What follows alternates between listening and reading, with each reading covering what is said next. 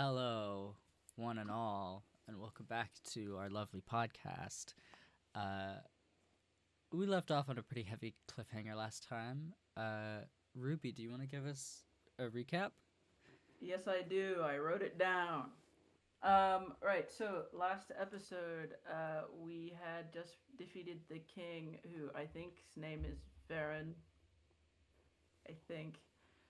The gang basically spoke to him afterwards, like immediately, and was like, "Hey, by the way, you were getting a little bit mind controlled by your right hand Lyra, and we just murked her for you. You're welcome."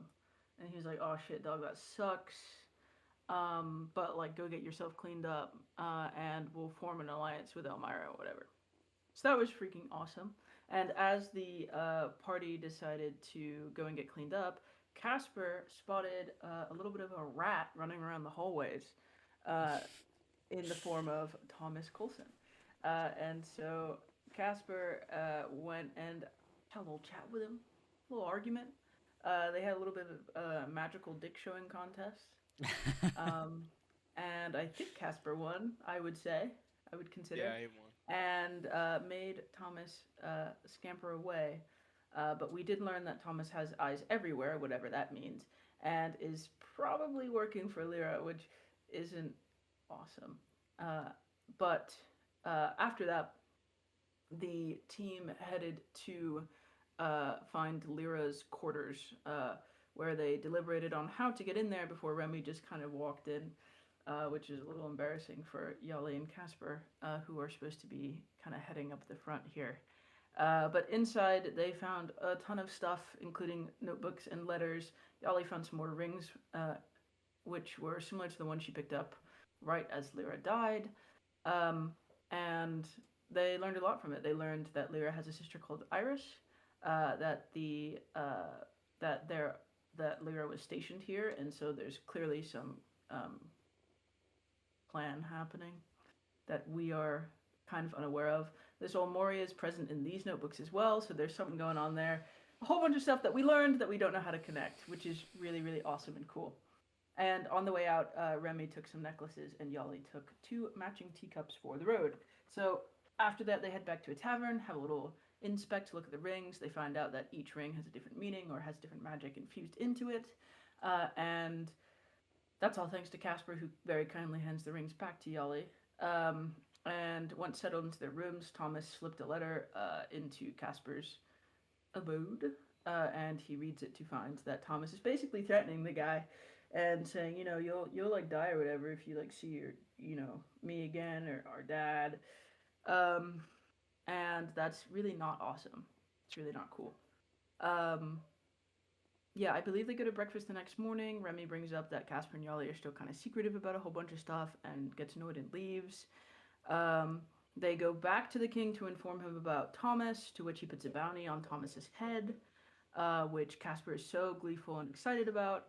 And then as they head out, they realize there's a bounty put on them as well by Thomas, which not cool either, I don't think.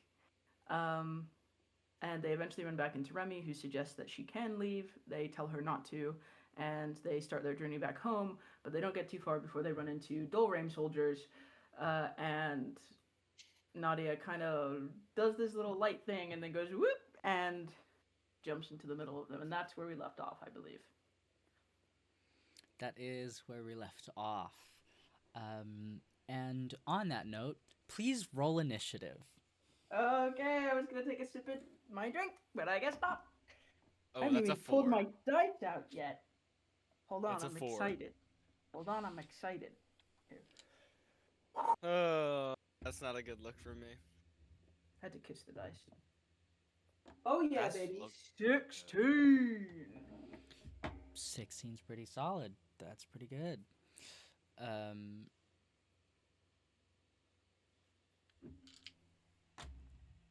let's see. Now that we've So, got initiative out of the way, um, mm-hmm.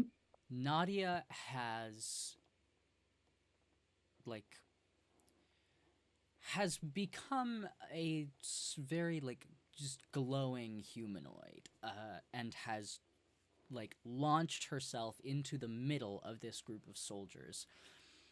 And she she lands and tears up earth with the impact. Cloud of dust and debris that does quickly settle, and as it does, we see Nadia kind of in like a superhero landing with one hand pressing the head of a soldier into the dirt beneath her. Nice. And then she is immediately knocked back in a flash of red, as the most like well-armored of this troop stands, metal gauntlet glowing with a dark red energy and now steaming,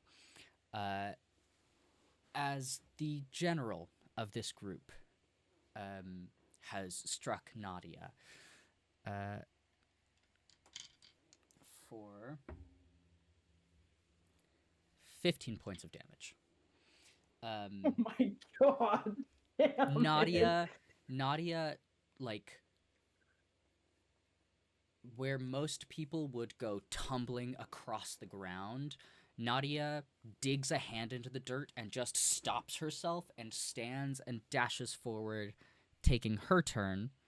And dealing 12 damage as she strikes this general, this soldier, in the center of his breastplate, and knocks him back several feet. Yahli, it's your turn. Hey, how far away are we? I believe I said last time that you were about 70 feet away. 70 feet away. Which means if you take the dash action, you can get there in one round. Yeah, I'm going to do that. I'm going to take a dash action and get there in one round. Okay, cool. You dash, you make it there. You are now within your melee range. And seeing you join the fray, some of these soldiers, of which there are about 8, some of them will turn to you. And that's a miss. And your AC is 18? 18. 18. That is one hit for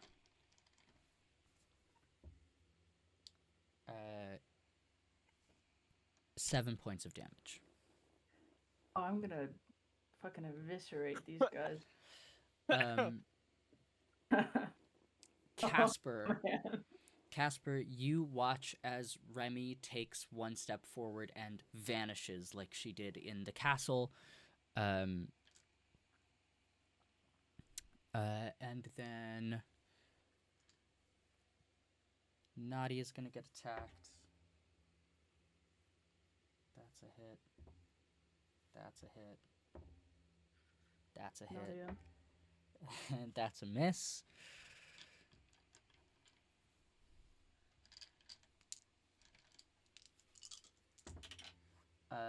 For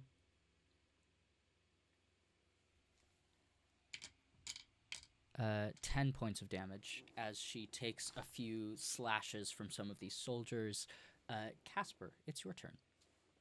I'm gonna move 30 feet, so I'm within 60 feet of these guys. Right?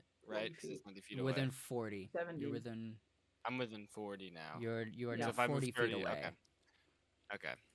I am then. Caspar will then extend his hand, and I want to cast Cloud of Daggers. Okay. Can I target it? So how are these soldiers kind of oriented in comparison to our group? I know Nadia's in the So- center. Yeah, so it was a like marching order of 4, 4, and the general in the front. and then Nadia kind of burst into the middle of the group, and so now it's kind of and then did some combat. So now Nadia and the general are kind of on the side with a group of soldiers flanking Nadia, and Yahli on the outside of that group. I want to put it in the center of those group of soldiers. That 5-foot cube of cloud of daggers. Yeah, okay. Alright, and that is not a save. That's just concentration. Okay. Read off what that does. You conjure spinning daggers in a 5-foot cube centered on a point within range, which is 60 feet.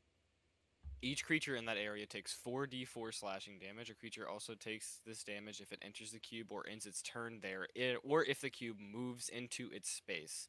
A creature takes this damage only once per turn. This is at 3rd level, so it's 64. Okay. On your later turns, you can take a magic action to teleport the cube up to 30 feet. Okay, cool. So you've cast this and now are dealing 4d4 damage to 64. 64? It's a 3rd level. 64 damage to... Okay, go ahead and roll 64 damage for, like... This is... Wait, which group of soldiers... Is this the soldiers flanking Nadia or the soldiers between me and... So you are on the, like, outside, and Nadia is on the outside on the other side. And the soldiers are all in the middle. All in the middle. Yeah. They all take 18 damage if they're in the cube. So, so 6 of these soldiers have floating daggers just impale them, and they all are like just screaming in pain, as they are now surrounded in a cloud of daggers. That's gotta hurt. Graham is gonna... that doesn't do anything to them at all, other like it doesn't stop them from moving or anything, does it? Every time... No, they can still move, but every time they end their turn in that cloud, they take another 64 damage. So if you keep them there, every turn after the turn ends, they will take 64 damage. And since they're right next to you, you have an attack of opportunity. And at least every time they leave every time they leave, Every time they leave. So awesome. They are in a death pit right now. Yes, they are. That's a fucking phenomenal move on your part. Graham is gonna take the dash action to get within melee. Yahli, I forget, did I tell you what the gauntlet that King Varen gave you does? No. Fuck. Okay. I will... You gave it to me, and I was like, what does this do? And you're like, you'll figure it out. I will need to... Unless I forgot, but I don't think you told me. I will need to add that to your character sheet. I snapped them all out of existence. No, but it's pretty brutal. This is gonna be fun. I love getting handed OP shit. I'll tell you now what it does, because you should have this item already. So remember how when you were fighting the king, he was able to throw lances of lightning at you? Yes, I do remember that. That's you awesome. You have that gauntlet now. Nice. You have 3 charges. So 3 times every long rest, you can summon and throw a lance of lightning. And you roll just your standard attack. So you get your, I think, what, +8? Insane. You roll +8 to hit, and then the damage is for you going to be... Strike, no. Okay. The damage for you is going to be 1d8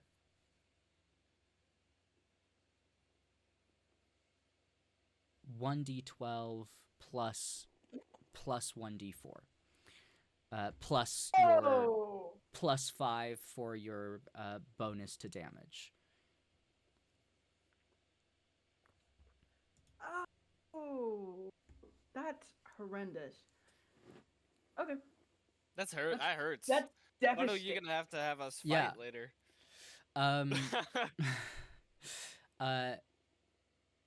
That will take us back to the top of the round. The general is locked on Nadia. That's another hit.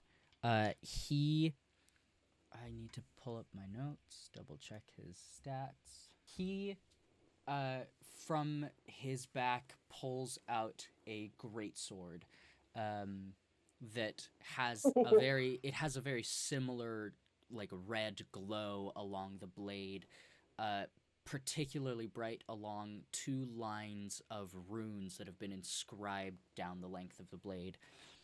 And he is going to hit Nadia and deal...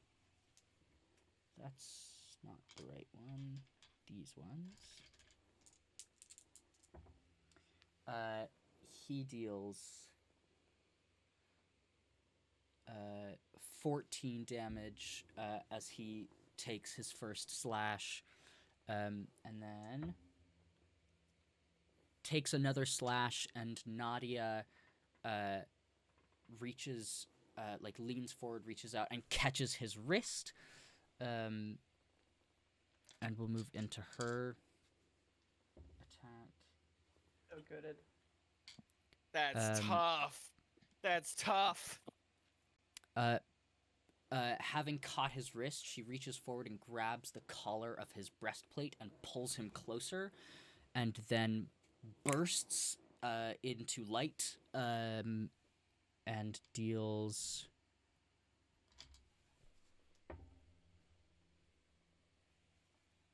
15 points of radiant damage to the general. And when that light fades, the general is still just kind of standing there steaming. And Yahli, it's your turn. Okay. So I'm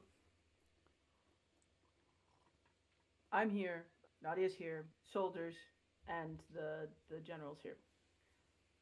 And they're in a fucking shitstorm with Caspar's daggers. Yeah, so so I can't run through them because I'll get hit by it as well.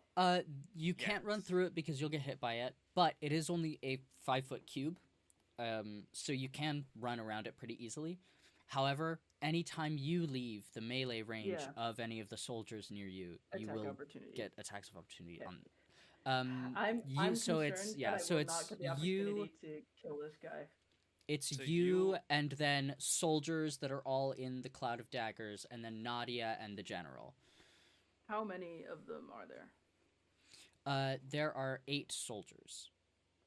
6 of which are in the kind of tightly packed in that range of the daggers, and 2 of which are out of that range because they moved closer to you to attack you.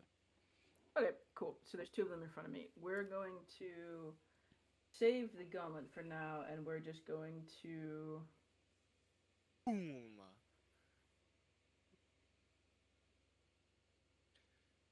While she's doing that, I have a question about spells.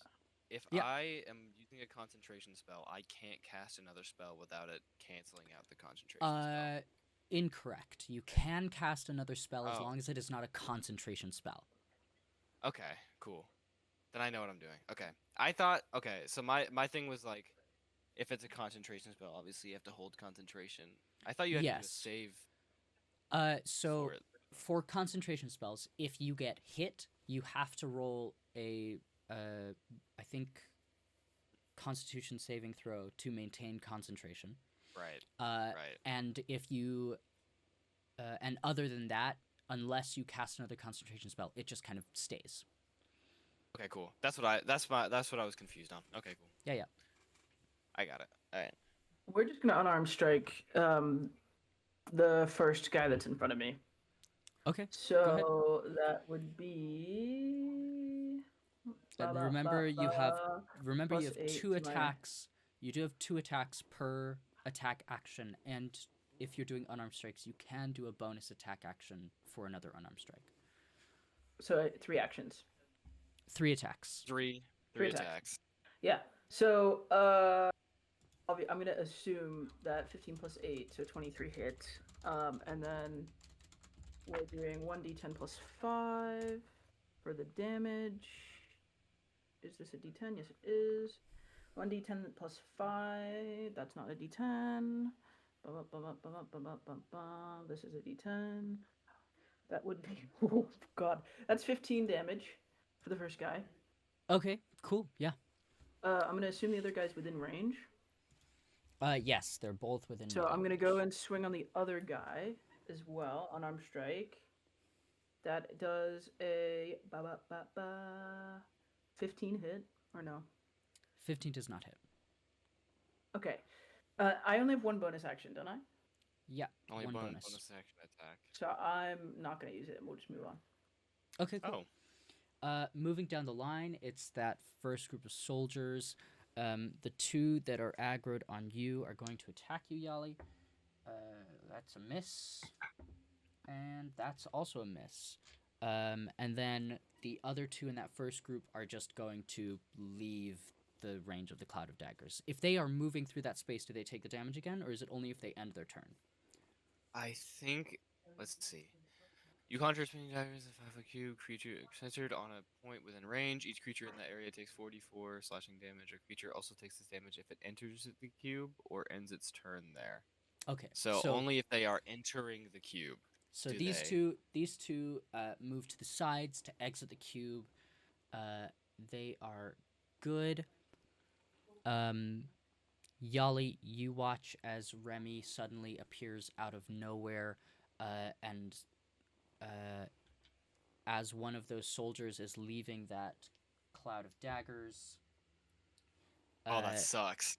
That sucks. He like turns and gets out of that Cloud of Daggers, kind of holding his side, and then Remi appears in front of him and slips a dagger up into one of the cracks under his helmet, up into his throat. That sucks. He's got to be dead. That dude. sucks. That sucks he's so done hard. for. He's so cooked. Plus sneak attack damage. Sneak attack damage is busted. He's so cooked.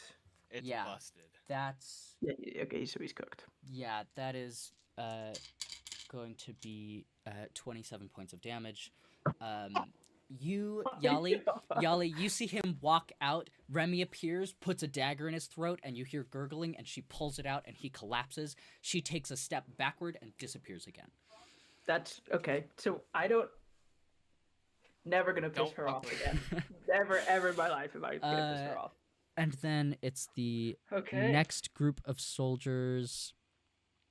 All 4 of them are going to leave the Cloud of Daggers, leaving 3 soldiers on one side of the Cloud of Daggers and 2 on the other, and then the 2 that are aggroed on Yahli, and then the general and Nadia kind of on the other side.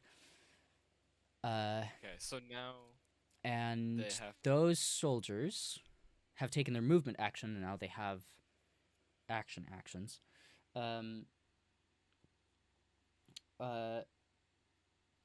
Two of them are going to target you, Caspar.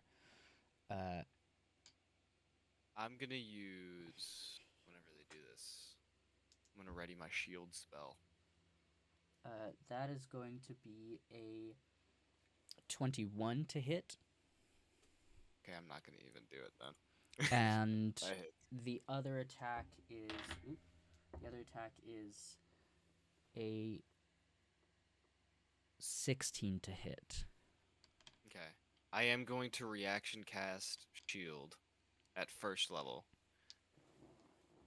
for that one, but the 21 one still hits. Okay, then you are going to take 10 points of damage as this soldier pulls a crossbow off of his back, takes aim, and lets loose a bolt that kind of lands itself in your thigh. Ouch. The other soldiers, 2 of them are going to move towards Nadia and take a couple swings. That's a miss. That's also a miss. And one of them is going to take a swing on Yahli. That's a miss. Caspar, it's your turn. Okay. So I'm gonna target the guy who just shot me with the crossbow. Yeah. Caspar is gonna pull out a spear, and I'm gonna Okay. cast catapult on it. Oh, And I'm gonna target that. I'm gonna target that. And Sure. I am Why also not? going to use my bonus action to activate innate sorcery, God damn. which is gonna make that dex save of 15 into a 16. Right. okay. And now this is so that's a 16 dex save with that spear heading at him. And we love that. Okay, so he's making a dex save of 16. Yes. Because the innate sorcery increases my spell saves by 1. That's a 6, so he's fucked. He's failed. Okay, so that spear is going to hit him with the bludgeoning damage of this. That's going to be another 17 damage. Oh my god. Yeah, I so don't this know if you want to this include he the spear. explodes. He explodes. what part of him are you targeting? Oh my lord. What kind of helmet is he wearing? Man. He's wearing a it's kind of similar to a Spartan helmet. So open-faced, right? Yeah, kind So of like that, kind kinda of like- open faced like this, kind of. He's so fucked. Dude. So this spear and right through the eye, just fucking. Nice. Yeah. This guy, he takes a shot at you, hits you, and in retaliation, you launch a spear that goes through his eye and out the back of his helmet, and he falls forward and is gone. That's so sick. Now, I think that is all I can do. How many soldiers are left? That brings us down to 6 soldiers. 2 are aggroed on me, and then 2 are aggroed on you. 3 are aggroed on you. Right. 1 is just kind of targeting Caspar with 2 of his fallen soldiers on either side of him, and then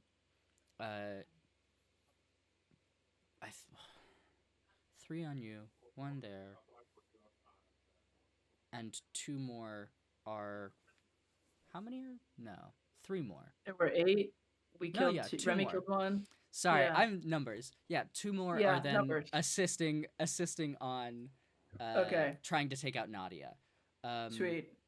Grayham is now also here, and this other soldier that is targeting Caspar is going to get targeted by Graham.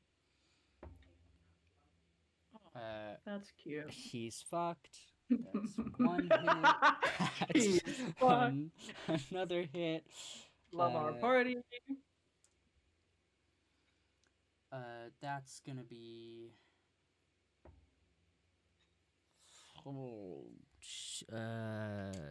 27 damage. He kind of takes his dash, and as this other soldier has now like taken a shot at Caspar, as Graham gets closer, he just pulls out his sword, takes 1 swing, and catches this guy in the seam between his, like, Ooh. right under his chest plate, and just cuts him in half. Play King. And then we're gonna go back to 6. these clashing titans that are the general and Nadia. Yeah. General's gonna take a swing. That's another hit. For 13 points of damage as he like rips his wrist from Nadia's grip and just smacks her on the head with the butt of his sword. And then he's going to crit on Nadia. That's not good. So he smacks her, kind of knocking her back a bit, and then goes and double hands his great sword, and it flashes like black for a moment, and spectral thorns wrap around the blade as he takes his swing, and is going to deal. Yikes, dude. 2d8 plus 10. A And that is- 2d8 plus. Holy shit. And that is 24 points of necrotic that's damage. relatively low. But Nadia's going to take more because she's vulnerable to necrotic damage. So that's Oh, going never to mind. be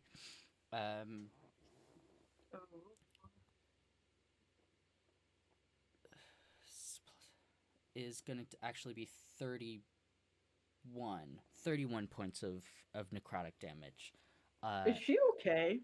He knocks her back, activates this sword, and just runs her through, and his blade comes out the back of her chest, and she seems very wounded, but reaches out and grabs the front of his helmet, and he's gonna make a Constitution saving throw, which he fails, and take Holy shit. he's going to take 27 points of radiant damage, as his helmet like glows that same kind of like golden light that is enveloping Nadia, and then explodes off of his head, and Yahli, you can now very clearly see this man. This is the man who has haunted your dreams your entire life. I knew it. Oh my lord. And it is your turn. Okay, I have considerations to make. I want him alive. So Yahli may even go out of her way to yell in the middle of battle, "Keep him alive!" Just because I just want him alive. And I'm gonna hope that Nadia takes that on board. My thought here is I could do a couple of things. I could hit all three of the people in front of me, or I could hit two of them and throw a lightning spear at the commander with a ranged attack. And considering that, because my taunting attack, I was thinking I could do that, but my taunting attack, I think I have to be in range, combat range, to grab their attention. Because it says you may strike a target. Well, it's a strike a target. So swift series of light blows, for example, to grab their attention, angering their focus onto you. Yeah. Could I, in theory, use a ranged attack for that, or no? Absolutely, you can. Okay, sweet. We're going to use 2 brawler points to do that to the commander. Okay. Yeah. Yeah. You're activating then the gauntlet to do that? Yeah. Yeah. That gauntlet kind of crackles with energy as you activate it, and this spear of lightning forms in your grip. Go ahead and make your attack. Attack roll. Do I still get +8 to it? Yes. Sweet! Oh, that sucks! That's a dirty 20. Yeah, that hits. And then damage-wise, we said it was... I have it here. It is 1d12 plus 1d4 plus 5. Yep. So 1d12... Where's my d12? That's my d12. 1d12. This is going to suck for him. So that's... Something else is gonna suck for him in 9 a second. plus 1d4. Okay. That's 11 plus 5 is 16. 16. That's kind of... That feels low. Not gonna lie. That feels kind of low. Yeah. You throw this spear of lightning. It strikes him, and that lightning kind of spreads across his armor. And you see him grit his teeth and twist his face in pain. As his eyes, for the first time in this combat, finally leave Nadia and land on you. Give me an insight check. Baby. Oh yeah, baby. Oh no, baby. Oh no. 14. You see first fury targeted at you that you could dare to hit him. Yeah. And then that quickly changes to recognition. Oh man. Which then changes to disgust, and then an emotion that you can't quite recognize. And he's still far away from me, right? Right now, he's only about 15 feet away from you. But if I leave, I get attacks of opportunity on me. Yeah. So You won't have to worry about that. From three people. So I'm going to use... I used one action. I'm going to use another action. So you get one action and a bonus action, but on your action, if you're doing... on your action, you get 2 attacks. 2 attacks. So I will wait to move. I'm going to use my... So you have a second attack and a bonus action. Yeah. I'm going to use my second attack to... can't use that, but I can unarmed strike one of whatever the most damaged soldier is in front of me. I will unarmed strike them, and that is a 24, which I'm going to assume definitely hits. And then a 1d10. That's not my d10. That's my d10. 1d10 flat. No, plus 5. Oh, it fell off the table. 1d10 plus 5, that is 12. 12? Damage. Yeah. On the most injured of these soldiers, you strike him, you hear his jaw crunch beneath your fist, and he just his eyes go blank and he drops. I'm using my bonus action to hit a second one. I'm going to use that bonus action. That's a 17. That hits. Okay. D10. Plus 5. 8. You take another swing, and you catch this guy across the jaw, but he put a hand up to kind of soften the blow, and he's not looking great, but he's still standing. All right. And it is actually going to be his turn.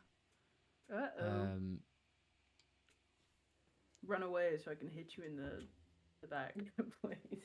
He is kind of stumbling and clearly dazed from that last hit as he takes a swing with his sword and misses by a mile. Sweet. And he was the last of that group, so the other guy that's aggroed on you, you see Remi appear behind him. Oh, God damn. And she She reaches up, grabs grabs kind of into his helmet, pulls his head back, and slits his throat. Thank you, Remy. Awesome. Dealing 25 points of damage. God, I'm so glad we picked the rogue right now. I'm so glad we picked the rogue. Holy hell. Remy, as this guy drops, kind of looks at you and just, you okay? Yeah? Yeah, all good. Thanks. She kind of turns back to That's the crazy. other soldiers that are aggroed on the last two soldiers that are aggroed on Nadia right now. It is now those soldiers' turns. Whittle them off. Oh, fuck. No! So Not the wait, dice! So there's one guy in front of me, or they're dead.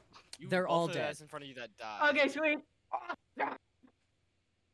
No, there is one guy left There's in one more. front of you. There's one guy left in front of you, but he's the one who totally whiffed it. Yeah. Okay, thought so. Cool. So there's 3 soldiers left, 1 in front of you and 2 on Nadia. And then the guy, the commander. And then the general. Whatever. The general. And the other 2 soldiers are going to crit and hit. Dealing, that's going to be... They both crit? No, 1 crit, 1 hit. That's 15 on the crit, and... Fuck, dude. Someone go help Nadia. So that's 25 more damage. Nadia's got the general's sword through her chest, and these other 2 soldiers both run their blades through the back of her, and she is now just kind of like speared and splayed out on all 3 of these swords. Caspar, it's your turn. So she's not dead yet. At 4th level. Oh my god. Okay, 4th level. A Jesus. orb of fire starts growing into Caspar's hands. As this fire grows, he's just gonna unleash it at the general. Now, I have advantage, because for a minute, I have that innate magic. Yeah. Oh shit. Now, does a 26 hit? Don't A kill 26 does hit. Now, if I roll 2 of the same numbers on this damage, it jumps to another soldier. And if I do that again, it'll jump to another soldier. Because if I roll the same number on 2 or more of the d8s, the orb leaps to a different target of your choice within 30 feet of the target. Make an attack roll against the new target and make a new damage roll. The orb can't leap again unless you cast the spell with a 2+ level spell slot. Oh my lord. Okay, great. So So this go ahead fire and roll hit your doubles. damage. That's 2 4s. That's 28 damage. Okay, Leave him alive! 28 Leave him alive! damage. You Now- hurl this orb of fire. It explodes, and the general is like knocked away from Nadia, his sword being left in her. And now you it'll move the orb. curve. Okay. It'll curve into the next soldier. Christ. And I think Magic Initiate will apply to this, right? It's every roll of damage I get for a minute. Yeah. Yeah. Oh my god. So that'll be a 25 to hit. That definitely hits. Which soldier is it? Doesn't matter. Now I had 2 repeat 5s. That's 26 damage on that soldier. That soldier, Okay, so that guy's fried. that orb hits him and just incinerates a hole in his chest, and he drops. Nice. And now, since I rolled the same number twice, it'll curve again. Again. Now, I think it's a maximum of 3. I think it's an orb once, and I think it says it leaps, and then it can't leap again unless I cast a 2+ level spell slot. So I'm assuming that means like 3. Yeah. Right? 3 attacks in total. Okay. Now, Does he work? with advantage again. Oh, that's a 15 to hit. That does not hit. Yeah, alright, so it just putters out before it gets to the last one. Yeah, this orb, like, it strikes the general, knocking him away from Nadia, tears a hole through one of the other soldiers, and streaks towards this last soldier who very quickly just kind of like raises an arm, and it just kind of putters out across the metal of his armor there. Yeah. Jesus Christ. That we're gonna go then to Graham, who rushes towards Nadia. Please. And despite the fact that you were not able to take out this last soldier, Graham is going to, with ease, hit on a dirty 20 and deal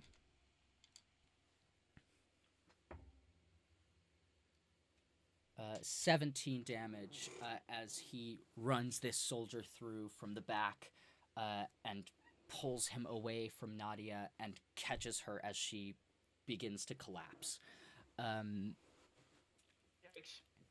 So is there not a soldier still in front of me who just missed? There is one soldier in front of you who has just missed. Me who can't remember literally anything from minute to minute. It is the general's turn. And I love that for us. And he kind of pushes himself back to his feet and holds out his hand, and his blade pulls itself from Nadia's chest and returns to him as he walks past Graham, who will take an attack of opportunity and miss. Graham like takes a swing as he's still holding Nadia, and the general just kind of bats the sword away with his as he walks for you, Yahli. Now, I have a question. Yeah. Is he able to actively avoid the cloud of daggers between him and Yahli? Definitely. Okay. Oh my god. He approaches you, Yahli. Oh yeah. Hit me with it. And is going to make an attempt to grapple you. So please roll an athletics check in opposition. Oh my goodness. You need to beat a 23. I do not. I got 17. He begins by walking.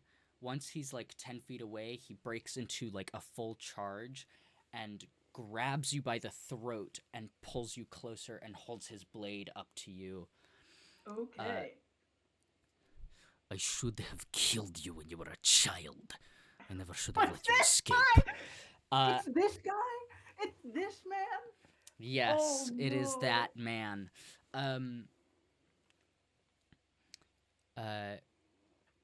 And he my lord. Go ahead and try and attack you. Ooh, that, yeah, definitely. That's a 23. Oh, yikes. Okay. And he's going to deal... Don't say 37. He's going to deal 22 points of necrotic damage to you as he pulls his sword back and lodges it into your side. 22? Yeah. Yeah, so I'm at 15. Fine. Sweet. That goes to Nadia, who is off. She's out. Which means it's your turn, Yahli. Oh man. So this is a now they're having to fight grappling. grapples, right? Yeah. You're grappling. Good thing we're in range. I have one brawler point left. Yeah. So can you describe the environment we're in right now? There is a small crater that you are kind of on the edge of. There's lots of like debris around you, but otherwise it is just a vast open stretch of plains. Okay. And secondary question, if I were to pull this gauntlet out again, I don't have to launch the spear at a ranged attack, do I? No, you don't have to. Okay, we're going to use one attack to stun him, or attempt to. So one stunning attack. So that's he has to make Constitution saving throw or be stunned for a round, and that would be DC is equal to 10 plus Strength mod plus Proficiency bonus. So what am I doing? So I'm gonna headbutt him while we're grappled. Yeah. Yeah. What is the DC? Is equal to 10 plus Strength mod plus Proficiency mod. So that's 10 plus Strength mod is plus 5? Should be plus 5. Plus, I think your bonus? proficiency is plus 3 now. It should be plus 3. So that's 18. Which he doesn't make, so he's stunned. Nice. Sweet. I'm gonna use my second attack to unarmed strike him. No, I'm not. Am my unarmed strike stronger than this? My unarmed strike is 1d10 plus 5, with a maximum of 15 damage. But the spear is 1d12 plus 1d4 plus 4. So I'm going to pull a crackling spear, hopefully if I can, out of this, or just like formulate it. Mm-hmm. And while he's stunned, try to. I'm gonna assume we're grappled. Are we grappled standing? Yeah, he's just got you by the throat. I'm going to grab this. Although you're actually no longer grappled because he's stunned. So. Right. Oh, right. Okay. I'm gonna grab this lightning rod, and I'm going to pull it back and attempt to stab it through his chest. Okay. So go ahead and roll to hit. I believe. First. I believe you have advantage because he is stunned. Yeah. Advantage. Oh, would you look at that? Would you look at that? Oh, is that a natural 20? Yeah. Ah! So you're gonna roll. You're gonna roll 2d12 plus 2d4 plus 10. 2d12 plus 2d4 plus 10. Can I ensure that this is not lethal? Yes, absolutely. Wonderful. So you can 2d10, do that. 2d10. Where's my d10? Here it is. This is my d10 plus 2d4. So 2d10 or 12? 2d12 plus 2d4 plus 10. So 2d. So that's. I'm gonna do this. And is that at advantage too or no? So you crit, so you're doing double damage. Sweet. Okay. 7 plus. Plus.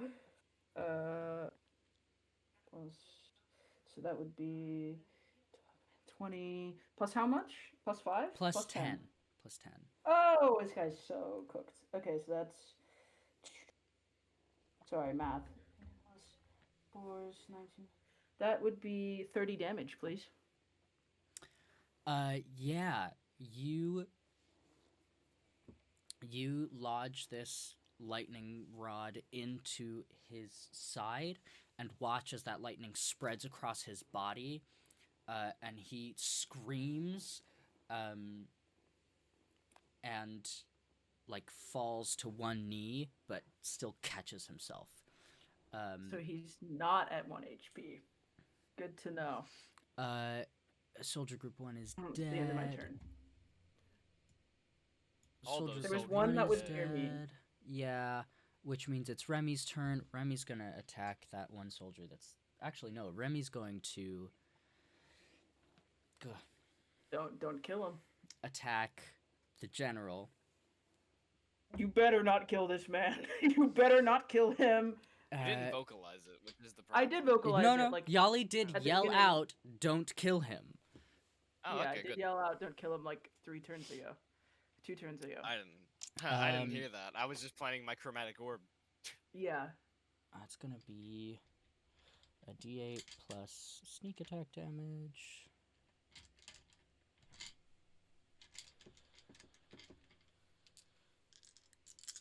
I have to do so much math. Oh, jeez. I had to write it down. I was like, how Says- does dead. this 1 + 9? I was like, 10, 10.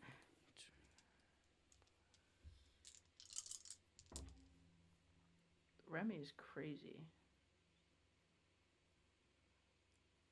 32 points of damage. Remi,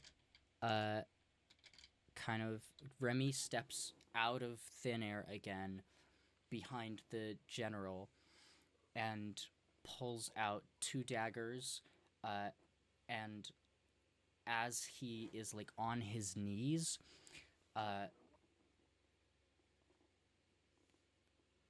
pierces them like through another crack in like his greaves, through his ankles into the ground.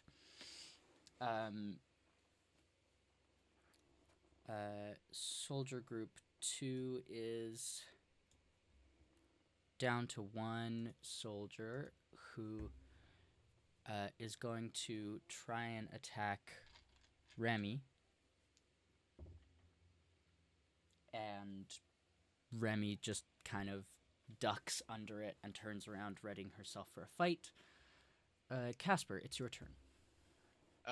Just as that soldier kind of goes for Remi, Caspar will kind of make this motion, and that same cloud of daggers from that first turn, I am going to position it right where it'll hit the soldier, kind of like behind him, Okay. just so it won't hit Remi. Yeah, okay. So that will be 64? 13 damage, all right on his back. Yeah, he takes a swing and Remi dodges, and then Sweet. he has a dozen daggers in his back, and he gasps and then falls to the ground dead. Grayham is going to do a medicine check and stabilizes Nadia. So Nadia is not rolling death saves anymore. Love that. And then back to the top. General is stunned for the full round, so it goes to you, Yahli. Wonderful. Okay, so Yahli will just do a two plain unarmed strikes. So I'll roll my attack action, and that is really bad. That's 12, which I'm gonna assume doesn't hit, and then 19, which I hope hits. 19 does hit. Okay, 19 hits. So that's 1d10. Where's my d10 plus 5? 1d10 plus 5 is 14 damage.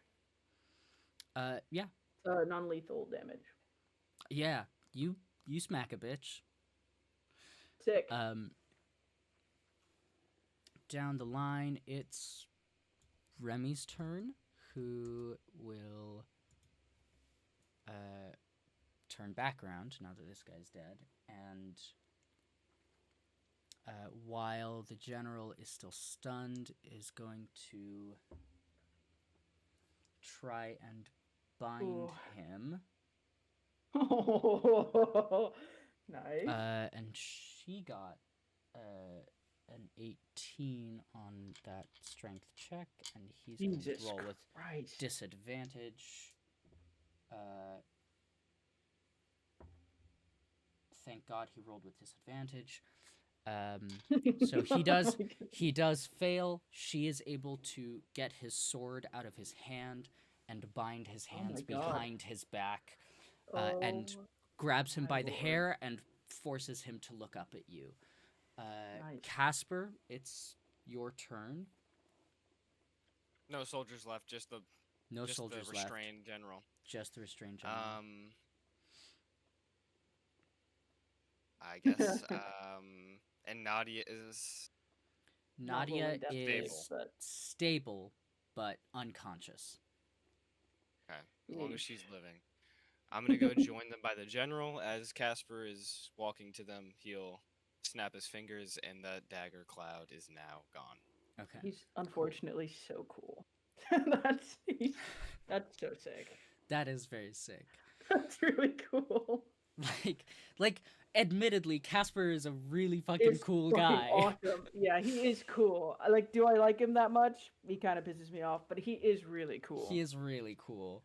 Graham is still tending to Nadia. We'll just kind of scoop her up and bring her towards the group. Has gotten the blades out of her and kind of wrapped her up a little.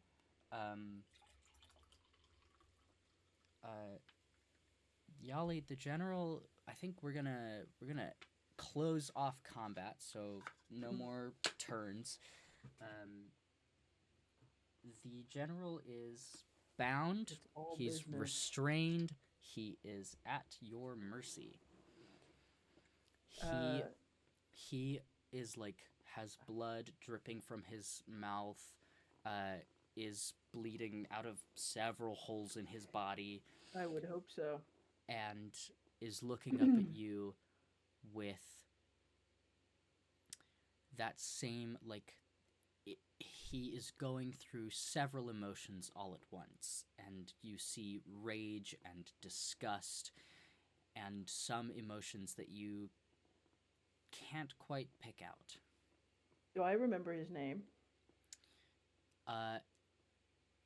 You go ahead and give me a history check at advantage. History check. I have +0 on history at advantage. And you can have. I will give you a +5 to this roll. That'd be 22. Okay. I'm giving you that bonus because of the people that you are in company with. Wonderful. You recall this man. At the time, he was not a general. He is a general now. You remember him as Captain Bereave Brawler.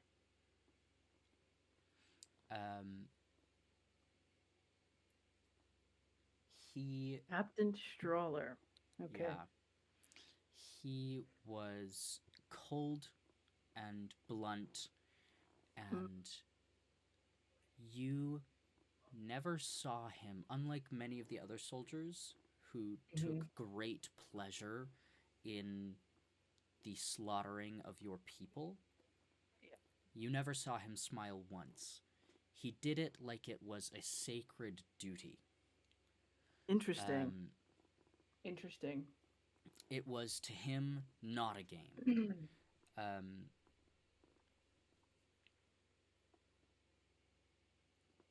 And now you have him at your mercy.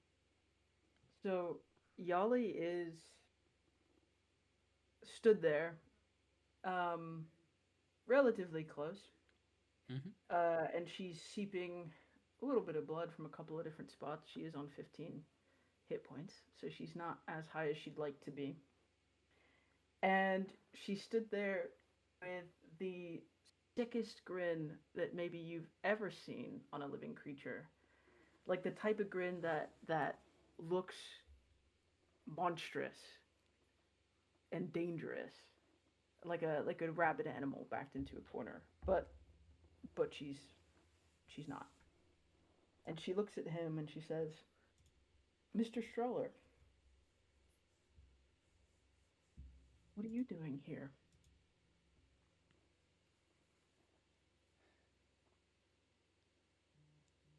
Just kill me already. No. Before anything else is said, Yes. I'm gonna cast a spell. Oh, please make him talk. Please make him talk. This spell is called Charm Monster. He's not a monster. And I... Not sorry. He's a monster. Hey, for the audience, this guy's a fucking monster. Dude, Fuck sucks. that guy. Hey, Get get over here. He's a fucking monster. However, Okay. let me be very clear.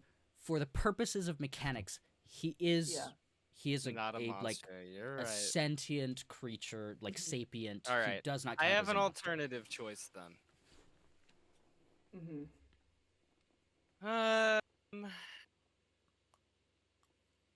He's low health, right?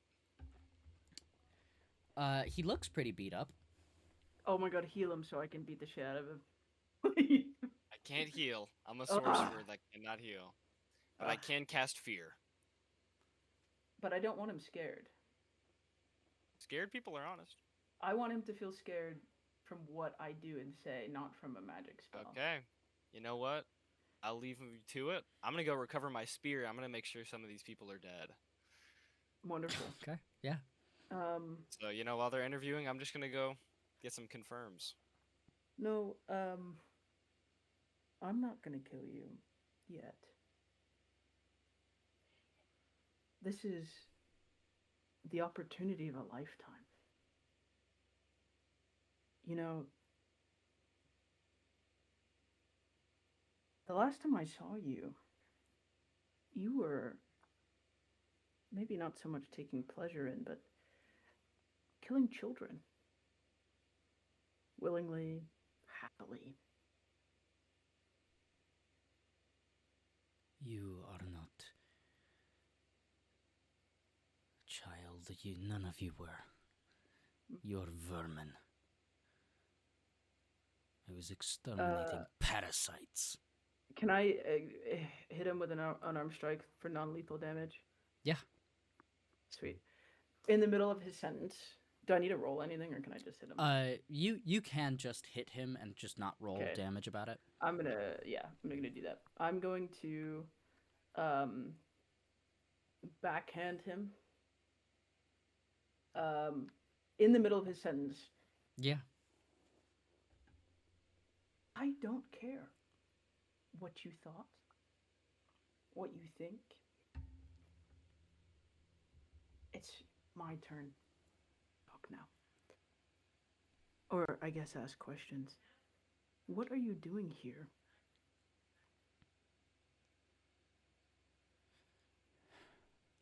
Continuing the extermination.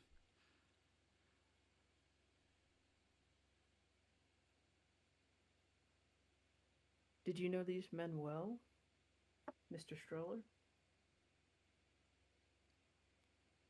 I've never bothered myself with knowing these men. And what about your family? You got one? I have no family left. Not after How what your fitting. kind did to them. My kind. What is my kind, Mr. Stroller? Beasts. And you are not a beast. I may be a cruel man, but at least I am still just a man. She's you gonna are a punch him demon in the sent jaw. from... Yeah, you punch him in the jaw.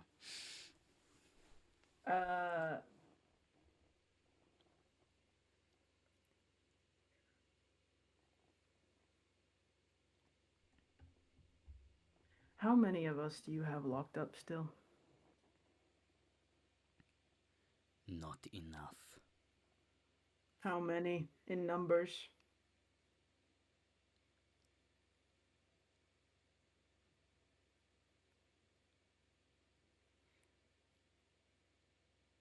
She's gonna hit him again. You hit him again. How many in numbers? He spits at you.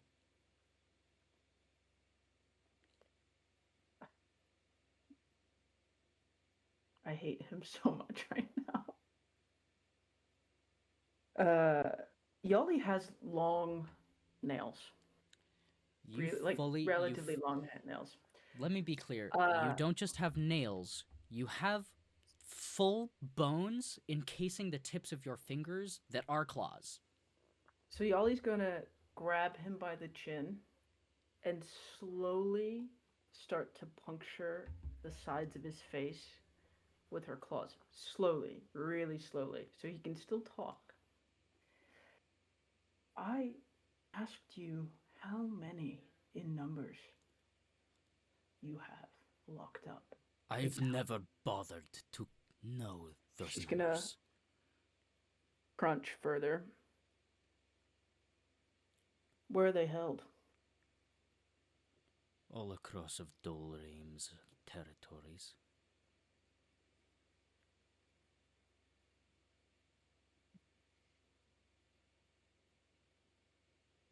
What do you love, Mr. Stroller? I love nothing. Nothing. All that I loved was already taken from me.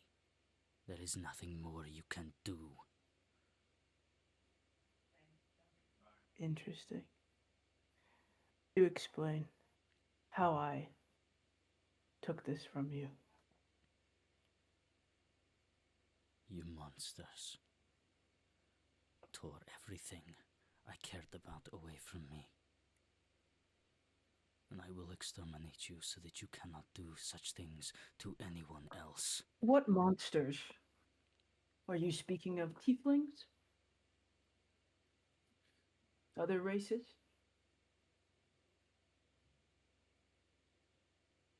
Tieflings, drow, and people like your little friend over there. Can I, do I have any knowledge of any, like, massacres or anything that would have occurred like that? Like, do I have any concept of what he might even be talking about? Give me another history check at advantage. 15.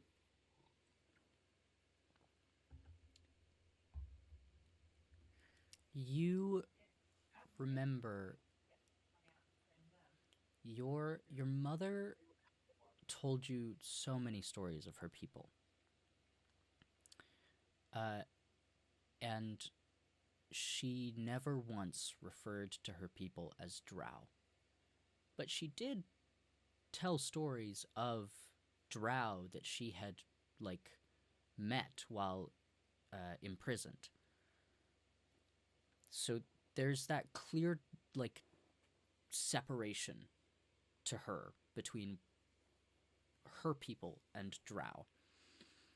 And you know that she called them star dancers. And one word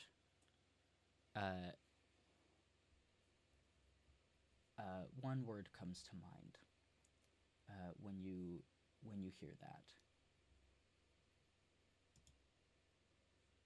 And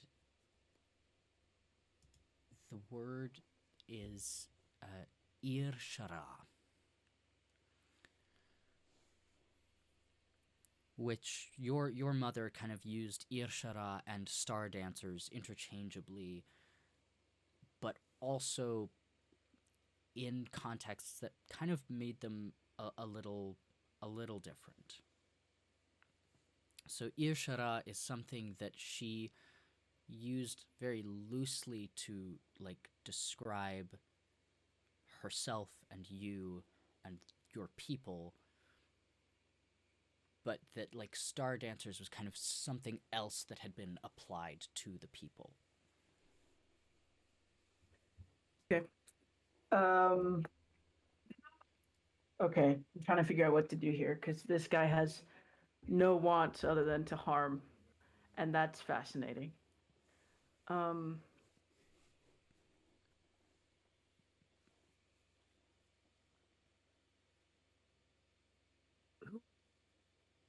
And Yahli's having a moment of recognition and in a little bit of a tiny bit of weakness before, but it slips out before she catches herself. Who was I born to?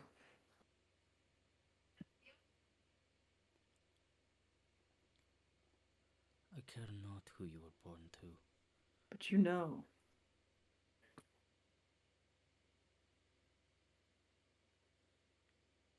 You know. And you will never know. She's gonna remove her hands from his face and point her claws into a single point and plunge them up in between his armor sheets and into his chest.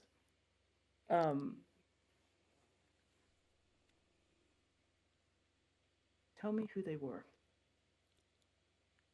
Or what, you kill me?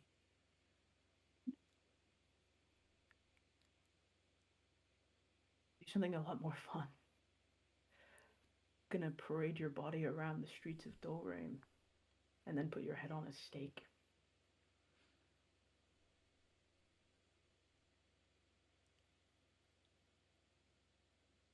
Who were they, these people? Monsters. Or that would you claimed rather me to be hold you with gods. guts spilling out as we dance through your kingdom and show your king how weak you are? This is what you created. Beings that are far stronger, far better than you, and you know it. If I had it my way, your people would be wiped from the earth with the snap of a finger. So, do tell me who these people were. Quickly. I don't have a lot of time. My people call you the Rihil Akta, the lying folk. You claim to be descendants of gods, but you are just beasts that prey on others, those weaker than you. Weaker. Like you.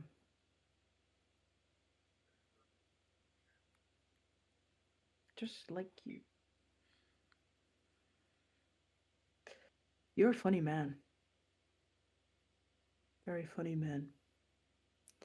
Was I born in your compound, or did you steal me from somewhere like you stole the others? You were born in a kingdom that was not yet under the divine control of Dolraim. Divine control. Who rules that kingdom?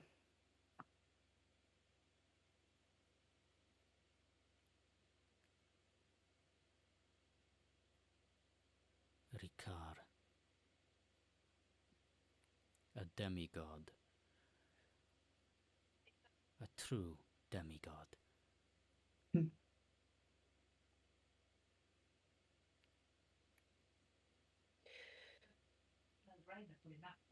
I really do hope that when you pass, and it will not be peaceful, that you burn for centuries. Not centuries, actually, no. Forever. And I hope that the burn turns into ice, and you freeze over, and the fire comes back, and you burn all over again. And Yahli will... hey, Link. I have a few questions of my own if you're gonna kill him. I'd love to. Please I butt have in. a few questions. Please. Caspar will walk over and say, I have a few questions of my own. He'll look to Yahli. I'm Lay gonna him pull down. my Lay fingers him down. out and lay him down. Caspar We'll will do that. look to Remi. Hold his arm separate from his body. Okay. Yeah, Remy looks at you with this like very odd, confused look, but does as you instruct and I do have one holds question an before he arm out. dies, by the way, Link, so don't kill him yet. Good. He won't die from this. Okay, good. Caspar will outstretch his hand kind of behind him, and a large fire will just appear. Oh, yeah. What are you doing here in this kingdom? On orders to find the weaknesses. We wish I to don't believe move you. into the lands, claim them for Dolraim, Veren and Nemori.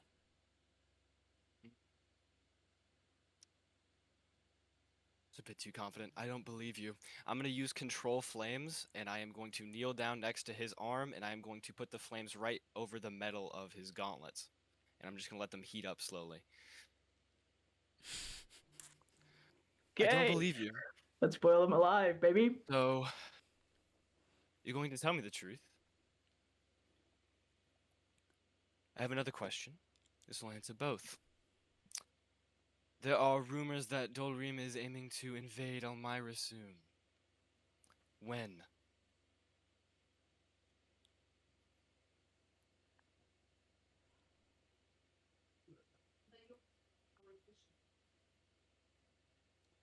Dolrim will not be invading your pathetic little city anytime soon. He asked you when. Timescale.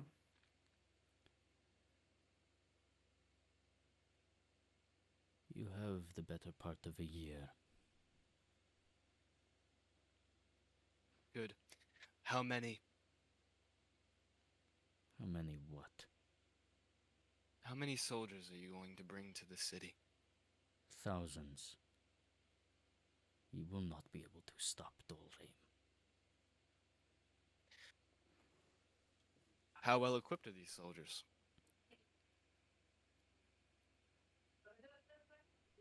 Better equipped than these ones. And far better equipped than anything Elmira has. I'm going to conjure the flames into my hands, take his greave off, and put my hand onto his wrist and his forearm. Was he there the day that we were hunted? Yes. So Wonderful. I'll remind This is you. that guy. You were imprisoned. Yes. You were being trained up to Yep. be an executioner. And then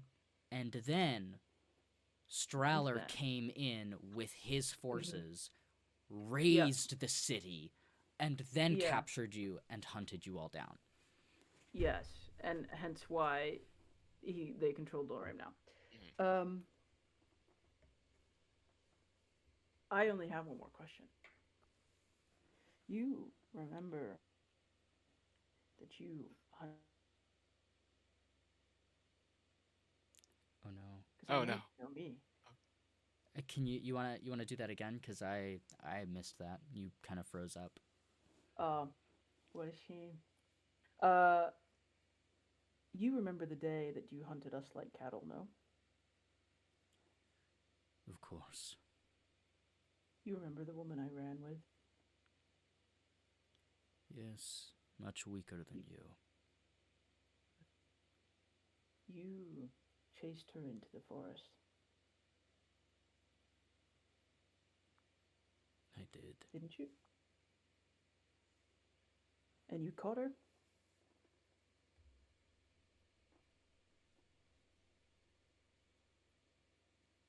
One of my greatest regrets. That, like you, she evaded me. Evaded you.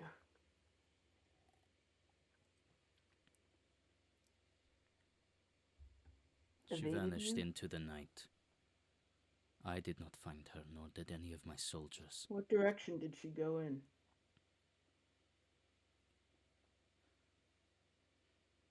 What direction did she go in? She went further west. Where did you see her last? I did not bother chasing her far into those woods. Where did you see her last? In the woods. I turned back. I did not believe there was any way she could have survived, but clearly I miscalculated since a child like you managed to escape. Caspar, kill him. Okay. Caspar will grab him by the back of his armor, and I'm gonna drag him away from the group in the opposite direction of Nadia. Yahli's walking away. She's gonna walk away. Once I get to a certain now I don't point, even want the satisfaction I'm gonna of him knowing. throw him down, walk 20 feet away, 25 feet away, and at 4th level, Caspar is going to cast Fireball. So he claps. he auto fails the save, so roll your damage. He'll clap his hands together, the fire will spread apart into a little thin line, and then it will cast out and then as fast as it casts it out, a low roar just adds 37 damage. This fire, like, engulfs his body completely. You hear him scream until it is cut off because his vocal cords fry. His lungs fill with the ash that is made of his own body, and as the smoke clears, you see just a scorched, charred skeleton in the heavily deformed metal that once was General Bereave Strahler's armor. And all that Anything remains that down of from him? the one thing that he had on him that was not then destroyed in the fireball was the sword that Remi already took from him. Wonderful. Caspar will look at this skeleton and then back at his hand.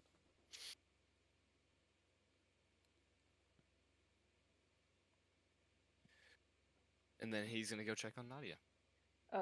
Yahli's gonna. The skeleton, I presume, is on its knees, like.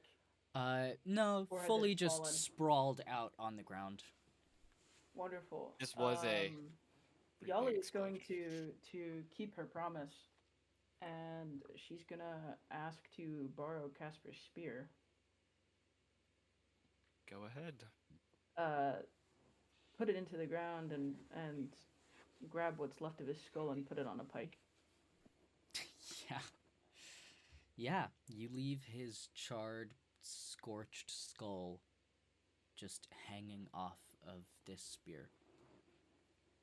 Sick. That's all I wanted to do. God, I hate that guy.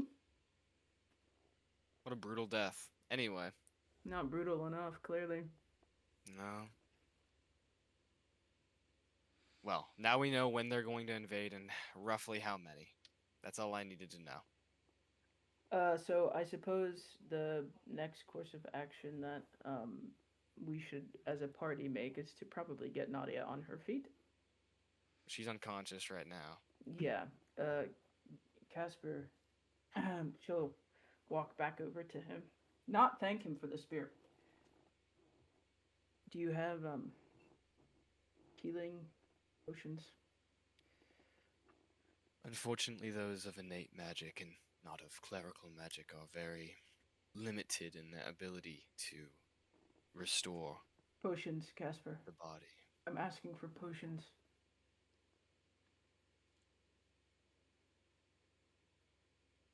None. Yahli's gonna walk over to Nadia and find her bag and try to sift through to see if there's any healing potions in there. There is one small healing potion. Yahli will administer it. However, that's done. Roll 2d4.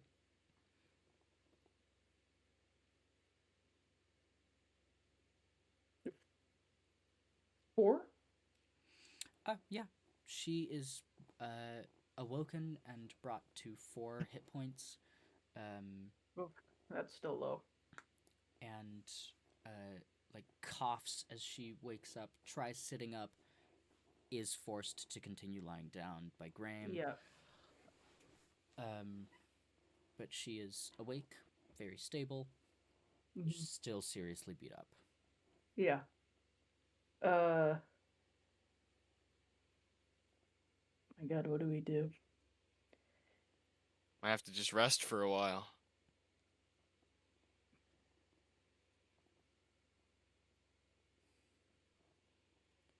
I recommend we take any useful supplies from these soldiers and go set up camp a little distance away from here. I'll take Nadia. And Yahli will very, very carefully slide her hands underneath and pick her up with ease, I presume. Yeah. And Caspar, start heading towards more of like a grassier clearing that's a little bit softer. Okay. And Caspar will look at Remi and Graham and say, I'll stay behind here. If they have anything worth taking, it's best if we clear out of here as quickly as possible. I'll have my methods. Graham, you go on. Keep watch over Nadia with Yahli. I'll help Caspar out here.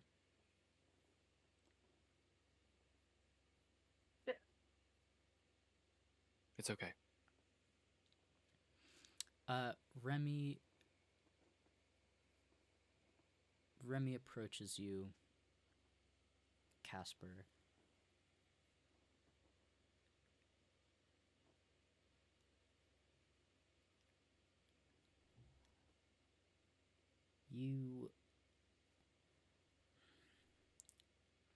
And she struggles to find the words, and then turns around and begins to walk away, but pauses again and kind of speaks over her shoulder at you. You're a better man than your father. And she walks after Nadia. Slay. Thank you, Remi. Sick. And then Caspar, he'll loot the bodies, and he'll kind of gather them in a. He'll lay them flat along the road. Okay. Go ahead and give me an investigation check.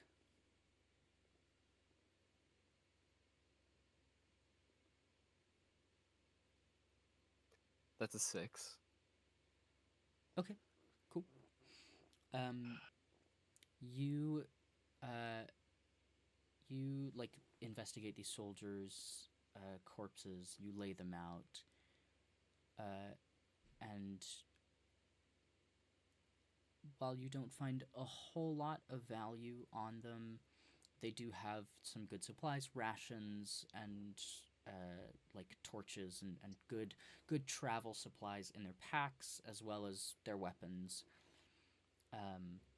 But one thing you notice is that where General Straller was a much more aged man, and very like clearly hardened by war and battle, these soldiers that you fought alongside General Straller don't look to be much older than you.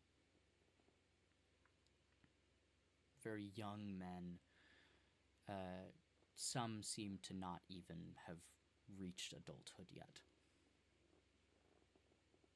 Caspar will neatly strip them of their armor, and he will leave it. He will impale them into the ground where they will be gone, and he will place them together, and he will create a fire, and he will burn them. Yeah. You do so, and this does take you quite a bit. It's worth it. Gets very dark very quickly, and as you're doing this, as you watch these flames slowly consume the bodies of these fallen soldiers,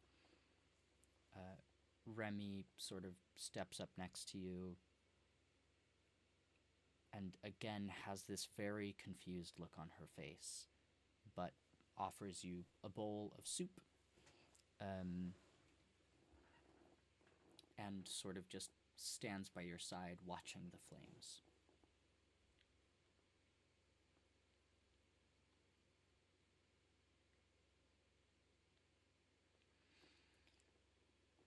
Do you think they shared his virtue? Well, not virtue. Well, you understand.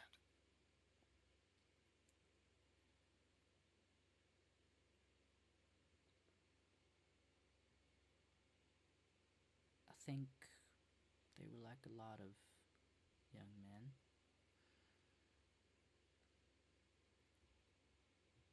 Passionate. easily driven to be quite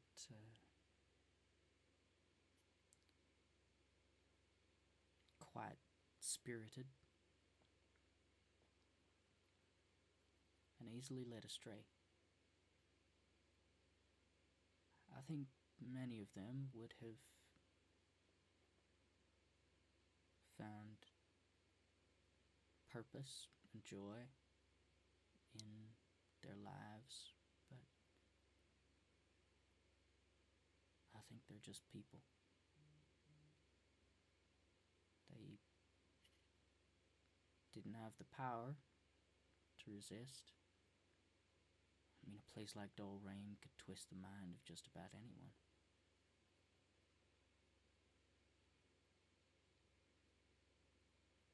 General Strahler seemed to have personal grievances.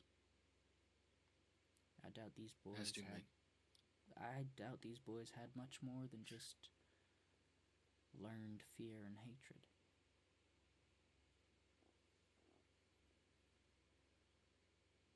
Well, they can rest now. Is Nadia, have you heard of? She's up, alive, recovering. Good. You should rest. I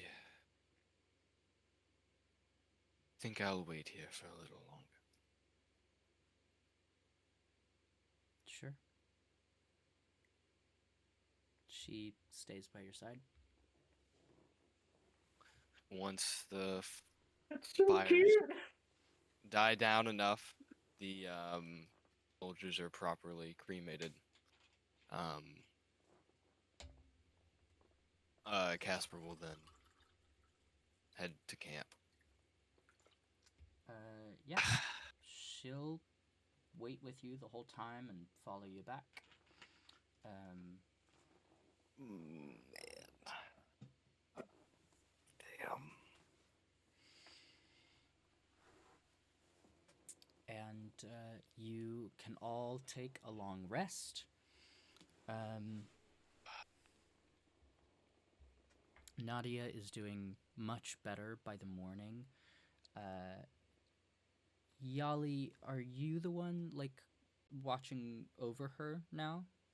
I would say that throughout the entire night, Yahli sat cross-legged directly next to her the entire time. Okay. Yeah, didn't move. You observe as Nadia is resting that where she is wounded, like under the bandages that have been applied, you see all of those different spots, but particularly those 3 large wounds in her chest, glowing very brightly with that same golden light.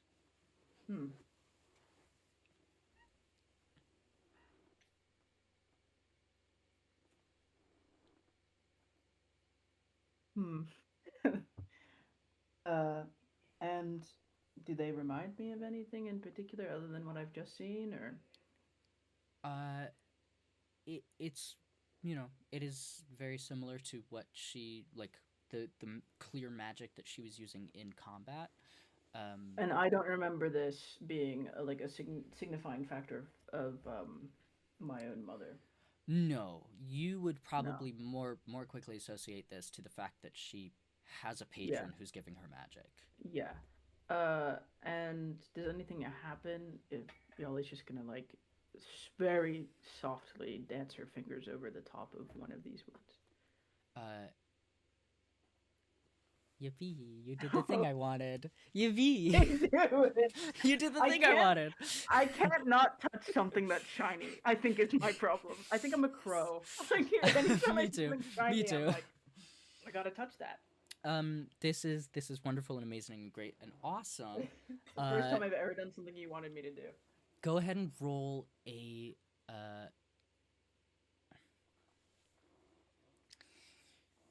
you feel as, like, you watch that kind of golden light seep through those bandages and across your skin, kind of traveling up your hand and arm, and sort of sinking under your skin as you feel like this warmth, comforting glow everywhere that the light touches. You can, if you want to, roll a Constitution saving throw, and you can, if you want to, roll a Wisdom saving throw.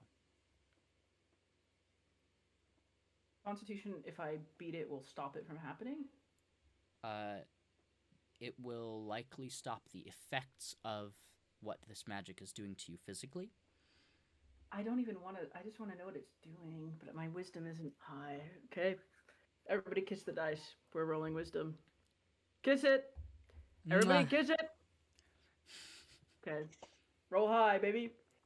It fell off the desk. Roll high, baby. It's a 4. A 4? That did not impact. I'm a black cloud. Okay, so you That's fail the Wisdom saving throw. Yeah. You aren't rolling a Constitution saving throw? This could either severely make me mentally ill even more than I already am, or could give me big, strong superpowers. I think I'm going to leave it because I feel like at the very least it's going to give me information that I need. This feels good. This light travels under your entire body. And terrifying. Your wounds heal very rapidly. Any deeper wounds have that same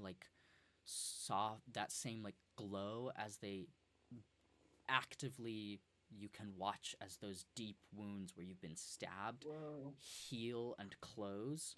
And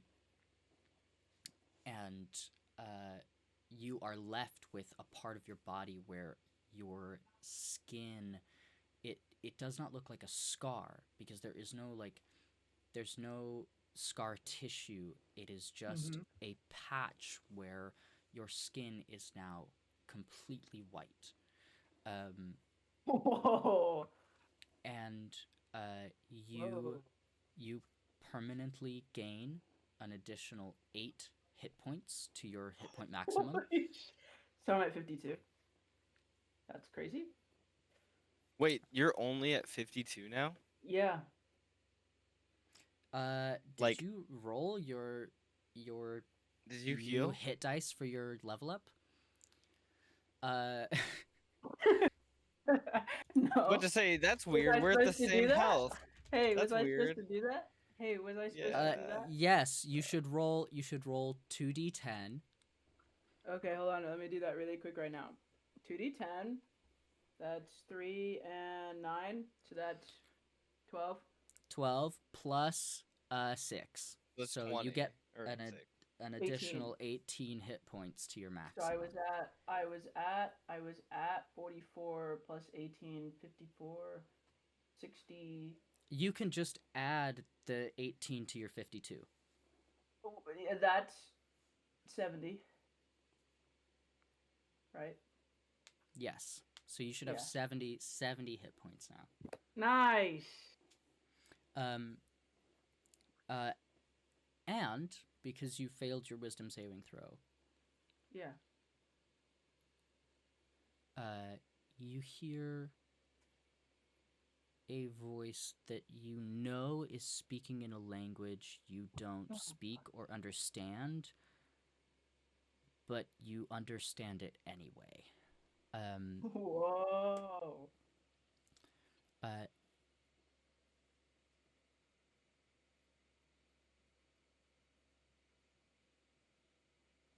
And this voice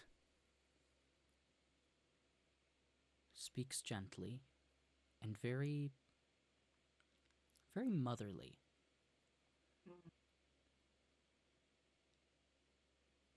Hello, my child. I might cry. It has been a long time since I have been able to speak to another of you. Okay. My worshippers have all been slaughtered. Nadia is one of the few who remembers me.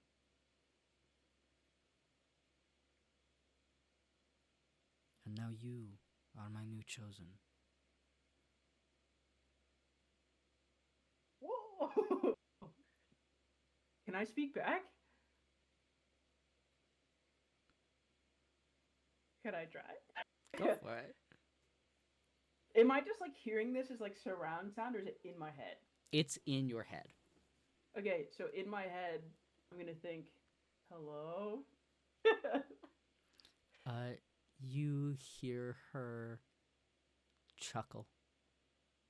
Hello. Oh. Oh, you can hear me. Oh no. Have you? Oh, don't look in my head. I mean, cannot see all that you think or know. oh my god, thank God. I mean, not thank God. Uh,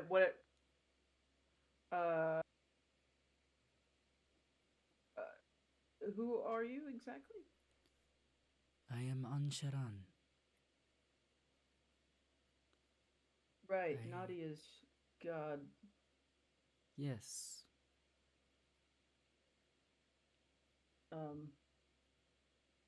The one that makes sure she doesn't have to sleep. Yes. Right. And okay. now you will neither have to sleep, I kind of like sleeping.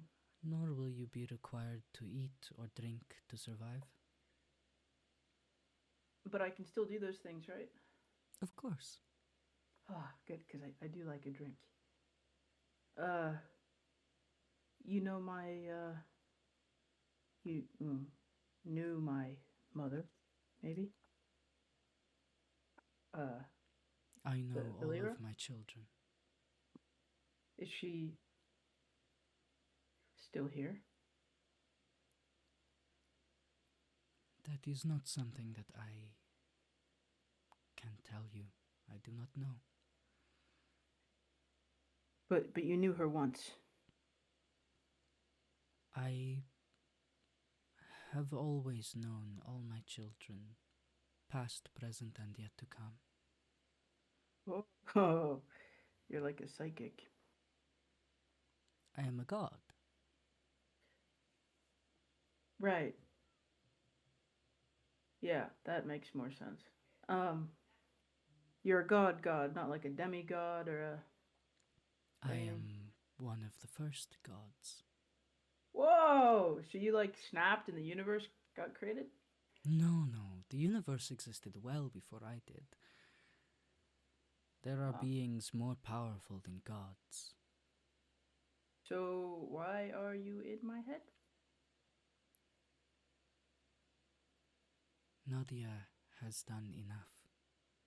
I will not bind her to my service any longer. But I require a new chosen. Wait. She's not gonna die, is she? No. Oh, whew. It is because of scared this me. encounter that I must let her go. She has become reckless. She believes herself to be untouchable, unkillable. But I cannot grant immortality. Nor would I Right. place such a curse on any being that is meant to be mortal. Right. So you're giving it to me. I am giving you her power, so that she may retire from this life and rest, but that you might continue her work. Oh. Don't you think you should ask her before you do that? I mean, she might be mad. She will have no anger towards you. Any resentment that she has will be only towards me, but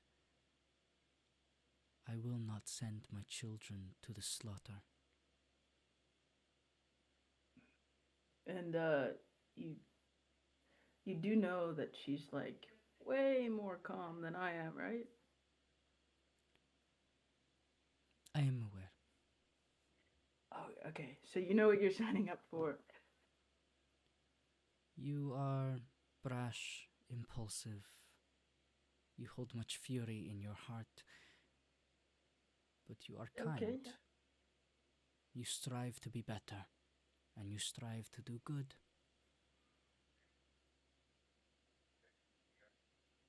Right.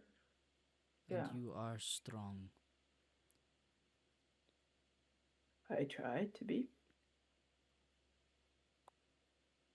So what's the mission? What am I doing?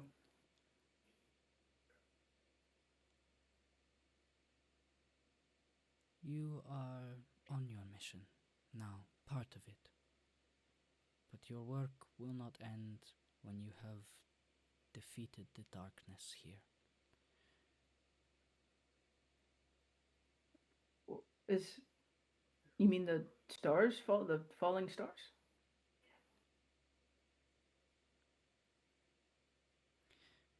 Yes. Do you know My why children they're that live here with me have been taken, and they continue to be taken. I wish for you to your return children them. are the stars? Yes, Oh, as are you, and your mother, and Nadia. right. I'll think on that later. Although I suppose the term grandchildren is more appropriate. Great grandchildren? I do not have much differentiation. Right. Uh, you know what? I don't get it either, so that's fine. Whatever you want to call it. Uh, so my mission is, well, the mission I'm on, the figuring out where the stars are falling and stopping that from happening, and then there's more for me to do. You must free your people. My people, enduring. In more than just Dolrim. This Who- entire world. You have family that suffer. You must free them. Everywhere. My people, like like what do you mean, my people?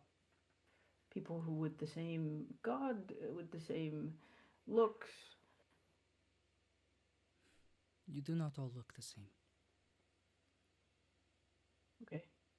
but you are all related, born of the same ancestors. You are the descendants of my stars,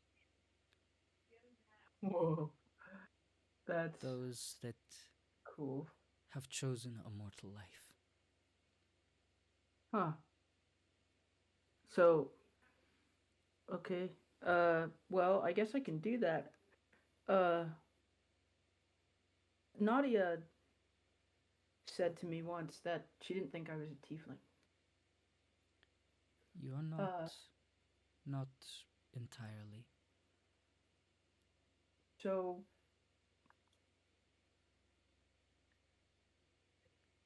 then, if not, I mean, that's what I was told my whole life. There is an older race. They are, as far as I can tell, no longer of this world. Ancient, Like, and now only their descendants live on. oh, They are the source of tieflings. oh. So I'm like tiefling, but original. That is one way to put it. Got it. Cool. I guess that doesn't change as much as I thought.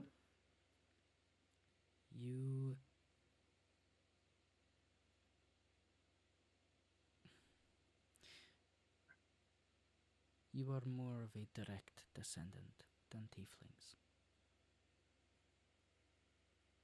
And, um, I'll stop asking questions after this, but do you know who my parents actually were? Valeria, your mother, is your mother. Like actually? Yes, Wait, really? Valeria did give birth to you. What? Oh. But your paternal parent,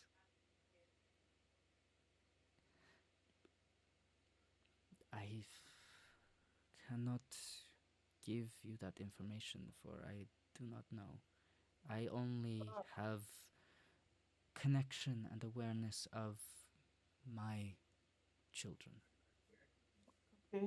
And you have, last question, no idea if that person is alive or where I might find them, or I do not know. cool. No, that's fine. I didn't think that we were related.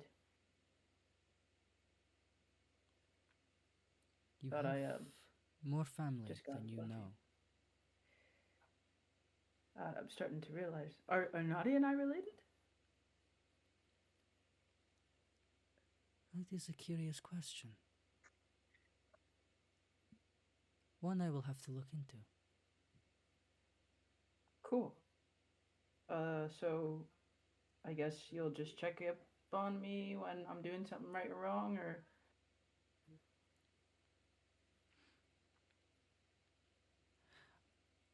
I will give you guidance when you need it. okay.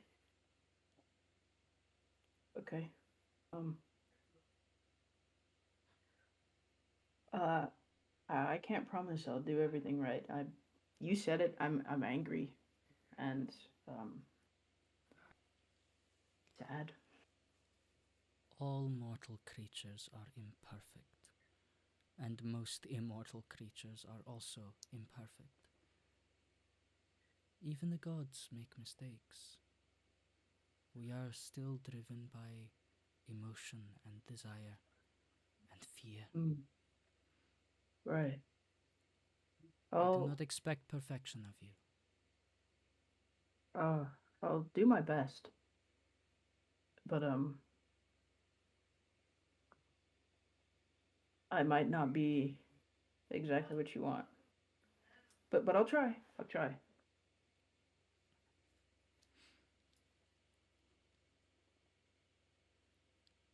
I urge you to grow your bond with Nadia, even if there is no clear, direct mortal relation through bloodline. She is still one of your people, and it would be wise to keep them close. Family goes Yeah. beyond just those who share blood. Yeah. And Yeah. it Of is course. often I know. those it is often those you choose that are the truest family. Right. Yeah. Um. I'll do that. Do you think she'll be able to stay with us, even though she doesn't have you anymore? Whether she continues to travel with you is her choice. Many of her skills and her knowledge are things she gained well before she became my chosen.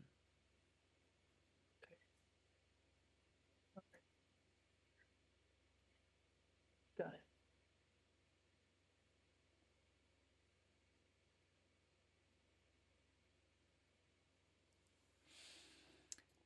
You've gained a patron.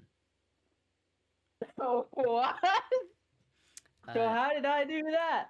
And how does what goes on? How the fuck do patrons work? We're gonna have to talk about this later. I have a very homebrewed thing going on Dude, here.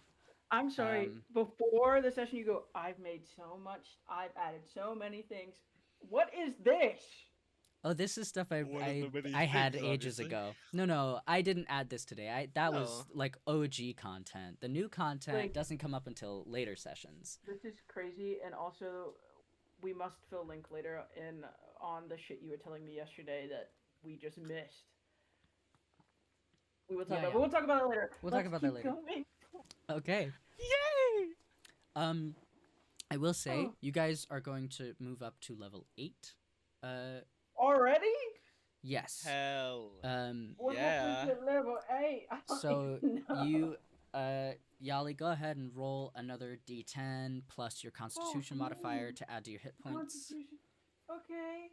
What's my con plus 3? Where's my D10? It's this one.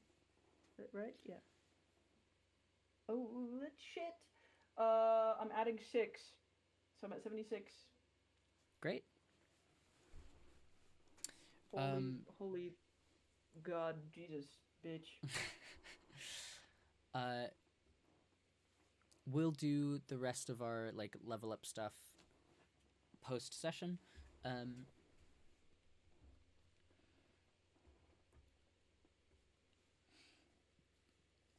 In the meantime,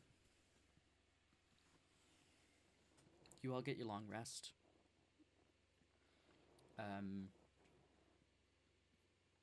Are there any other conversations that you would like to have during your night?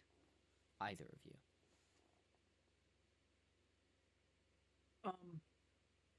I think, Nadia's. I mean, out. I'm by Nadia. I would reckon pretty much the whole time. So unless someone comes into her space or her tent or whatever we're using, then I'm likely not having a conversation unless someone walks in.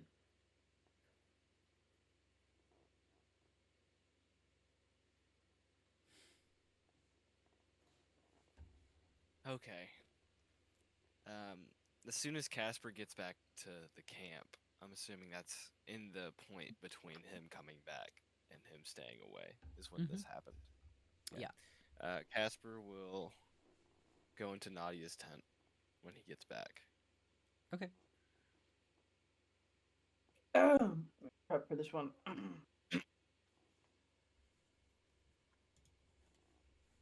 Caspar. How is she doing? Fine. She's glowing and healing.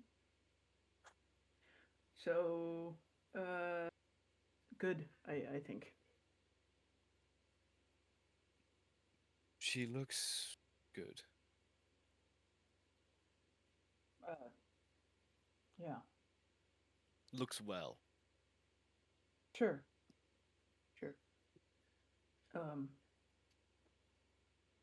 Thanks for incinerating him. Some individuals are too horrible to allow. Yeah. Well, thanks anyway. And if you'd see Remi walking by, thank her for me too. She helped a lot in that. She did. So did everyone. Yeah, of course. Did you need something in particular? Or? I just wanted to see Nadia. She was Right. Yeah. hurt. Heavily. Yeah. No, she's good. I'm gonna stay here and make sure she's okay until she wakes up in the morning. You seem uneasy.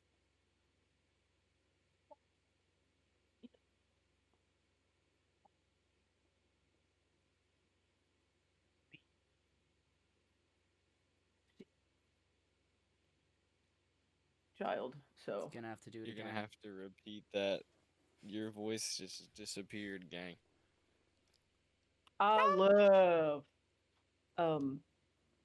No, I'm about as easy as you would be having just seen, battled, and killed the guy that hunted you as a child, so I'll get over it.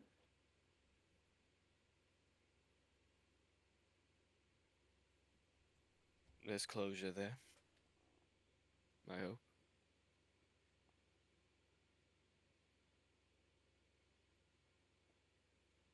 I don't know why half of it isn't picking up. No, yeah, there's closure, sure. But there's more work to do for us and for those people, so, yeah. It's true. Yeah. Well,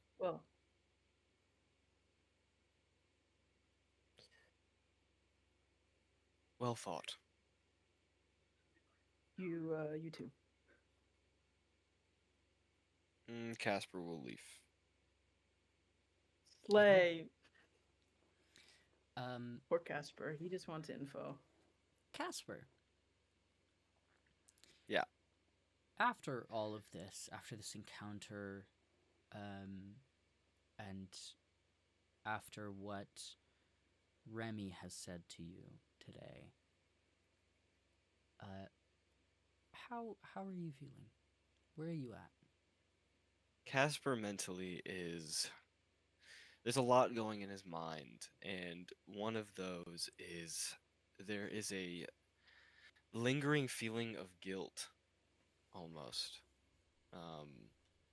This gift that he has, that he's seen used, in the past month, he has only used to kill people, or to hurt people. There's a feeling in his gut, in his heart, that innately that is not what he was supposed to do. But on another hand, he acknowledges that he is a tool for... Magic is a tool that he embodies to accomplish his mission and his goal. But there still is a lingering feeling of negativity that he can't just put his finger on. Mm-hmm. As you sit down to rest,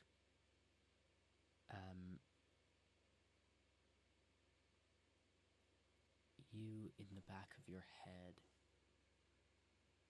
feel that presence that keeps kind of appearing. But this time, with it, is not just a sigh or the feeling of relief or just the presence, but also a voice. Hello? Caspar will look around, kind of specifically behind him. She's nuts. Hello.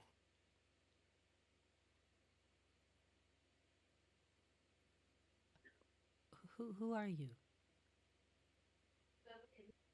Caspar Kulson. Who are you? I don't know. Where am I? Well, it seems you're speaking in my mind. It's so dark in here. I can't see anything. Caspar...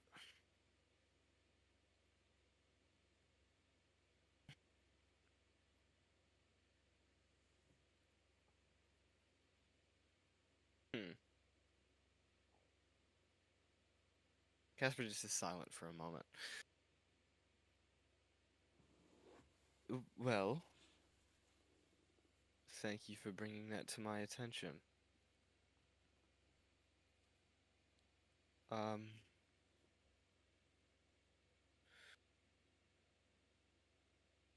The...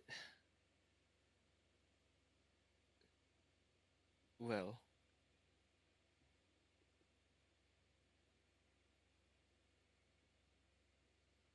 You.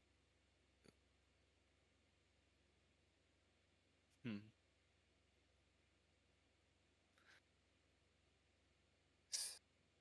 You're not sure. Your name, where you are, you've no idea. I think my name is Adalia. Dahlia.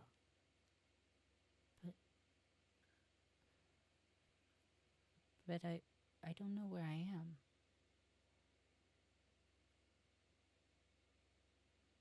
Well, my best theory is my mind, which unfortunately is a dark place.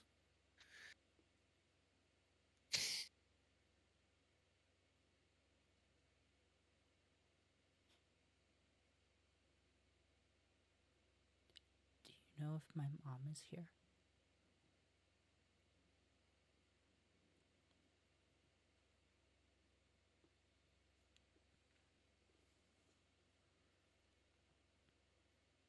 I don't believe so.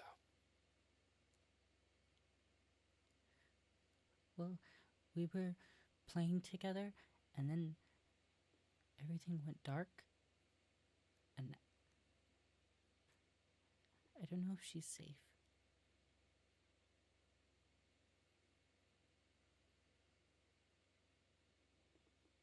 Do you remember where you hail from?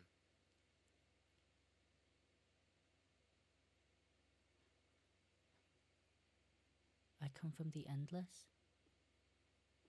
The Endless. Would I remember anything of a mention of an Endless? What the hell is the Endless? Give me a history check. What was that? That would be a 22. Ah, damn. You're Okay. so goated. You're so good. You're so goated. You're so good. Oh, don't break your shirt. God damn. You are thinking back over everything that you have studied. And one of the ancient, oldest, pieces of knowledge that you have is related to celestial magics, kind of like the stuff the gods used to create life and existence on this planet. And you recall that in one of those ancient languages that the gods used to communicate with each other, the Endless is what they called, space.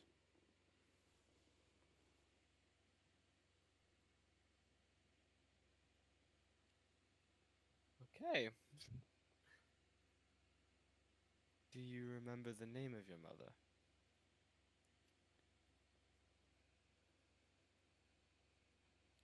Her name was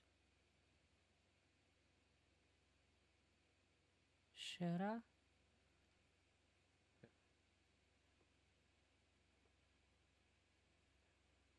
Okay. You're from the Endless? Well, I am unsure of my ability, but perhaps I can find your mother. You would do that? Well, I believe it's the least I can do considering the circumstances. Thank you. I just want to go home.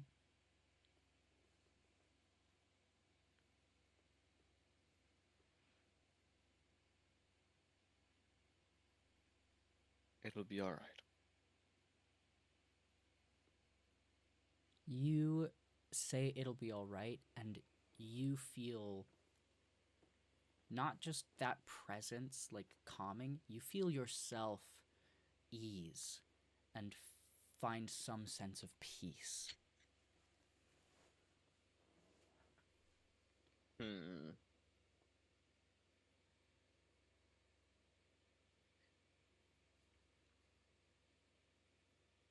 I want to do something. I Okay. want to see if I can make this work. That box in Howgrave fucked you Since up. I've Sam. since I have a That long thing rest, messed you up. I can do this. I am gonna unprepare one of my spells. And I'm gonna prepare. Where's it at?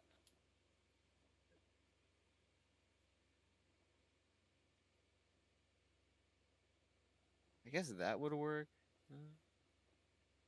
I want to try something. Okay. I need to find it first. Is that what I want? Yeah, we'll do that. We'll see if this works. Just hitting us with random shit, huh? For funsies. Caspar will say, Crazy. "Are you able to change the darkness?" And well, I assume my mind. I was learning how to shine, but I can't control it very well, so I get too bright.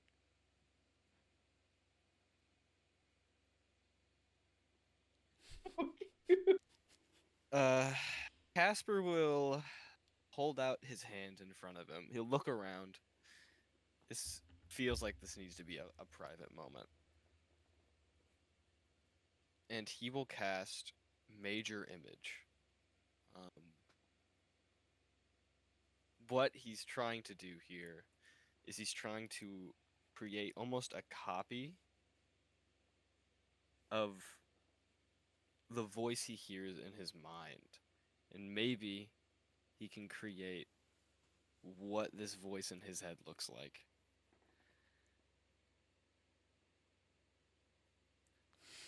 Wait, Is wait, that possible? wait, So, wait. but- What so- the fuck? yeah. Can you So what I'm read trying what to Major do- Image does? Okay.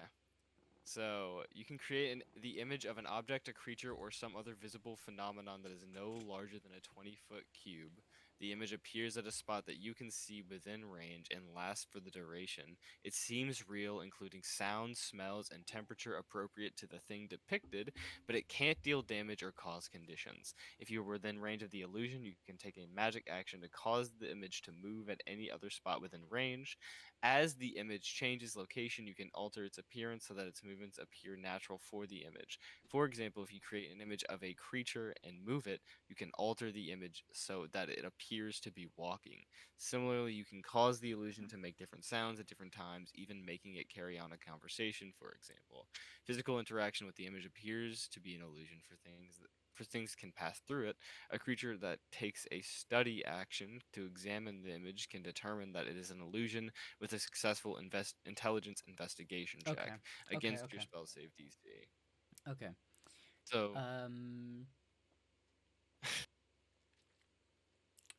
You know what? I think it's cool. Hey audience, don't come for me. D&D is meant to be fun. I'll do whatever makes it fun and cool. Fuck you. This is hey, so cool.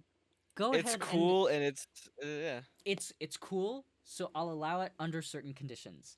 Specifically, Okay. Okay, I'll allow it. go ahead and give me an Arcana check Oh, man. and just a flat Wisdom check. Okay, so Arcana This is check the most first. amount of time I think we've ever spent in camp. I can't recognize that. I'm gonna roll it on the idiom bot. Oh, that's not good. That's 7, and then flat Uh-oh. wisdom. Not too good either. That's a 9. Oh, man, dude. Cool idea. Absolutely. Bad execution. You hold out your hand, and in the palm of your hand appears. You're trying to like depict what this Yeah. voice should look like as a like person, and what you get is just a small star floating in your palm. Oh, my lord. Okay. That is Alright, telling enough. Casper will say, This makes this a little less disturbing. My goodness. Yeah.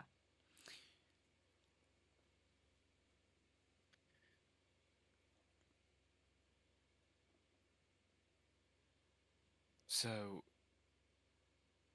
you're within my mind. You are from the, well, I'll say space, an expanse. And you're having trouble finding your mother.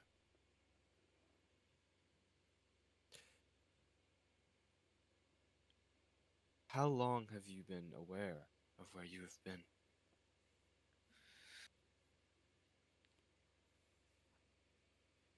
Why, I haven't been. I was sleeping, and then I woke up. And I'm here. Okay. Alright. Okay, I see.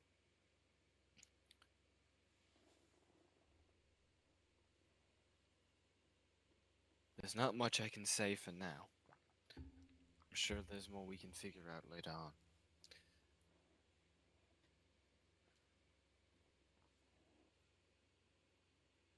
But, do you have any inquiries for me? I'm sure you'll be, capable of doing so. Why would you say I'm from space? Everything is from a space. Except Ir Ilin, which isn't in space. Well, this is the land I come from. The scholars there dub the land you come from as a great expanse, a space uncharted. Oh. You've never been to the Endless?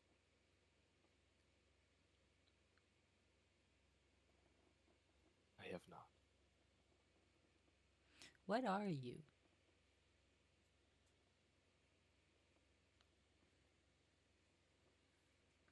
I am of a species called humanity, human.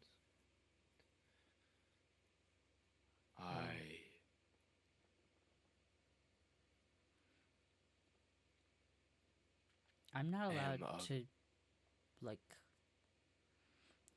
I've never seen a human before.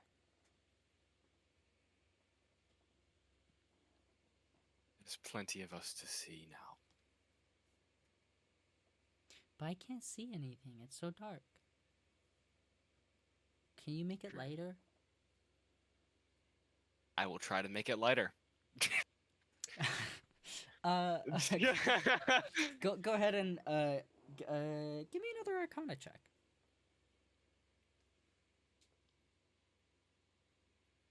The 6. I have so many questions right now. Yeah, I have so many too. I have no fucking You- clue. You're not really sure how you might make things lighter for this being.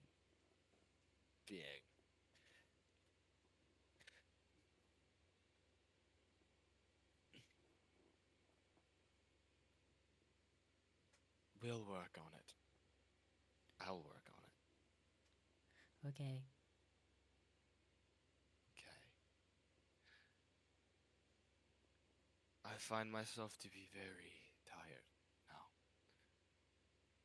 I believe it is time for us to rest.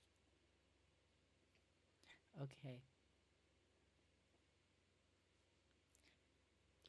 Thank you, Mr. Kulson. And Caspar. the presence fades. Oh, man. Dude, you got a star in your head. That's crazy. Man, I guess you could say that was a That's falling star. all right. Okay. That Lucky was- there's a family guy. No, no. Okay. Mhm. Didn't like that one. You guys get to have your long rest. You recover. You get up. I presume you continue your way back to Elmira. Yes, please. Cool. Yeah. Shit. That is a very heavy trip. Caspar has a thing in his head. I have a patron. Too bad Wonderful. nobody's gonna hear about it.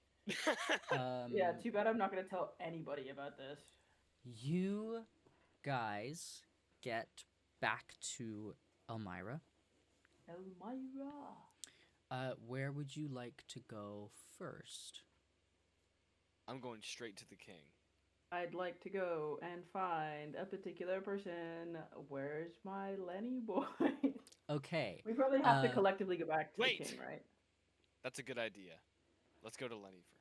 Why is that a good idea for you? Okay. I want to No, I'm find kidding. Lenny for a No, I'm particular kidding. reason. You fucking dumbass. There's war coming. Okay. Casper That's goes. way far off. Casper's going to the king. Yeah, I'm going. I don't have to go with him. And then I'm gonna going go to find Simon. Lenny. Okay. Go Simon. And then I'm going to Simon after. Graham. Lenny. Graham and. Actually no. Graham goes with Nadia. Takes Nadia, like to. Back to my place. No, Graham takes Nadia also to the castle, to the palace, but Oh. like to magic infirmary. Yeah. Because she's still suffering. The wound in the center of her chest is still not healed. The rest of her, fine. That wound in the middle of her chest, not healed. Oh, that's not a good. I feel bad about that. Remi goes with you, Caspar. Okay. And Yahli, you head off to find Lenny. Caspar, What art? we'll go with you first. You go straight to the king. Remi following behind, and you like are barging through the palace, and you run into Silo, who looks very startled and surprised. You're back. You're back. You seem in a rush. What is it? I have much news. Bad and good. You may wait in the throne room. I'll get the king. And he rushes off. You go to the throne room, and very quickly after the king enters, and he does not sit on his throne. He approaches you, and just kind of stands in front of you. What is that? We have garnered alliance in the north. Good. But that is the less of the two. On our travels returning, we had encountered a group of soldiers from Dulry. I had interrogated one of their upper-ranking individuals, and I was informed of their plans to invade. We were given information that it would be in a better part of a year, and I was told there were thousands.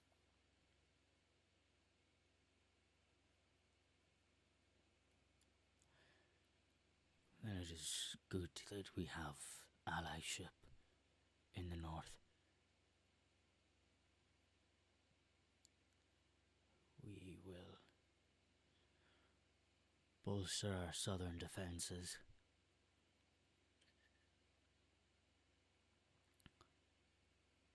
Nadia still has the money, doesn't she? Fuck. I will reach out to old allies. Call for aid.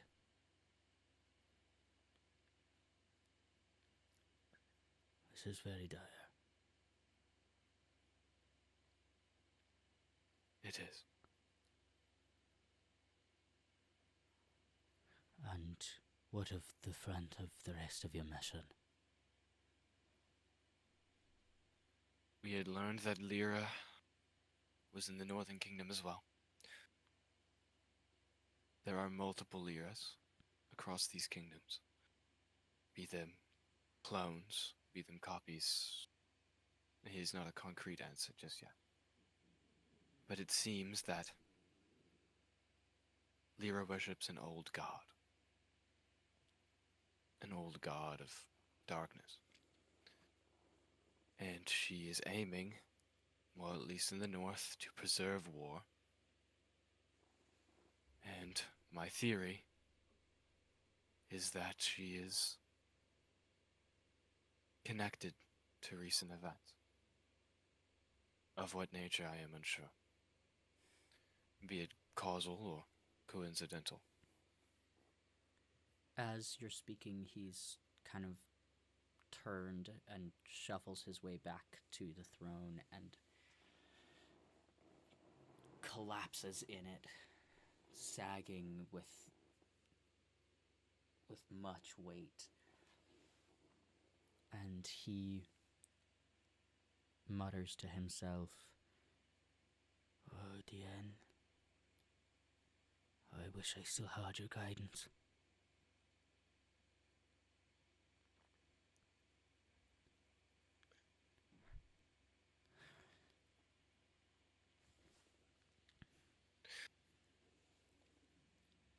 I will To ease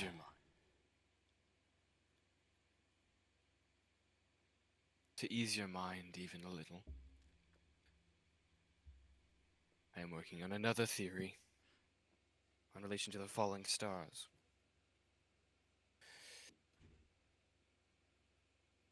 I believe that the stars themselves may be alive.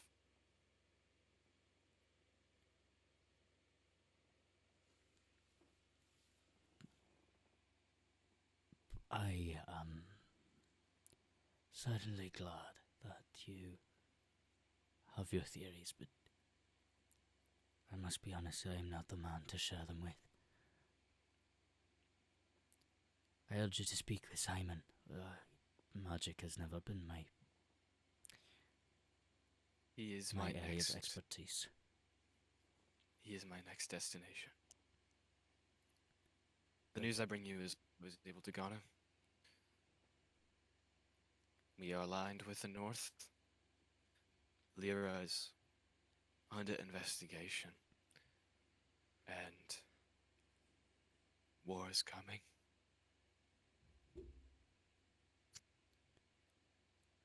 Then we prepare for war. And Elmira's resources are still at your disposal.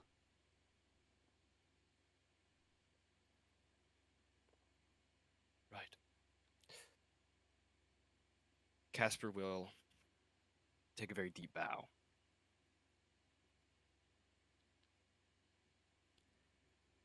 The king kind of bows his head to you and waves Silo after him as he stands and leaves the throne room.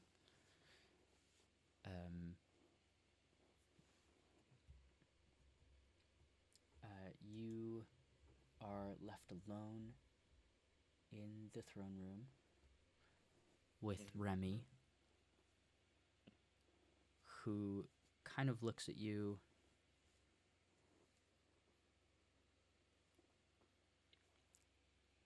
The stars, big shiny things in the night sky, are alive. If I told you that a star had fallen into my head, would you believe me?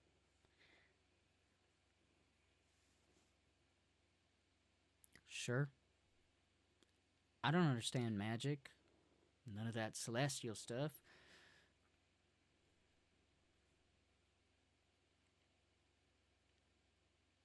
Its name is Adalia. And I'm going to look for its mother. It has a name and a mother? I believe there are a chance that there's a chance that I am falling mad, or There is much more about magic that I do not understand. I am hoping it's the latter. As of right now, they both seem equally plausible to me. Yes, they do. Yes, they very much do. Guess that means we're off to Simon then, yeah? Yes, there's much to discuss with Simon. Right, let's go find that nerd. And she turns and begins making her way to Simon. Okay. We're Is it going bad to... that Remy reminds me of Ven? Just a little bit. We're going to quickly hop into a little break before we switch over to Yahli going to speak with Lenny. Yahli, you want to go speak to Lenny? Yes. Yeah, we're gonna go Okay. talk to Lenny. We're gonna Cool. go find him, and I think he's gonna be mad at me. Yeah, you head to the palace and ask around, and you very quickly are told where Lenny is. You find him off to one of the left side of the palace is where all of the training grounds for the royal guard are, and he is there shouting instructions at these soldiers as they are doing their training exercises. Mm-hmm. And he clocks you coming over, gives you a smile and a wave, and then sort of quickly turns and shouts at a soldier to pick up the pace, and then turns back to you. Oh, so he doesn't know. Leonard. Yahli, what's up? I know you're a busy man. You don't happen to know, and don't get me wrong, I love you, but I need to know where Isabella is. Oh, beats me. Probably out on the town. I haven't seen her in a while, or... I saw her this morning. Okay. So she's still here. Of course. Right. Where'd you see her? We met at one of the nearby taverns. She tell you where she might be going for the day? Wanted to explore the city. Okay. She's only been here a month. 2 months? 2 months? Yeah. No, yeah. It's... I'm not... it makes sense. I wouldn't have expected her to want to stay still. And under her breath, Yahli's like, this is gonna be tough.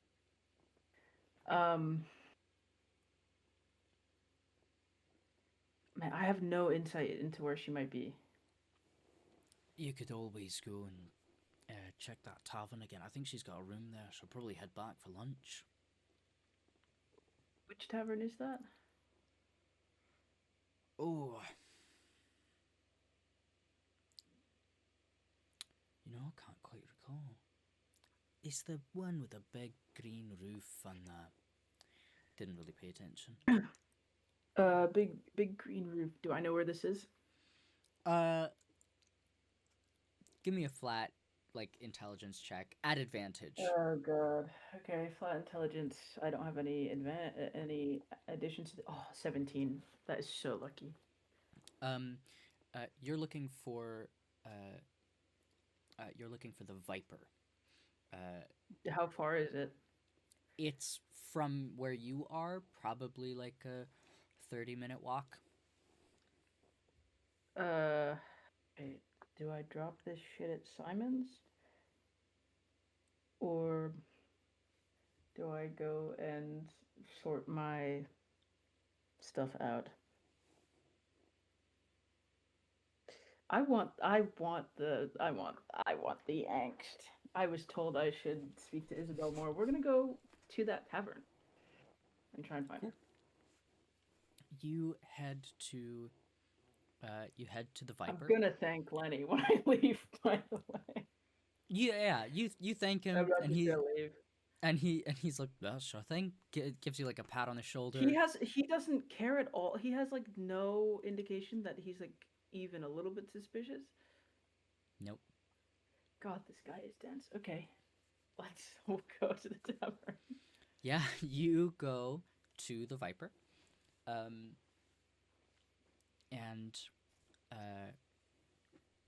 you walk in. It's a little crowded. It's lunchtime, and you're kind of looking around.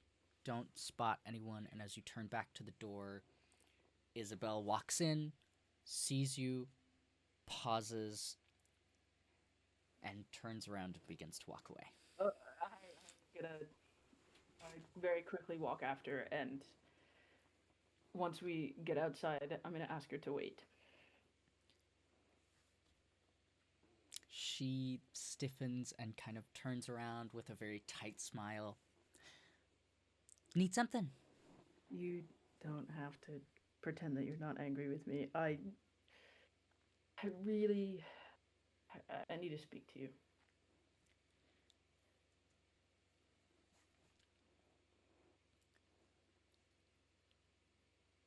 We can talk.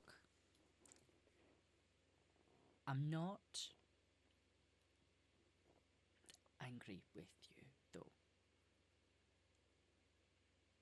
Oh, okay. I was, just not anymore. I'm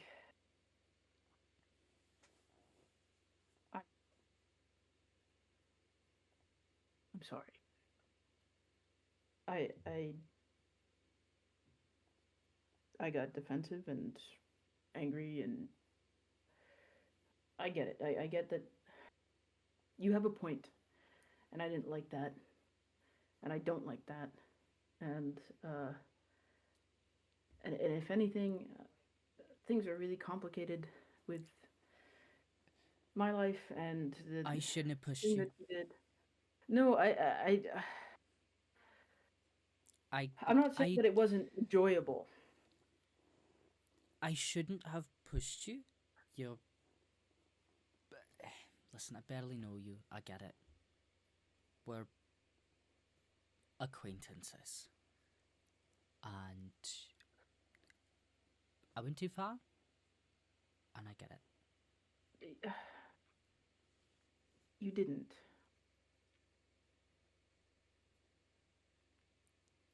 I just didn't know.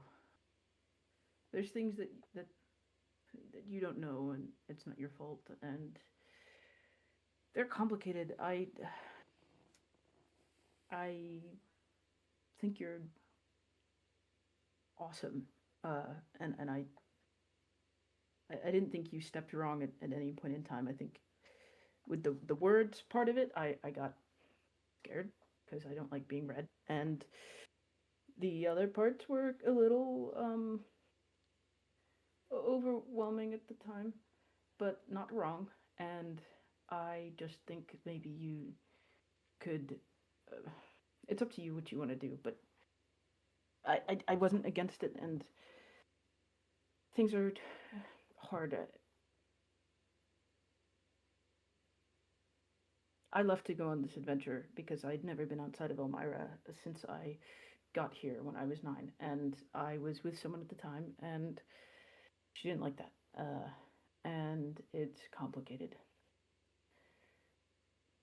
And I don't really know what to do about it, but I don't want to not. I don't want to say no to you, but I don't want to string you along or make you feel second to, or I know what it's like to be left. I get it, and I did that, and I apologize.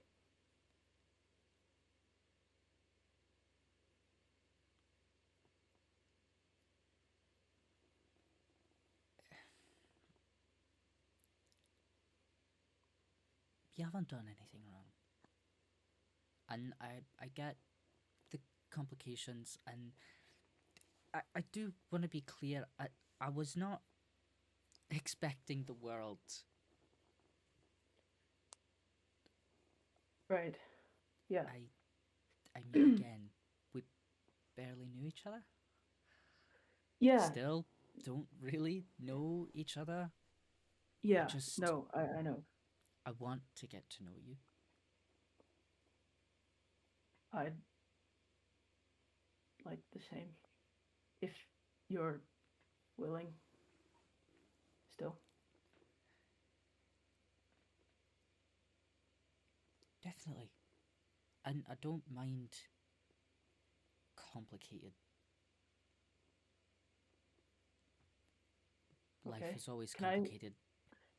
Can I do an insight check just to see if she's lying Go ahead. or hiding something, or am I doing insight or? Oh, it doesn't matter. 18. Mm. She's definitely not, like, lying. She's But not is there- hiding anything. Okay. She's- Well, I feel like she was kind of like. She's definitely awkward.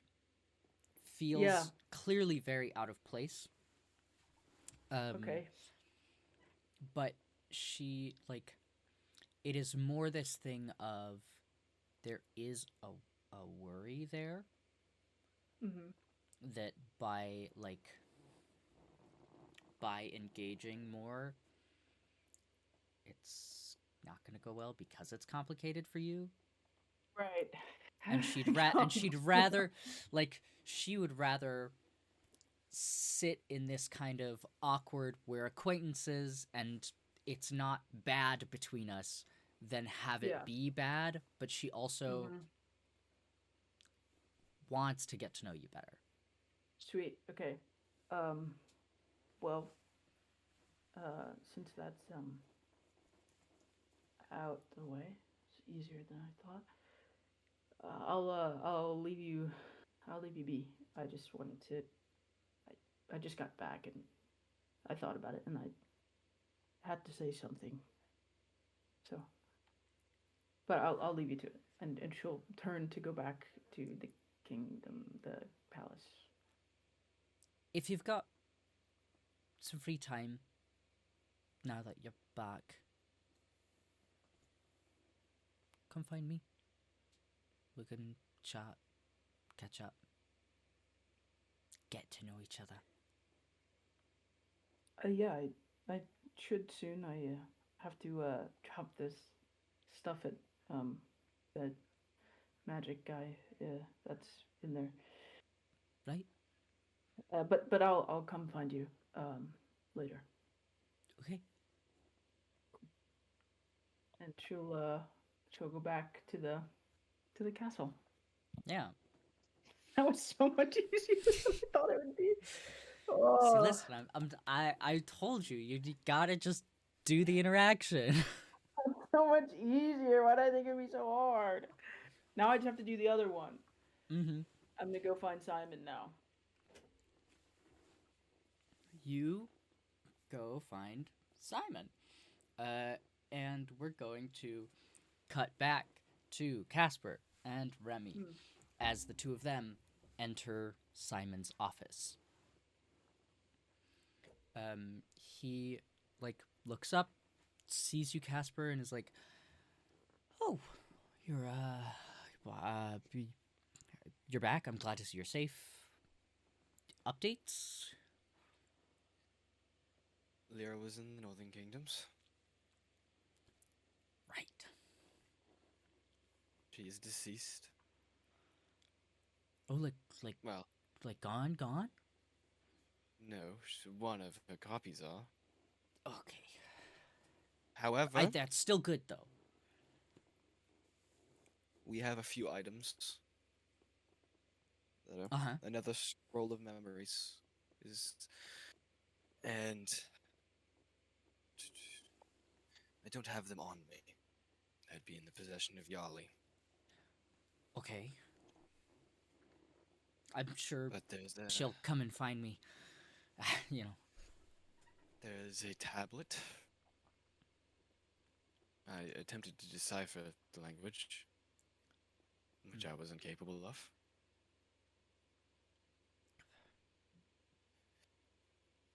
And there were rings I was able to discern their nature of magic, but not what they were capable of doing. Okay. I've got a machine in here somewhere that can do that for you. Then when Yahli eventually arises,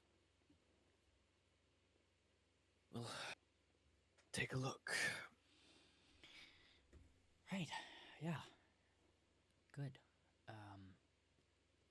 And the status on the other project.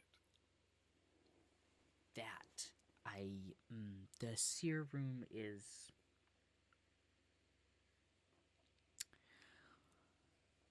coming along. I made good progress. Tougher than I thought it would be. I still need to make a few adjustments. Otherwise, if we use it the way that we want to use it,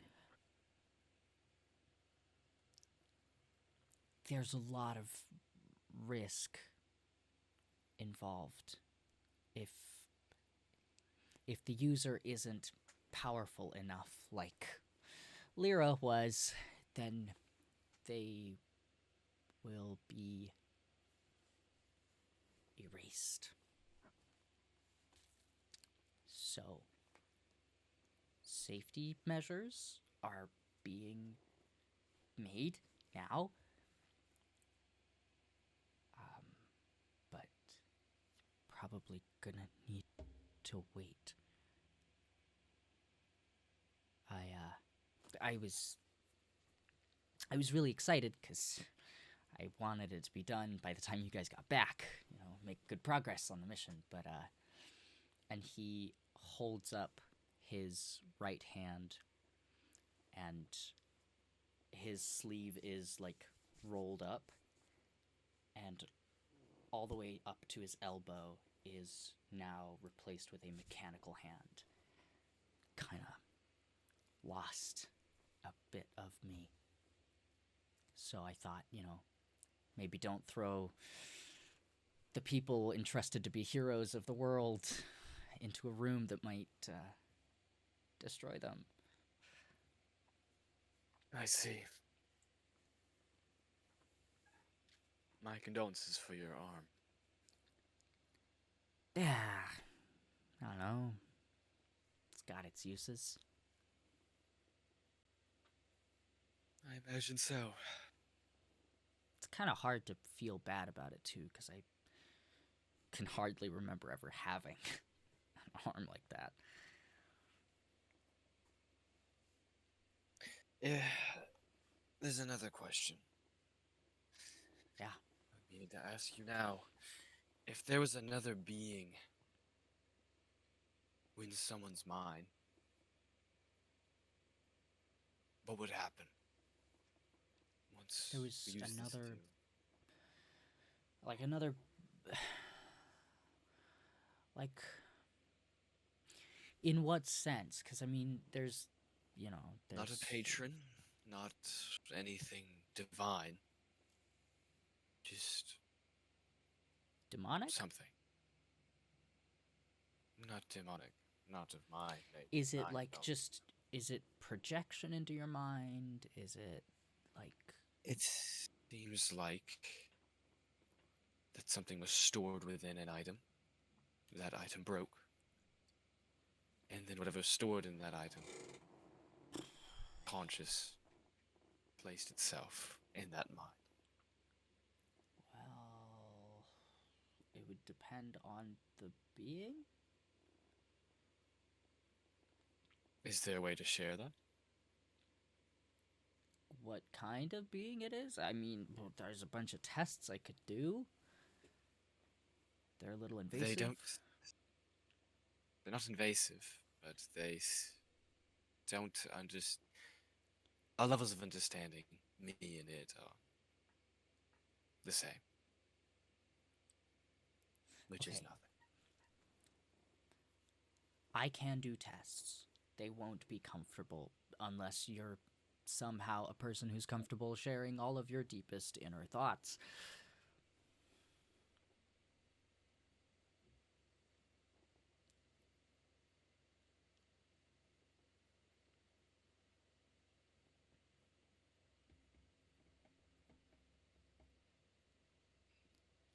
How much access, just as a starting point, how much access to your mind have you given this thing? I haven't given it access to anything. It told me that my mind was dark. Couldn't see anything. Okay. Could be good, because, could be a malevolent creature. Could take over your whole body. Seem malevolent. Okay, that's also good.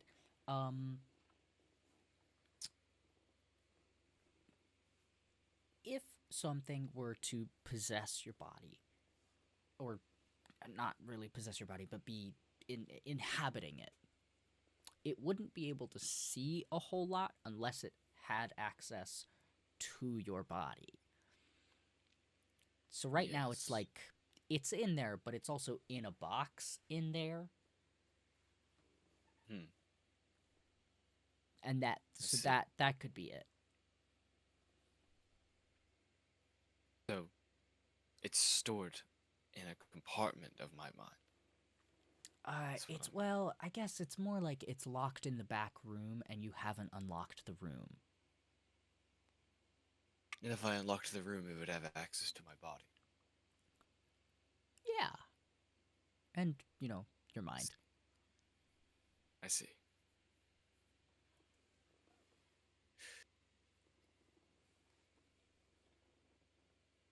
Is there a way to test if it's malevolent?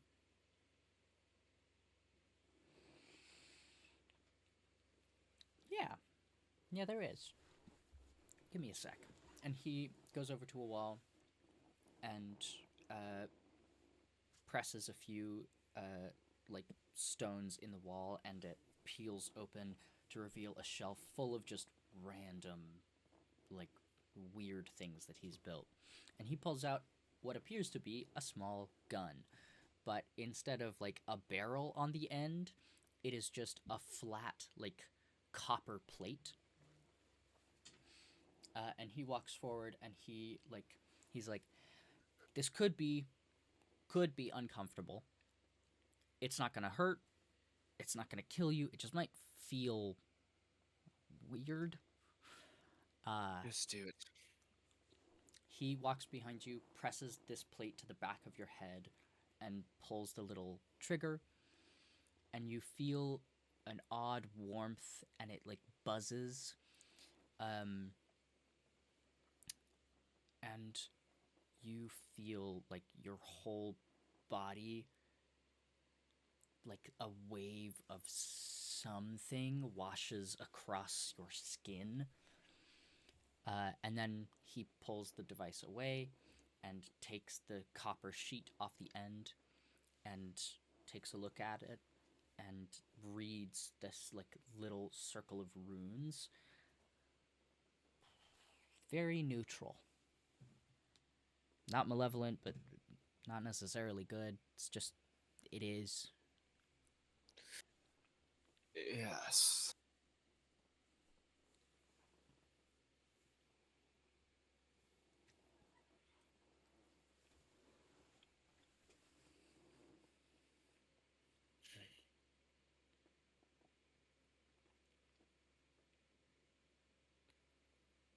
And there's no way for it to commune outwards other than me.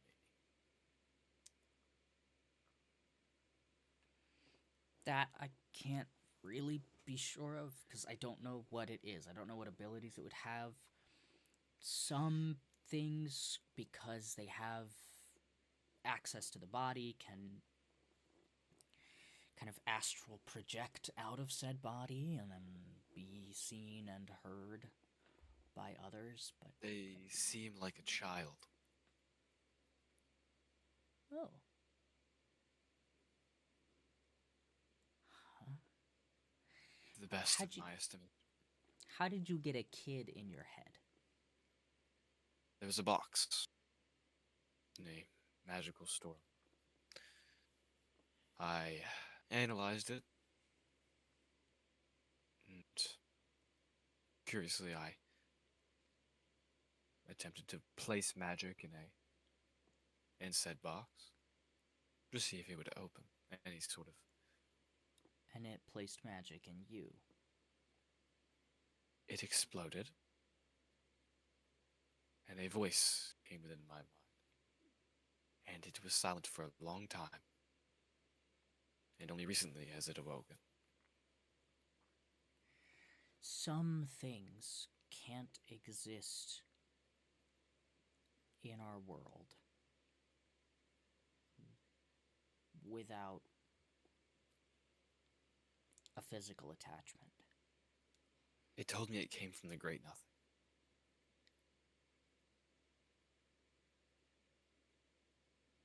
Oh, the space? Yes. I mean, I know there's, like, theoretically cosmic beings that kind of exist. But they're usually, like, pulled through rifts to other planes of existence and kind of just trapped out there, and theoretically. They were talking about losing their mother. They were not sure where she was. I could always exorcise it from you. What would exorcism do? I mean, we could either try and put it in something else, or just banish it. If you put it into something else, is there a risk of it die?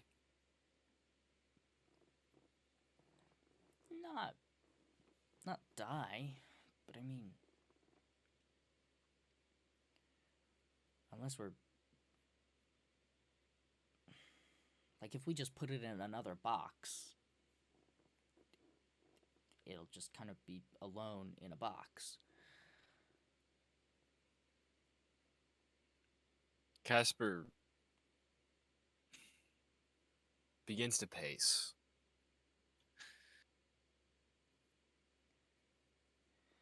Okay, so you have some attachment to the kid? You're fairly confident it's a kid? Is there a way I can astral project it?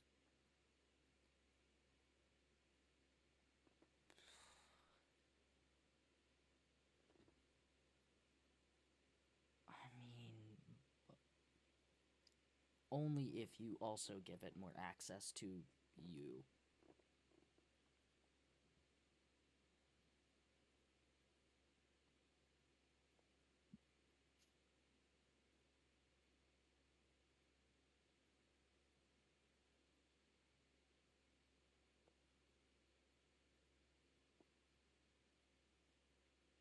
Caspar will stop pacing.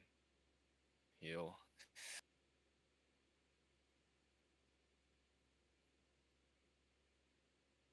call out in his mind, Adalia. Yeah? I have an idea, but I need you to make a promise to me. Mm-hmm. I'm really good at keeping promises. My mom said so. I'm glad.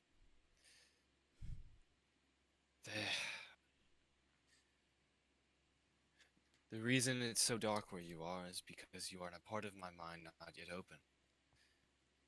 Should I open that part of my mind, you'll have access to everything. Every part of me, what I can see, what I can do. There's chances that you can make yourself known to others.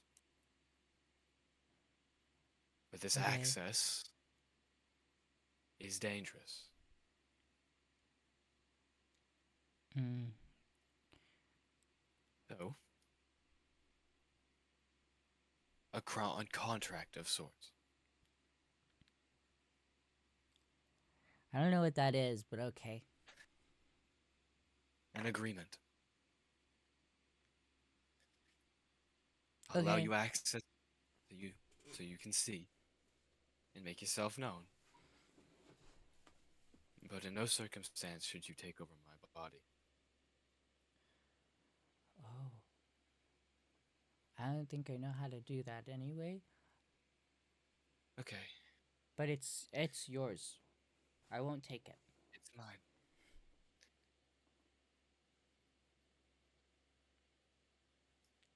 I'll unlock the door. You let go of like a mental tension you did not realize you had until that moment, and you feel that presence like flood through you. Whoa. You're really sad.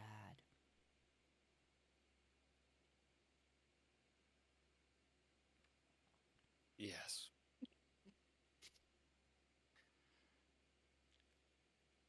Do you want a hug?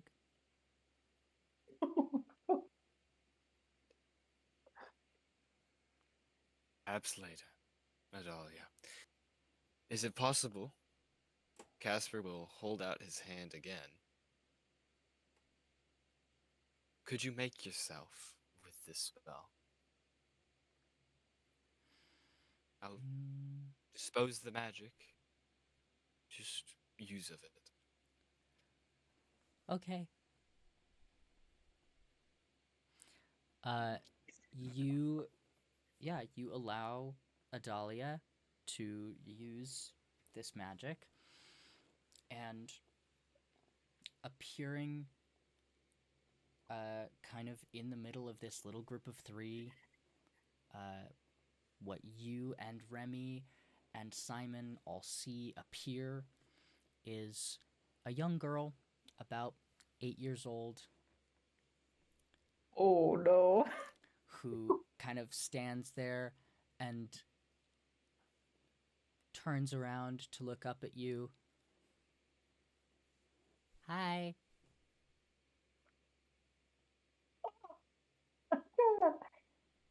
This is Adalia.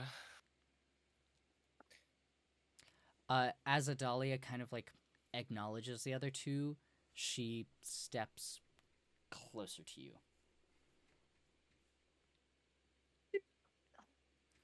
Are these your friends? Something of that? Something like that, yes. Jesus Christ. Are they like what my dad is for my mom? No. No, no, no. No. No. No. Just friends. Okay. Okay. Caspar looks back to Simon now. Simon looks fucking stunned. Yeah. Poor guy. So you have a kid. How do you have a kid? Why was there a kid in a box? I don't know. I'm very unlucky. I woke up in a box. I didn't like it. She doesn't like the box. Okay. No boxes for the kid. Great, got it. No Awesome. boxes. Do we do something else? I made a deal. My body is mine. Mm-hmm. Ooh. So, your body's yours. Do we get the kid a body that is for the kid? How difficult would that be? We have a experimental cloning facility. Oh my god. And the chance of success of that experiment is? Roughly 97%.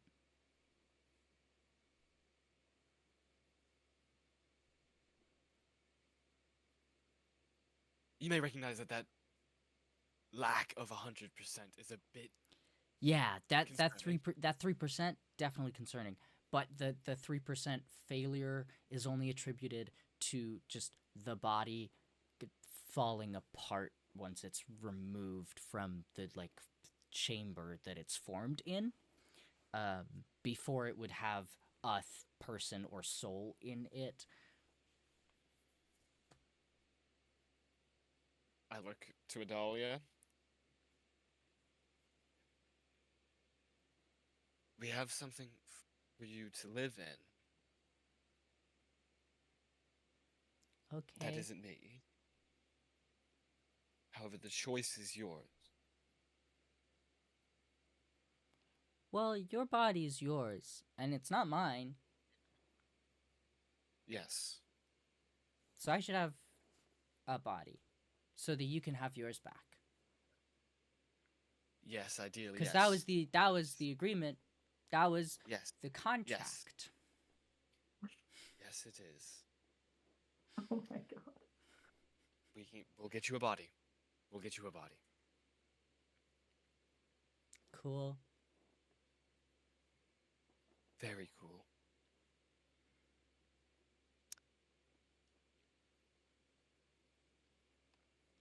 Well, Simon.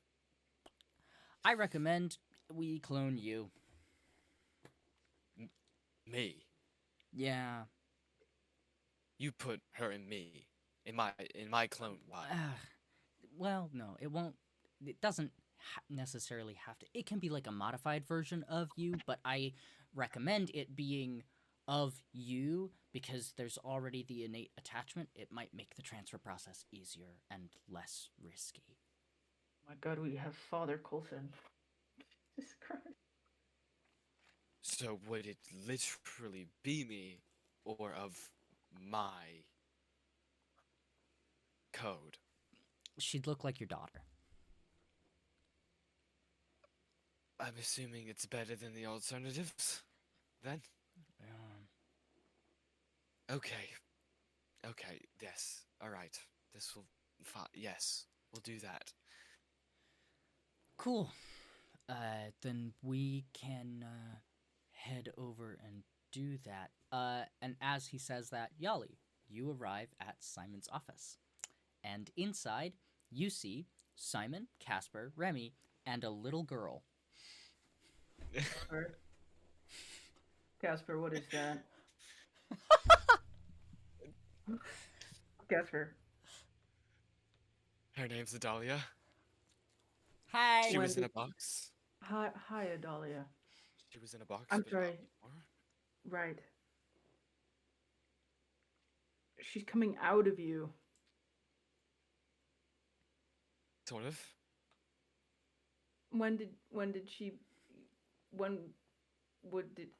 How is she, when did she go in? There was a box on our first mission, the first town we went to. Holgrave? In Holgrave? There was a box. I infused a box with said magic. Oh, for fuck's sake, Caspar. Is this before or after you killed Lyra? Before. Before I lost my memories, yes.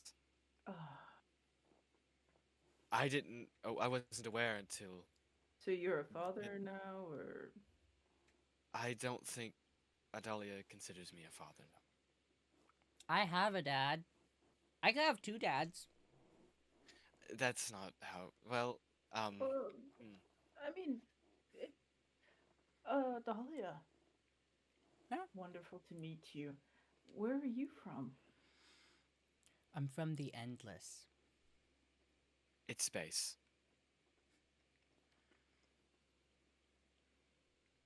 Space, that's what the endless means. No, I got that, Caspar. How are you from space? 'Cause that's where I was born. And that's where my mom and my dad and my uncles and my aunts and all my cousins are from. Can I call upon my patron in my head? Go for it. Yeah, go for it. Hey. My daughter. idea who this child is?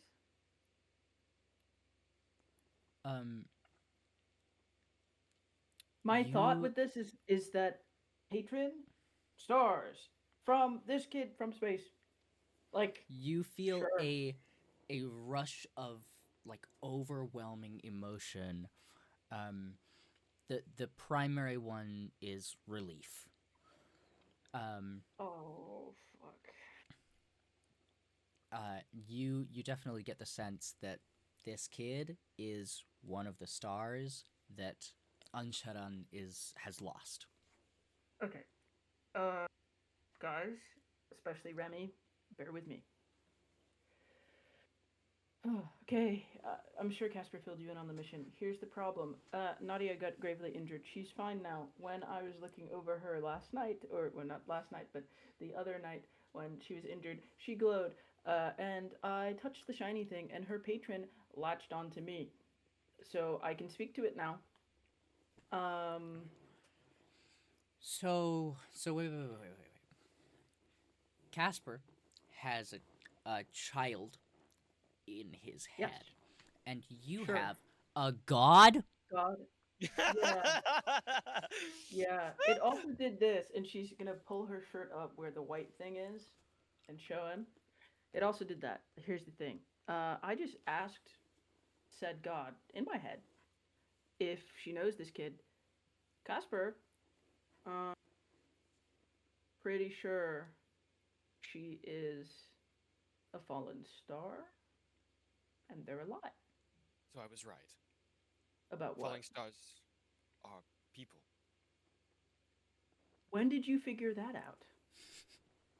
Well, I conjured an image in my head of a dahlia before I figured out. Starting to think that Remi kind of has a point. Remi looks at you with the most like, oh, so now you're on my side kind of look. Don't do this. So my original idea was that I was going crazy. No, look, this god just told me that I have to find and free all of my people. And I think those people are fallen stars, and I think somehow, some way, I'm like a long lost descendant of these people. I think. I don't know. The god explained, and I'm confused. Look, I came here not for this right now, and I appreciate that it's probably really pertinent to the mission. But, and then she's going to pull out these rings. Simon, rings from the lyra that I'm sure Caspar told you we killed. Really important question for you, though. Where's my, where's Kessa at?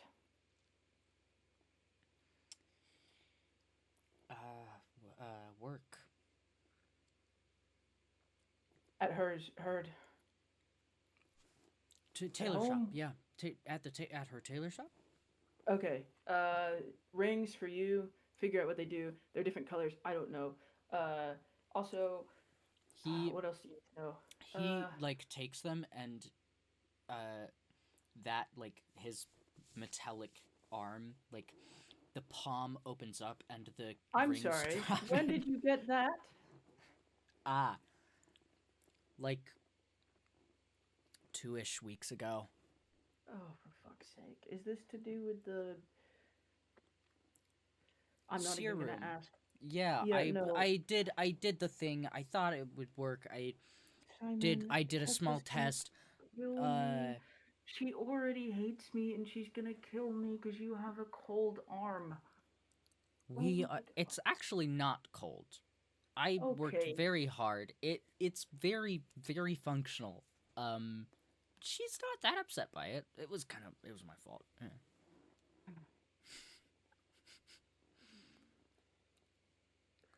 Listen, I'm not even gonna look. I need to talk about this. It's really specifically important. One of those great functions. Done. I don't just think now. I need to know any of what that does. He holds out his hand. You can take the rings back. I know what they do. What? Okay. And he drops the rings. You get to know what those rings do now. Didn't you tell us that they had? You told us what they do. We knew I what told you schools of magic what they were. schools of magic Yeah. they have. I see. Tell me what they do, and I'm gonna put them on. The gold ring Okay. allows you to cast Scorching Ray twice per long rest.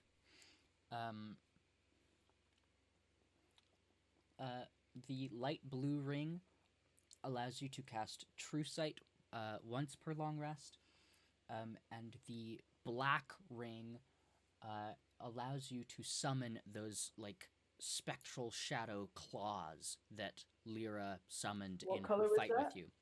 That's the black What one. color was that? The black one. Was that the black Uh, one with the speck at the bottom, or was that a different one? The clear one with the black flake at the bottom Yeah. allows for simple communication with another identical ring, as well as a small luck spell as a form of protection. Wait! Wait. Dude, Say what? Wait. This is huge. That's huge. Why is that huge? I'm confused and stupid. Tell Because me. that can communicate with the other Lyra. Because But the we other don't want to do Lyra would that. have The the other ring. Lyra's gonna know that. Exactly. Unless we However, pretend. comma, that's like a conduit, no? That's like a conduit. That's like a good thing. Sure. I would like to just very briefly remind you, because I am such a benevolent and kind dungeon master. You found this ring with the letters. Fuck me. Is this communication with Iris? Or is it with the original Lyra? That's the question. Or is Iris and the original Lyra the exact same person? Maybe Iris gave the ring to communicate with her. Or maybe Iris is the original Lyra who created copies of herself, and those copies have gone off and done their own fucking thing. Who knows? No, I don't think that's the case. Whatever. Okay, back in the thing, please. Caspar, figure out what you're doing with your child. My Daughter. It's your child? Does that mean it's daughter? Sure. Okay, Yeah. I listen. Daughter- Okay. okay, Hold. Your Hey, daughter, hold. my cousin, niece. Does that make us related? Definitely not you and I. I mean, I think it I would might make you need- related by, relation, but not by like you guys aren't I going to be think- siblings or anything now. It's just like, Hold on. he's the Well, father of your niece, so you guys are kind of related like that. He would be closer to like your brother-in-law, you know? I have to be related to this guy. Look, you take care of the That's- kid and make sure she doesn't die, because otherwise my god might eviscerate me. I don't know. I understand that this is really important, probably, to everything we need to do, but I have a conversation to be had, so I'm gonna head out. Yahli, I'm 20 years old. Is that supposed to tell me something, or Nothing. It's just okay. Never mind. This if you've never seen a child before? I'm sure you can learn how to feed and bathe her. She's fine. You don't I you don't have to be my dad. Caspar, you have to be her dad. Oh, I have to. No, I have. I You have to. kind of destroyed her whole box and took her away. So Well, the box was not. I a big didn't deal. like was the bad. box. The box was bad. you deal with this. I'm gonna go find Tessa. Okay. Simon, Oh no. thank you for the rings and everything else you do. Apologies in advance, and Yahli's gonna leave. Cool, so Yahli's gonna go talk to my girlfriend, and I'm gonna inevitably I'm hear about going- it, so let's go make your daughter a body. I'm going to enjoy the gift of fatherhood a bit earlier than I ever considered. You know, Okay. that's honestly very surprising to hear from you. I didn't think you would ever consider being a father. I never did. Congratulations. And Remy is gonna Thank kind of you, like Simon. Remy. That was Remy. Yeah, Remy grabs your like grabs you by the upper arm and sort of like drags you, and like is like, come on, Dahlia, let's get you a body. man. you guys head to the cloning room, where they take a small sample of you, and put it through a very, very convoluted, complicated magical process, and in a small, a smaller chamber, a body is quickly formed, and when the body is complete, it looks like your daughter. Cool. So now, buddy, Caspar, pal, you gotta go step into that chamber over there, and we're going to pull a Dahlia out of your body and put her in that one. It won't be pleasant for you, but I mean, we all do painful things for the good of our children, don't we? Oh my It's goodness. going to be okay, Dahlia. Okay. It's going to be alright. She doesn't give a fuck right now. Okay, let's do this then. Yeah. You step into the chamber. Do it. More convoluted, complicated magic. And you feel Adalia's presence, like, be pulled from you in a way that leaves you, like, leaves you Oh no. feeling hollow. Like you All have is Again? love.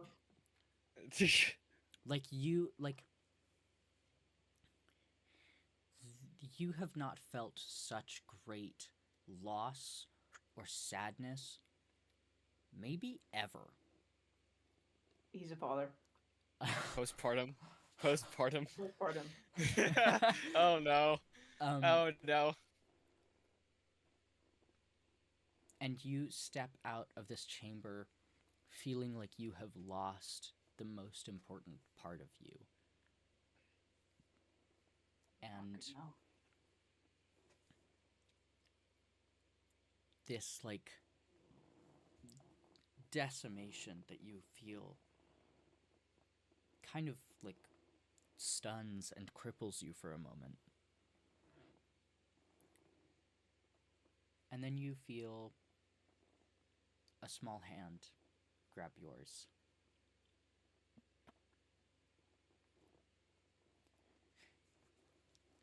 Do you need a hug? My God. And Caspar will kneel down. that pain and sorrow vanishes as the warmth that you feel from Adalia holding your hand kind of washes away that misery and fills that hollow space.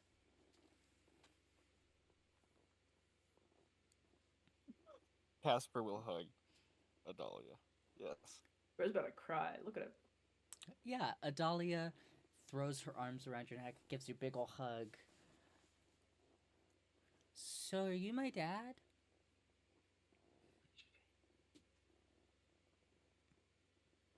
Technically, yes. Now I have two dads. Yes. Your last name's never gonna be Kulson. Oh, It's a good thing.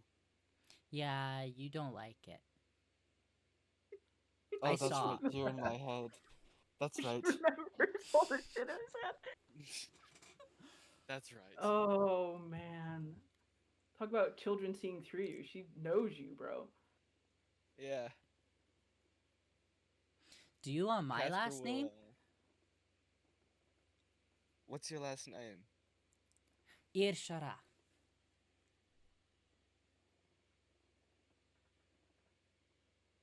I feel stupid for not asking that earlier. Caspar is silent for a moment.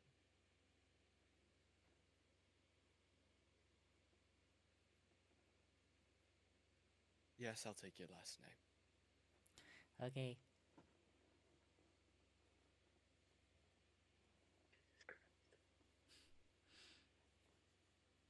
Caspar stands up. He kind of like wipes his brow and his face.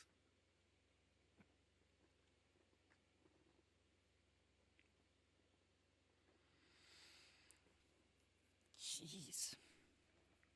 That's it's a lot. Yes, there's another thing that I've been concerned about this entire time, but now that there's space to ask, who's Mm-hmm. going to watch her while I'm gone? I mean, Kessa and I could watch her.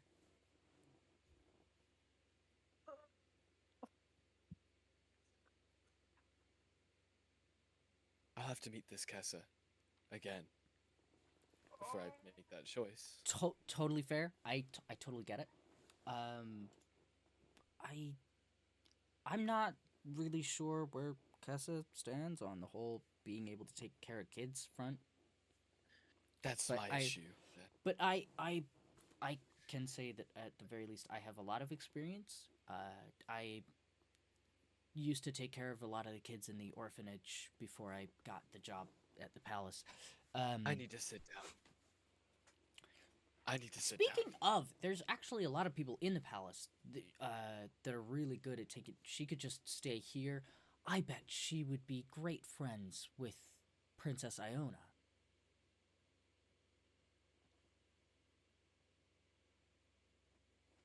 I don't know if I want my daughter to be in a palace. Fair enough. I've got a lot of. You know what? We could do a whole interview thing. I've got tons of friends who volunteer at the orphanage. Great with kids. Would love to take care of her while you're gone. I feel sick. I feel sick. I feel sick. All right. I think that's been a lot for. What was it, Mr. Irshara? I think you and your daughter should go home. Take it easy. And we'll figure out the rest of what we're gonna do and keep you posted.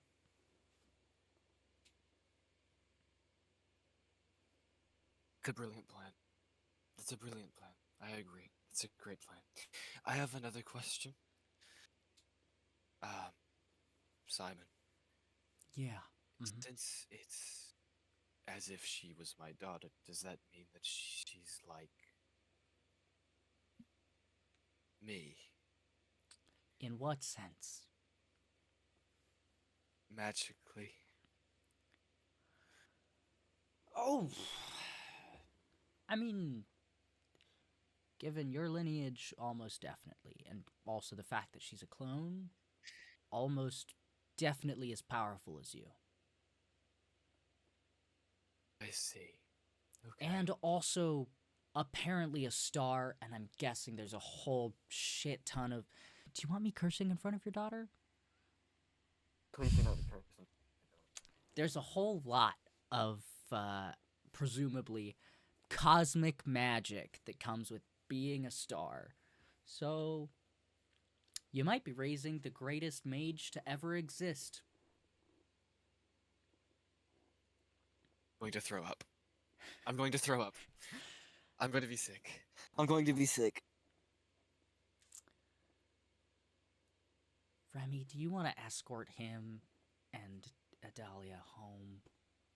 I think I can get his home address from the records for you. I know where my home is. I know. It's my gosh. Right, well, we're gonna get you home now, Caspar. Okay. Are we sure a bachelor pad is the right place to be raising a I was young girl? given an adequate home.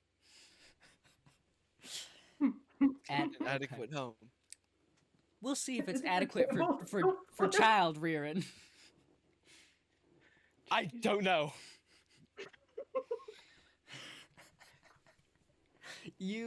Remy again grabs you by the arm, grabs Adalia's hand, and takes you both back to your home.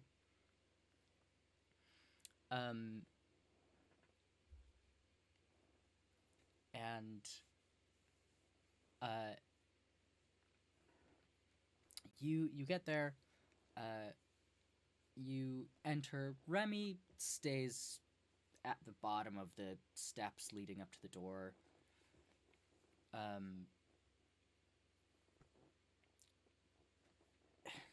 If, while you're waiting for an official babysitter, while we're still here, you need support, I'm pretty good with kids myself.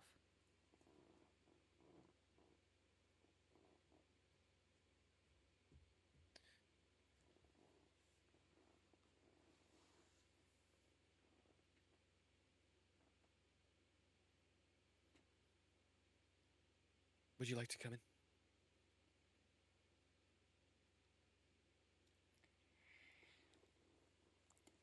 I don't want to intrude. I know we don't really get along well.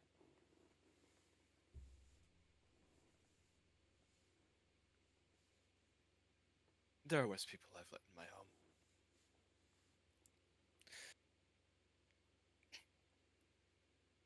The decision's yours. She looks at Adalia and... Yeah, all right. She heads up the steps. You get inside. On the floor, just beyond the door, is a letter from Catherine. Caspar will pick it up, and he will quickly open it. It's a letter that basically just says, "Thank you for accepting the wedding invitation. I'm excited to see you in a month."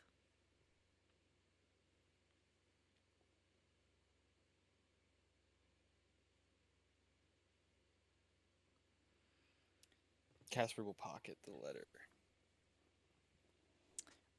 You and Remy and your daughter Jesus Christ. head into your home.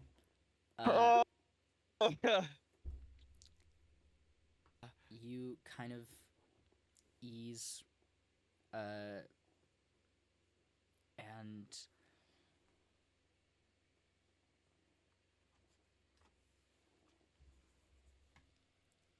as you settle,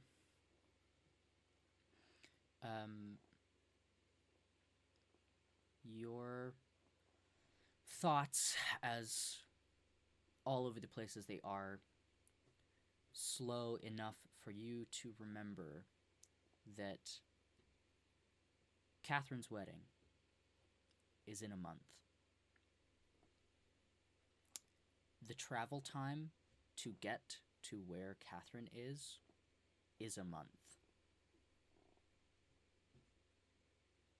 Caspar will put both of his hands on the table and say, I need to have a meeting with our party. There is somewhere I need to be. You want me to go grab folk? This is important. Right, well. I think it'd be best. Adalia, don't give your daddy too much trouble. And she gets up and I want to make some tea. leaves. Big eggs. And I think we're going to leave as we see Remy exit Caspar's home, Caspar making tea, Adalia sitting on one of the dining room chairs, kicking her legs, as Yahli enters Kessa's tailor shop. And Kessa turns.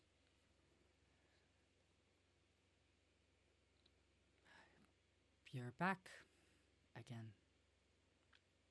Oh, I was so expecting you to end the session. Okay, no, we're in dialogue And now. That's good. Now we're gonna end the session. No, I was gonna say, I was like, please don't make me do Motherfucker. this.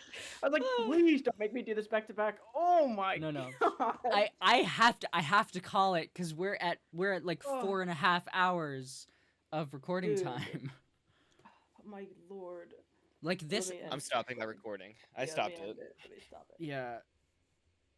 I was like, don't put me in dialogue, right? I was like, please don't. This is the end of the session. Thanks for tuning in. It was lovely to have you guys.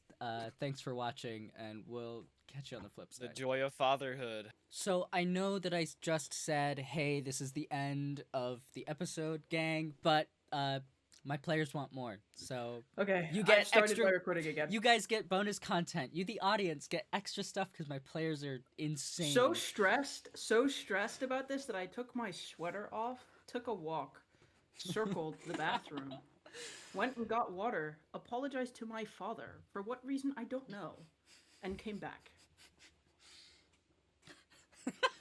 Link is off to go to the bathroom. I just emotionally regulated in the fastest amount of time I've ever done that. I don't even know what Kessa said. Yahli, you walk into Kessa's shop, and Kessa, the little bell rings, and Kessa turns with a smile and then freezes for a moment. Yahli,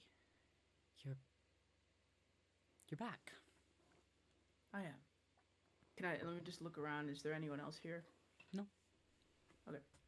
Oof, that makes it worse. I am. Look. I need to have a proper conversation with you. And it's not well, it might be what you think, but it's probably not what you think. Okay. She stands from. She's like sitting on a stool, and she stands and sets down her current like project. She's hemming a skirt, and she sets it all down. And do you want to come into the back? I get you some Sure. tea. Yeah.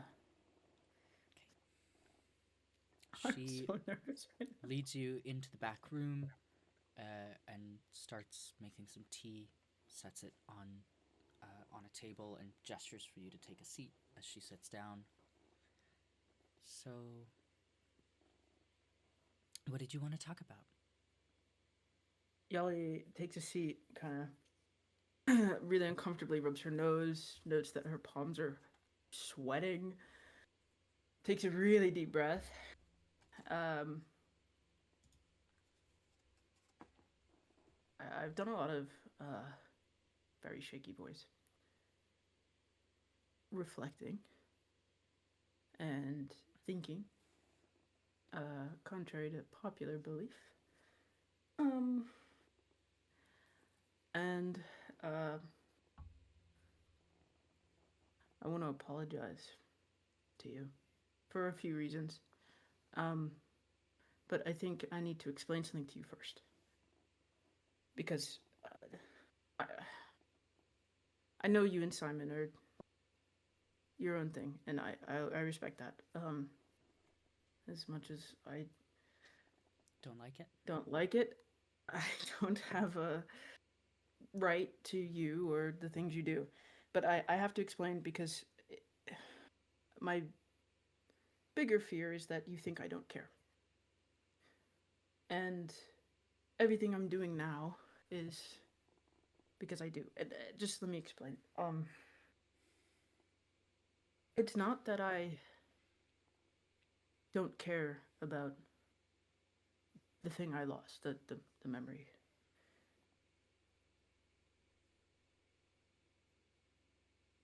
when I lost it, I had a choice. I could lose the best thing that I could possibly have remembered, which was, or I could lose the worst thing I've ever done to you. I don't know why it chose you. Maybe it's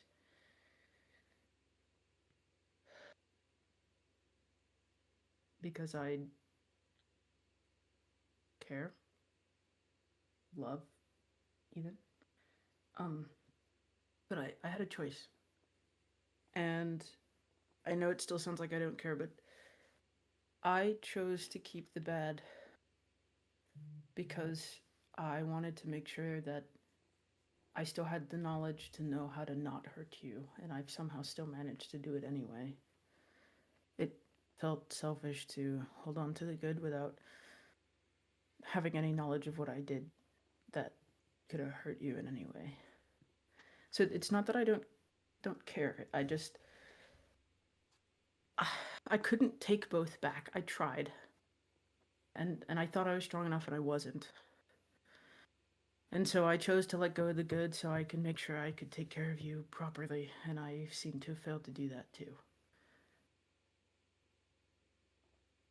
And I know you've probably don't want to hear it, and you've moved on, and I appreciate it, but I regret it. All of it. And I wish I could take it back. But I know too much, and too many things have changed, and too many things have happened. I know what I can do to make sure you never get hurt, and I have to do that. And that's I don't need anything from you. I just thought I should let you know. And she stands up to leave.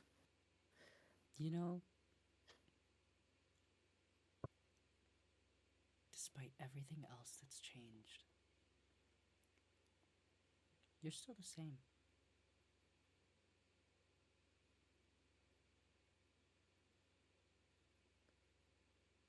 And I wish you weren't.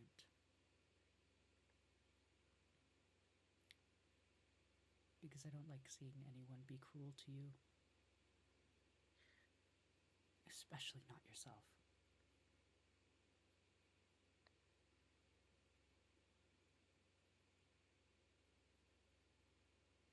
I don't know what you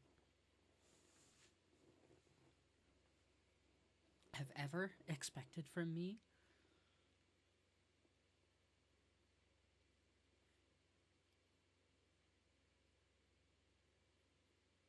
I'm not angry. Well, I am. But I'm not going to just be angry forever. And frankly, being angry with you is not going to be productive at all. Well, I kind of assumed you...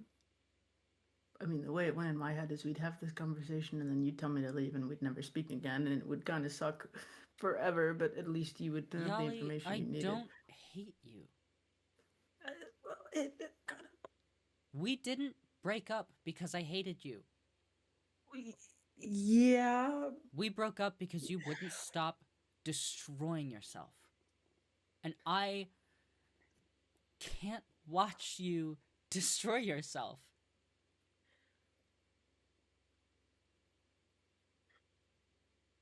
I had to leave.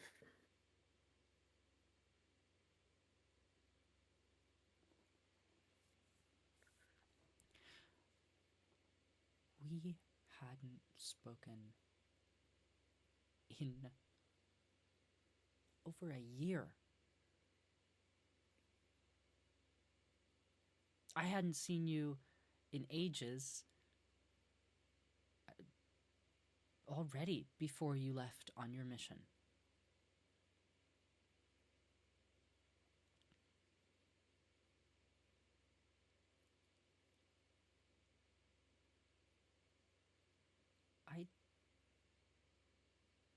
didn't know where you had gone when you left. And I wasn't entitled to that information.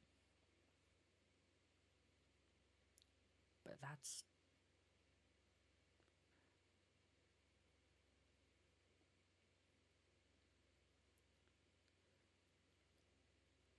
I should have told you, but I didn't think you'd want to know.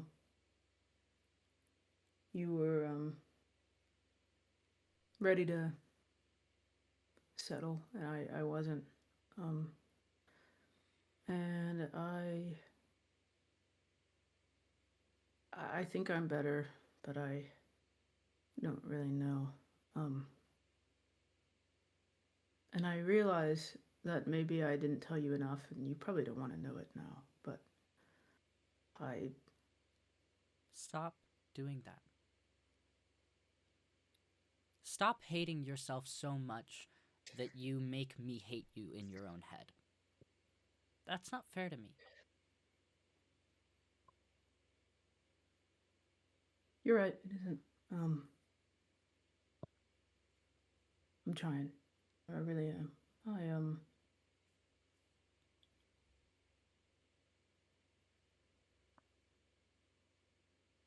I'm trying.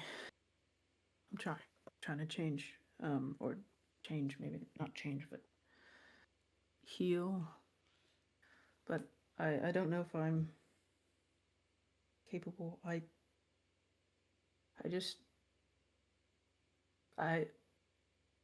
She takes a moment to really think about whether she wants to say this next part.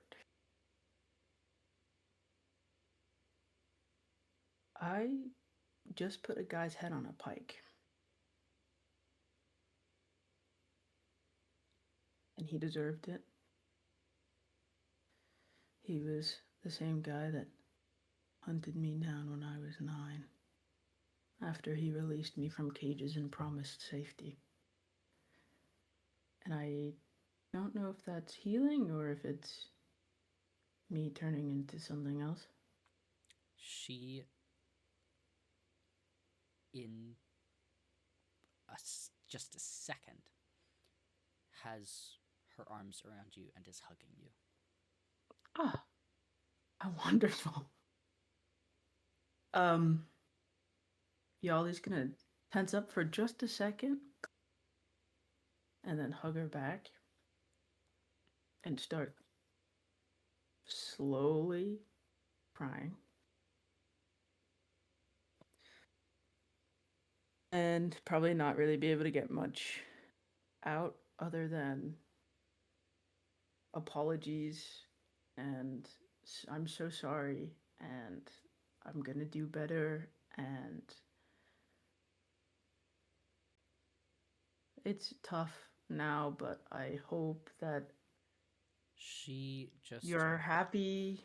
She shushes you and, like, runs her hands through your hair and just cradles you. Yahli loves to explain. Yahli loves to be like, hey, by the way, in the worst moments, she's just gonna shut the fuck up and let it all happen. And then probably make a really small, when it's calmed down a little bit, stupid comment about, don't tell Simon I did this. What do you think Simon's gonna do? He's not gonna like me. Why? He is, well, you know, in love with you and doing better than I did, and I'm a little... Yes, I think and already knows all of our history, at least my side of it. Oh my god, you told him that? Of course I did. No wonder the guy looks at me weird. Oh my god, that's so embarrassing. He looks at you weird because he deeply respects you and he knows I'm still in love with you. Oh. Changes everything. Hold on. Let me give me a 5-minute break. Hold on. Let me think about this. Let me think about this for a second. Hold on. No, I have not gotten more red. Don't tell me I have. Of course, I told him everything. I wasn't going to get into a relationship with someone else without them knowing that I'm still in love with you. Okay, so, was not expecting you to tell me that. Oh, this is so messed up.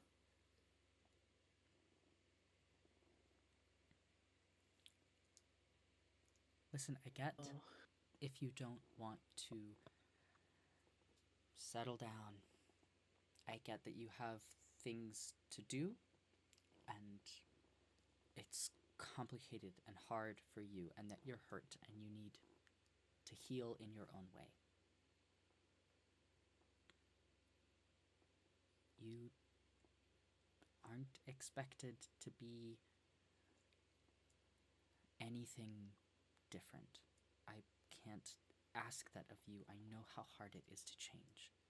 And I can't really ask you to wait for me either, because it's not fair. I won't. But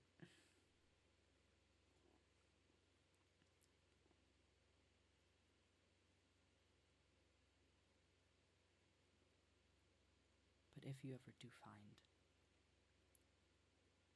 that you have healed, come find me. Yeah, of course. I'll Because there's always going to be a spot for you.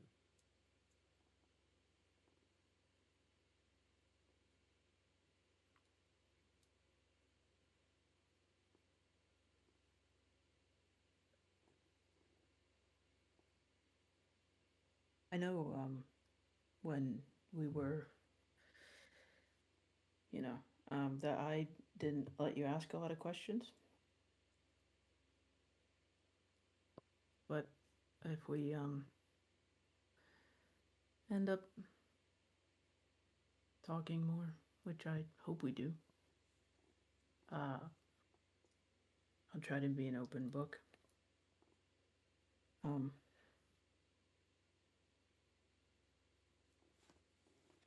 I do like Simon. I think he's a good guy. He is. He's kind of cool, and I hate to admit that. He's so scared of you. He shouldn't be. Well, Caspar is scary, but less so now for me. But yeah, I mean, when you threaten a guy, it kind of turns the. Remind me to slap Caspar for that, by the way. I will. He kind of deserves it. Problem is, he's kind of a dad now, so I feel kind of bad. I beg your pardon? That's a whole other thing. Our first mission, I think he broke something, and it went in his head, and it turns out, oh, I forgot to tell you this, I have a patron now. Isn't that cool? I'm sorry? Yeah, so to explain, he had a thing that he broke, and the thing went in his head, and that thing is a star, and the star is 8 years old and called a Dahlia, and but I think they're putting it in a body, and it's his kid now. No. I have to stop you there. I don't understand. I'm not following. This can't just be a rushed explanation. I'm gonna need a play-by-play at some point. Yeah, sure. I mean, and then I am also just in lieu of being honest, not a tiefling, and also of magical descendant, a celestial descendant. I don't really know. You're yet like a god? No, I have a god that I descend. Well, I don't even think I descended from them. I think I descended from their people, who maybe are gods. It's like I was told it's like an ancient race that became tieflings, but I'm not a tiefling. I'm a direct descendant of the. So I'm like an OG tiefling, which is cool. I guess, and I guess that explains why I have odd bodily things other tieflings don't have. Yeah. Oh, and I got this, and she pulls her shirt up, and there's the white patch she's like, don't know what that, how. Just, yeah. So if you ever need to speak to a god, let me know and I'll just, knock on up there. So that's cool. Considering, we kind of like let you in on the information and then we left for a while and then you didn't have information and you're kind of in on the mission, but you're not in on the mission. Yeah. Mm-hmm. Anyway, well, this is cool. I was really nervous, but now I guess everything's chill. You do tend to catastrophize a lot. Yeah, I kind of thought my life was over. Like a year. Well,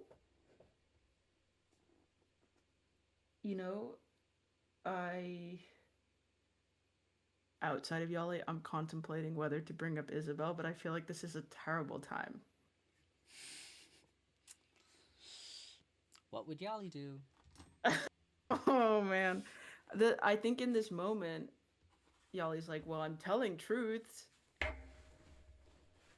And the more you keep, the more you hurt other people, is what it feels like. I think we've pendulum swung from telling you nothing to telling you everything, even if it's not a good idea.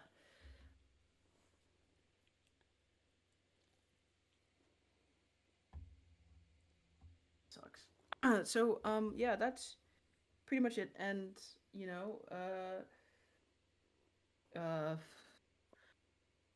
that's most of what's gone on, really, kind of. There's other complications, but I'm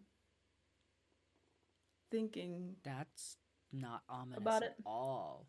Well, I don't think that maybe you would want to hear about that part, to be honest.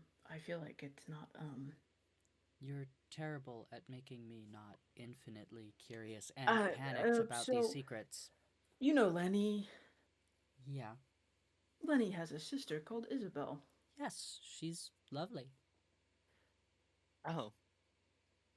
I can't say that I know her very well, but she's around the palace a lot, and I go to visit Simon, so we've run into each other. You've met?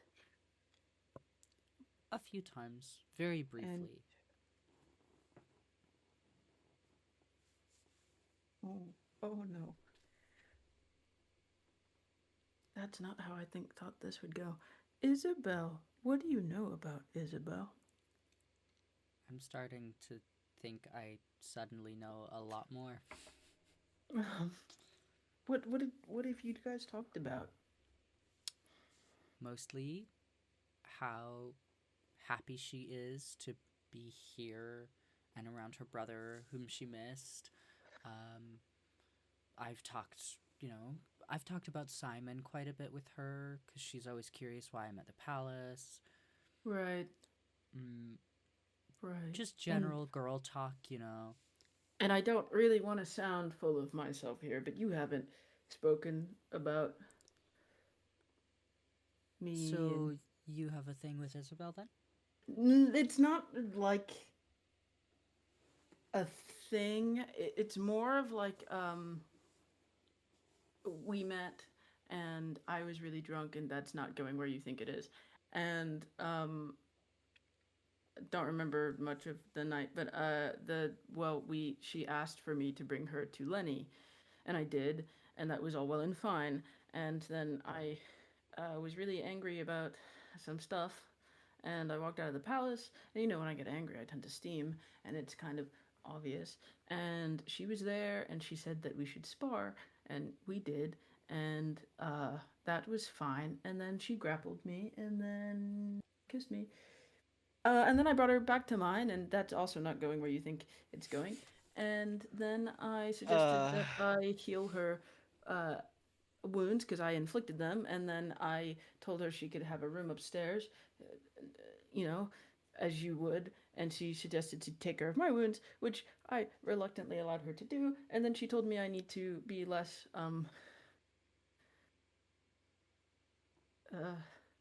enclosed. and maybe said that I should go over the mountain instead of around it. What, I'm assuming metaphorically. And I told her she doesn't know anything and that she should leave. But I did apologize. And told her that it was kind of complicated. Mm-hmm. In lieu of telling you the truth about things. Yeah, I thought you maybe might not like that. So you don't have a thing with Isabel?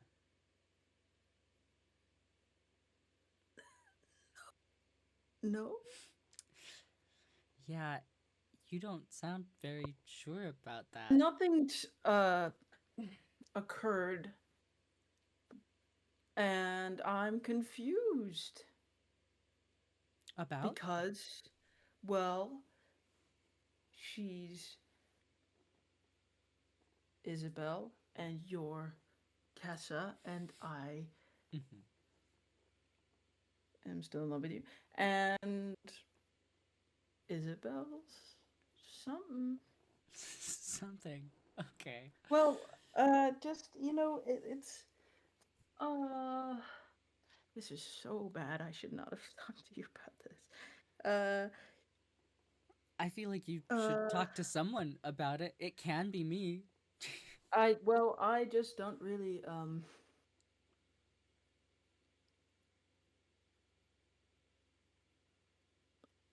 not good at making choices.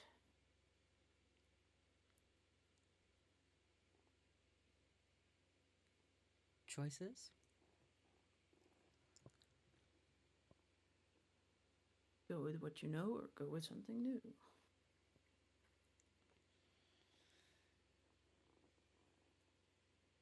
Could go with both.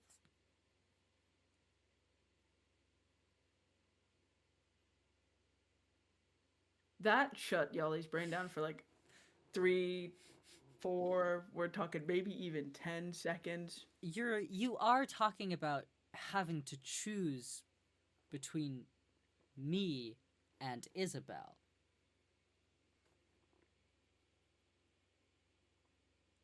Yeah. Okay. Honey, I'm just gonna lay this out for you. I'm not leaving Simon. Like, ever. You're always still welcome. Like I said, there's always a spot for you.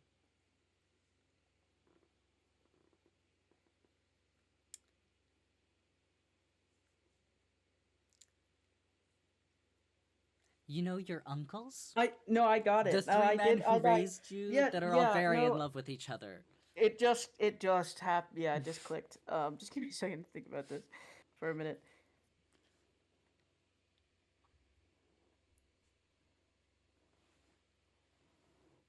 Both. Oh my god. That is a valid option, yes. At the same time. Mm-hmm. Okay, let's not say that. Let her think through it. Oh, okay. Sure. And you like Isabel? Like as a person? Like I said, I think she's lovely. Very spirited, very high energy, very, like, kind. That's what I feel like right now. Right. And you guys see each other a lot, right? Yeah. Oh boy. And Simon is fine with this? Yes. In fact, Simon has been very encouraging of me being very open about who I have feelings for. Oh my I've god, I really been on really several want to, dates with other people while dating Simon. What? What? There have been other people in this massive city whom I have met who have been interested in. No, yeah, that was not an outburst at you. It's totally reasonable and totally fine. That makes so much sense, and I'm not upset about that at all. In fact, that's awesome. Uh, I really wanted to dislike Simon, and I really can't. Very hard to dislike him. It's really, really hard to dislike this guy. She has the most, like, self-satisfied, like, yeah, he's great kind of smile. This has been enlightening, which is funny to say considering I have a god in my head.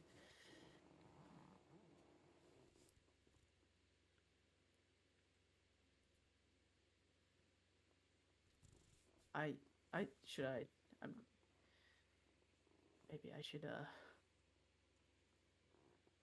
go now. I saw Simon earlier, by the way. He cool new arm. Sorry about that, but cool new arm. Why are Really you cool sorry? arm. Well, he's doing it for, our... Yes, he's doing it to help save the world. Yeah, it's just that we kind of roped him into it, and Caspar intimidated him into it in the first place. Like I said, remind me to slap Caspar the next time I see him. I might honestly even do it for you, but like I said, he's a new dad now, so I kind of feel bad for him. As much as I don't like him. Actually, we're kind of related, but that's besides the point. I'm sorry, you're... What? The star thing, I have to explain this to you another time. That bit, yeah. Mm-hmm. Yeah, no. Right, well, and if we remember, Yahli is like Twilight, like blue-skinned, and is so red. So red, she's gone purple. Not a normal color for her. And just little puffs of steam are like Do you emitting. need a break? Well, I just, my brain is full of a lot of different ideas. Do you need to go outside into the snow for a bit, cool off? Well, maybe I should just take a walk. Maybe you're working, and I should leave you to your work. Before you go, any other huge revelations to dump on me? I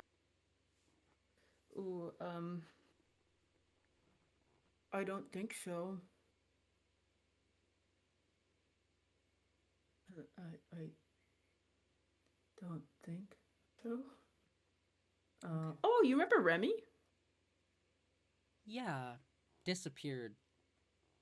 Now. Part of our party, actually. Huge asshole, but like reasonably. Okay, I'll go. I'll go. I'll let myself out. But Hey, thanks for the tea and for this. Remember, whatever this was. Please remember. Go easy on yourself. You got it. I will. And she's like slowly backing herself out the room towards the door. I will keep lecturing you about it until you actually are nicer to yourself. Sure thing. Sure thing. That's really cool. I'm gonna go faceplant in some snow. So, have a good one. I will be back. Yeah, okay. And, maybe I'll be back knowing how to sew, and maybe I'm not, and you can teach me again. Okay, bye. And she's gonna go. She closes the door and laughs and goes back to work. And you get maybe 10 feet away from her shop when Remi appears. You should probably go to Caspar's place. Why are you here? I came to find you. How did you know I was here? I'm good at finding people, that's my whole thing. What the That and killing them, but I don't want to kill you. You are a terrifying little thing. Yeah, and you're a pretty terrifying less little thing. Caspar's place? Sure. Great. They know Big each things other. are coming. They know each other. I thought I was gonna do that. What do you mean they already know each other? I'm normal. I'm sweating. Look how red my ear is. My ears. You head to Caspar's place. Graham and Nadia are waiting outside, and as you and Remi arrive, Remi kind of goes up, raises her hand initially to knock, and then just opens the door to Caspar's house and walks in.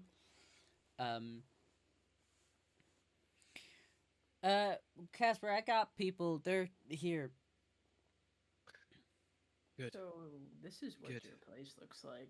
It's little bars. Yeah, we're definitely sorry? gonna have to get some things in here for Adalia, or she's gonna go crazy.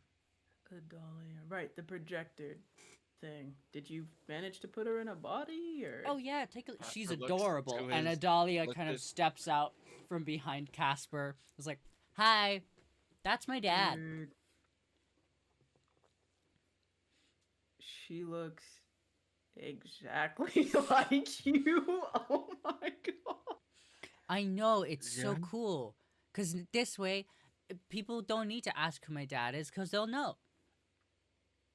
Yeah, so Oh my god. this is one of the many things that we need to talk about. Holy Right. shit! What the? I'm sorry. You have a daughter. Suddenly. Let's go sit down so I can explain what just happened. 20 years old, by the way. I mean, Let's go sit down. you do you, pal. We're gonna go sit. I lead everybody. You all go I sit. sit down. So let's address the elephant in the room first. I have a daughter. Unconventionally. When we were in a village, Hallgrove, I found a box in a magical shop. And curiously, I infused it with magic for it to, in the nicest way, explode. More recently than that, did I discover I had a voice in my mind, which was my now daughter. Adalia very waves. uneasy. Still very uneasy saying that. I believed I was crazy. I had lost my mind. I thought he was crazy So- too. So, I didn't really think it was a good idea to say I had a voice in my head to my body. Then I met with Simon when we returned to ask about it, and I have been cloned. My genetic information has been used to make another person. So you can have the assumption that the magic I bear is within her as well. Oh no.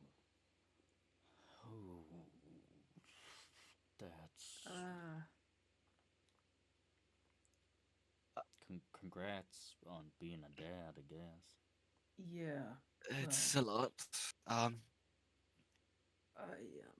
actually, I'm worried this gets a little bit worse. Nadia?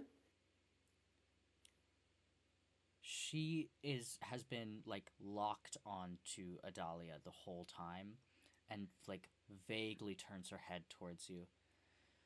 Yes.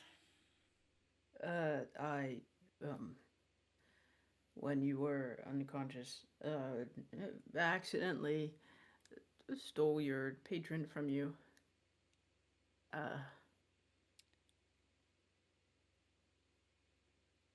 You stole my patron from me. You were glowing, and I touch glowing things, so I put my hand over you, and your patron went from you to me, and I thought I was crazy until this happened, and when I saw Adalia, I asked the god if, well, she, the god transferred to me and said that I was something like a chosen one and that I needed to save all of my kin. And then I asked if Adalia was one of those kin, and all I got was a sigh of relief, which makes me Yes. think that all the stars are alive, and also this is one of them. We, as the Chosen, are tasked with the protection and recovery of any lost star kin. So I wasn't told what to do with them when we found them. Just And ensure their safety. so, but this one's here, And it's safe. Caspar's daughter, Yes. and Caspar's a hunted man.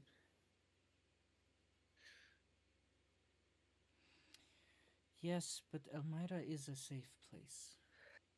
Not for that. Even with the coming war, Elmira is still the safest place on the continent right now. What I'm worried about is that this child is Caspar's by body and ours by kin. And, well, you know, from what I understand, and I'm sure you know more, these star dancers of ours are pretty powerful things.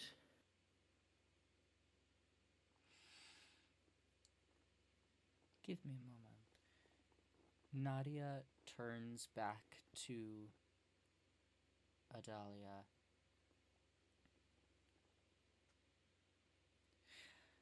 And kind of steps closer and kneels in front of her.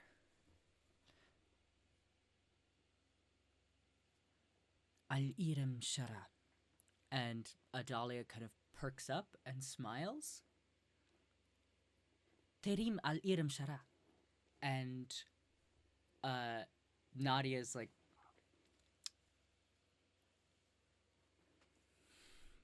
we are very certainly related by descendancy. So that's great, but she's both godly and also Caspar magic. Big, powerful.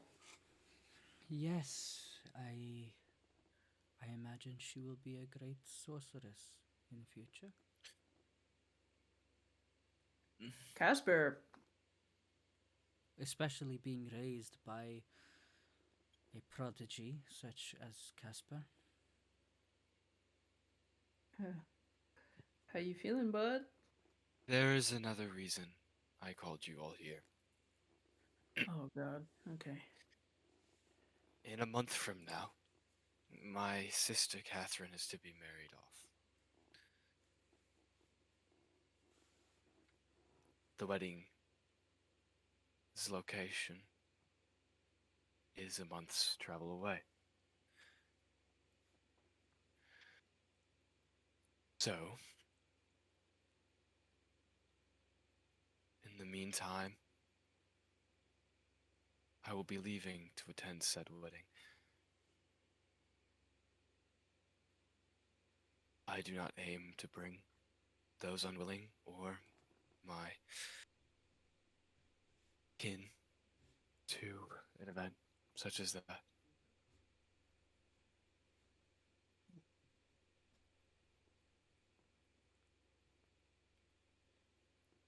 For all matters that are of mine, I am not a Kulson. But there is still relation between me and Catherine that I care very deeply of.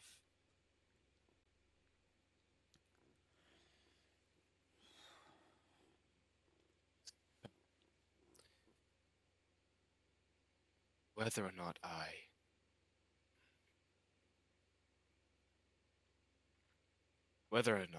continue, and I believe all of you understand, is not clear. So,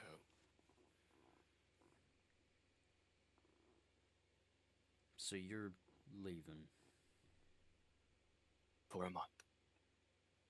Well, 2 if you're going and then staying and then coming back. For 2 months. 2 months. Can't take the kid with you. Which No. means one of us has to babysit. Nadia raises her hand. I can do it. You do that. I mean, we are related, but I think you probably have more obvious connection. I can roughly speak her mother tongue. Right. You're free to stay here. No. We'll be open to you.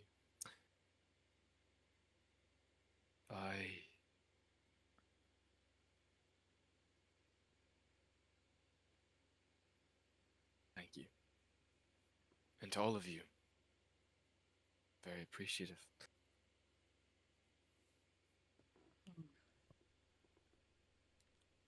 Caspar, if I'm remembering correctly, your brother put a bounty on us. Yeah, And probably you're not going wise to travel alone. to a family event. I'm just thinking, not that I want to get my backside killed by the likes of your So, thing, that's but why I don't expect any of you to come with me. but you should take one of us. I'll go. What? You understand. We are going to the Kulson's estate. Yeah, been there before. Plenty of times. He probably is the best person. Are you sure? I hate those little shits just as much, maybe more than you do. And if I make choices of my own purview,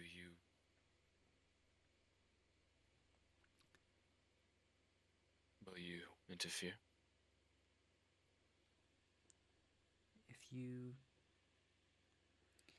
do anything that will endanger those who do not deserve it, sure, I will. Okay. But otherwise, you're gonna need someone to watch your back before a knife finds its home there. Okay. I aim to set off, and tomorrow's dawn. Just to be clear, you 2 are going. Nadia's watching the kid, and well, I mean, Caspar, you're her dad. How much protection do you want her to have? Because if it's, well, I'm not sure I can give that, but I can try. But my point was, if you're off for 2 months and Nadia's here, well, maybe one of us should continue looking for leads. I think that's a good idea. Right. Well, I was thinking maybe I go and see what this Irish woman's about. While I'm in the north, I will also inquire about about Lyra and the falling stars. Okay. If Yeah. you hear word of the Kulsons in a month's time from now, more so, any answer provided, I know it's been great to be with any of you. A great honor to be. Caspar, just don't die. I won't let this idiot get himself killed. Good, because we kind of need him, and I hate to admit it, but I kind of like him a little bit. Enough that I at least want to keep him around for a little bit longer. I mean, you can fireball the hell out of somebody. It's true. I do have And fire. don't let Remi get battered either. She's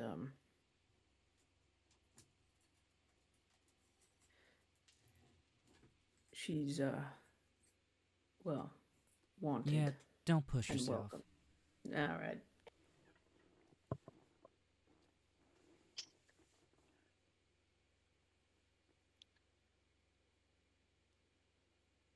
Then Well, if there's, go on.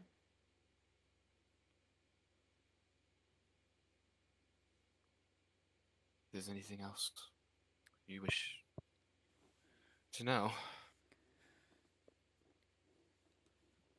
If Um, if you're leaving and you're taking Remy with you, and Nadia's at home with a kid, and oh Yahli's man. going on leave, well, Exploring. gonna stay behind, help the king bolster up our defenses while we can. Right. Okay. it's a good idea.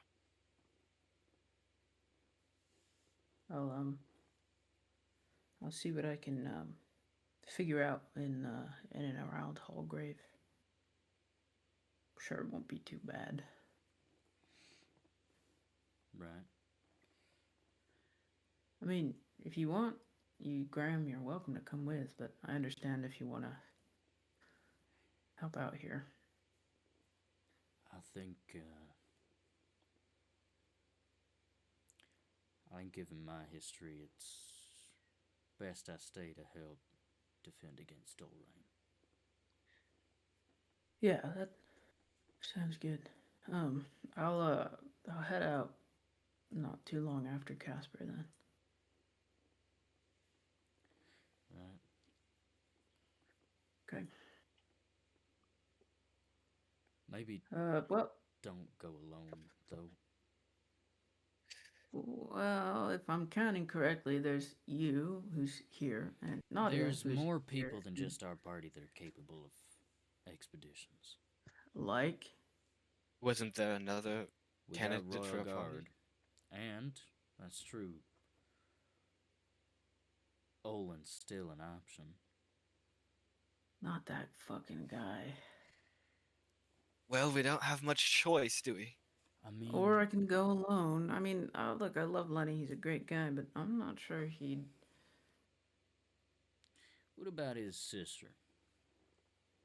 She can knock you on your ass.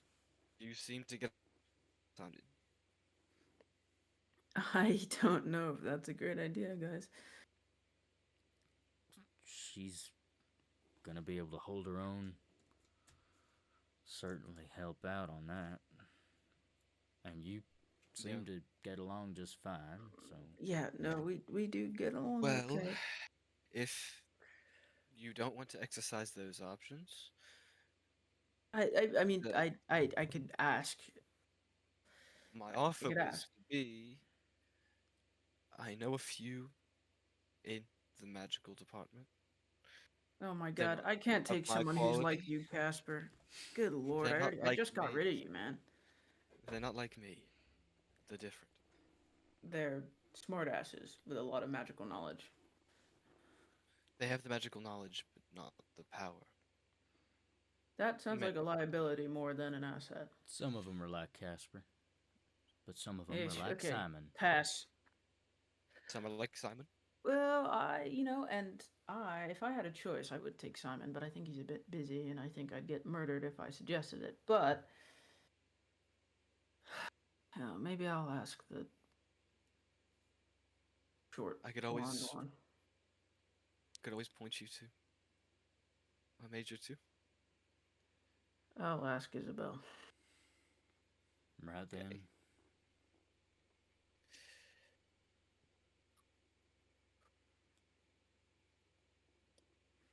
Listen, I'm gonna head back to the palace. Get started Right. on those defenses and wish you two the best of luck on your trip up to the wedding. And Yahli, stay safe out there. Thanks.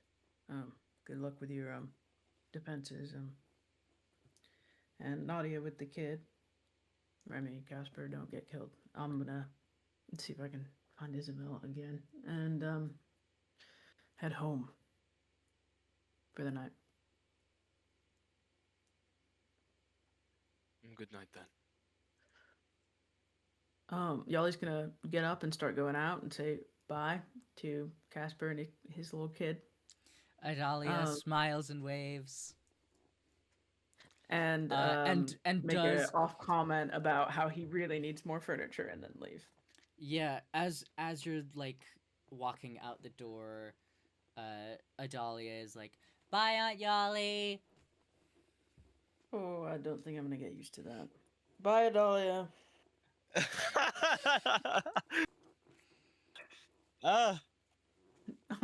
Aunt? That's so cooked. We're so cooked, dude.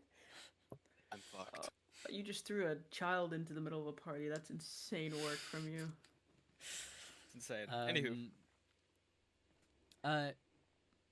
Grayham kind of nods and sort of pats you on the shoulder. Good luck with the kid. And turns and leaves. Oh, I feel so bad for Graham, to be honest. Why? He's just such a sweetheart. And Adalia could have 3 dads instead of 2. Adalia could have 3 dads. I feel bad for the guy, that's all. Cool. And Cool. yeah, Remi turns to you. I'll get my things ready. We can leave in the morning. I'll be ready. Do I need to pack a dress?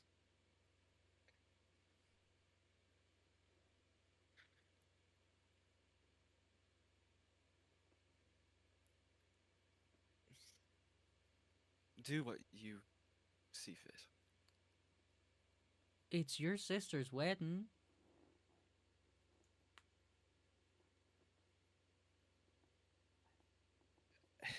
Caspar looks around and then he leans back in the chair he had been sitting in. To tell you the truth, Catherine Kulson does not wish to be wed. Yeah, I mean, I kind of assumed as much since you seem to like her, which means that she's probably not an asshole, which means she probably doesn't like being a noble, which means she's probably really, really uncomfortable with the whole arranged marriage thing. And to tell you the truth, I didn't consider all of the factors I have now when I heard of the wedding. When I heard of the wedding, I had nothing to lose. And now you've got And a lot to lose. yes, when I heard of the wedding, I aimed to burn the Kulson men, to cinders, to kill my father and my brother. and leave my hag of a mother a widow and without money. But now, if I lose, I have much to leave behind. You ain't gonna lose. I'll get you back home to your kid. That'll never sound normal. You'll get used to it one day. When she's running home from school, yelling, "Daddy, Daddy, let me tell you all about what I learned today." Oh my It'll feel normal eventually. I casted a fireball that you had to train until you were 18 to use. Yes, that will sound normal to me. I fear I am terrified. Oh, every dad is. So you now understand what is at stake at the Kulson Man. Yeah. We're gonna And what burn I your aim to do. dad, and we're gonna burn your brother.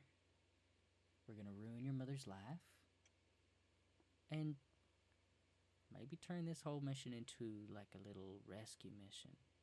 Steal your sister away to the utopia that is Elmira, and she doesn't have to marry some old noble bitch. Asshole.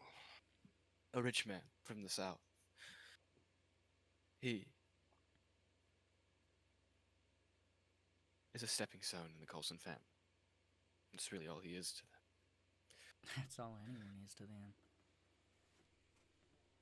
It's true. Unfortunately, for them, that their greatest tool didn't stay.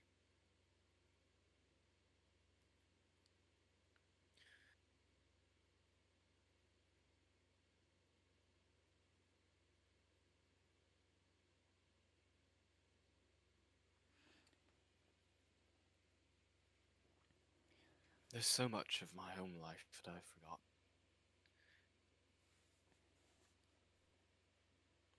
All I remember is what makes me hate. And I feel I am Well. grieving for something I have no clue I am grieving for. Well, maybe now you got something to learn to love.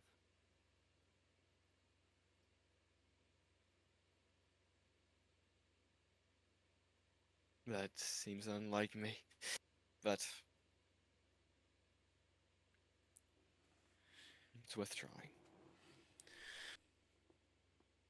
There's a whole lot about you that's unlike you.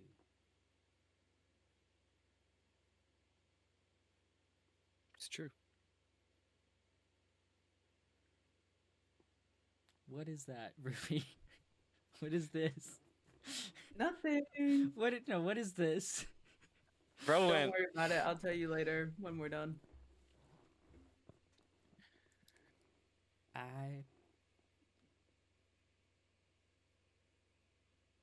stand by what I said. You are a better man than your father.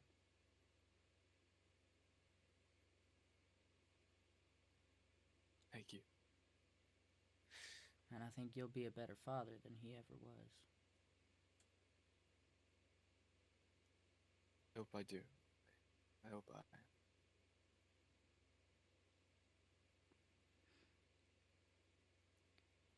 Kulson bloodline ends with you.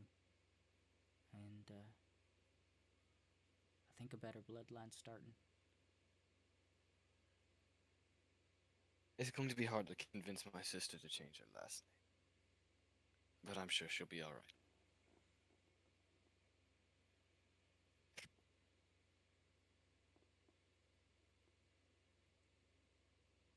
I mean, It's you've funny. got some pretty solid leverage there in the form of the most adorable little girl ever. True.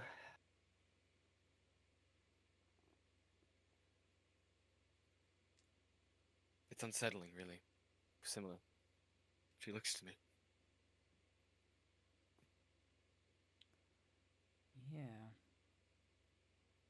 But I mean, what else could they have done?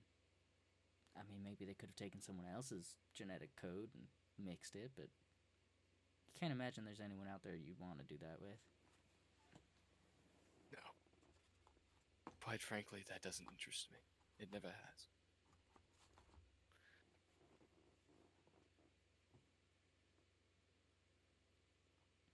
Do you think...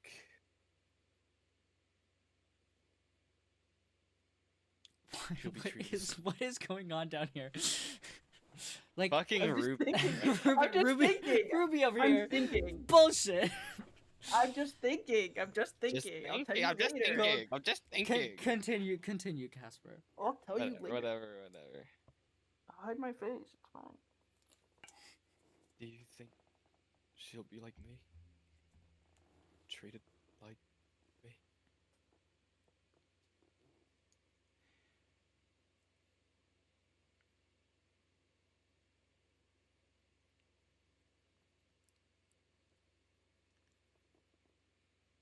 No, I don't. I think she's gonna grow up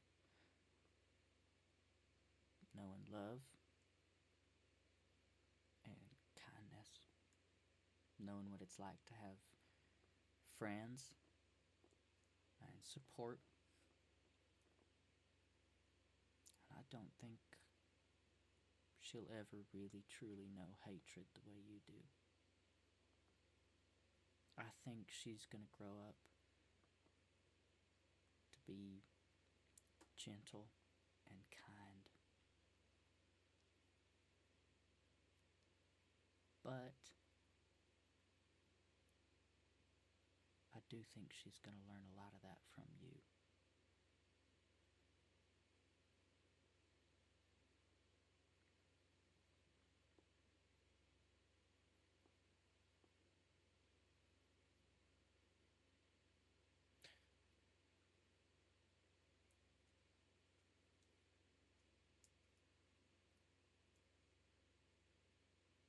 She You don't knows have me to better stay than like anyone. this.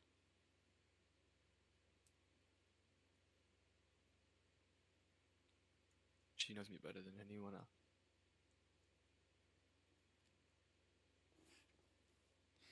Well, she was in your head.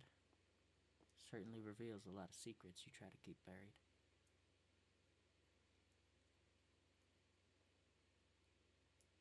And yet I fear I know nothing about.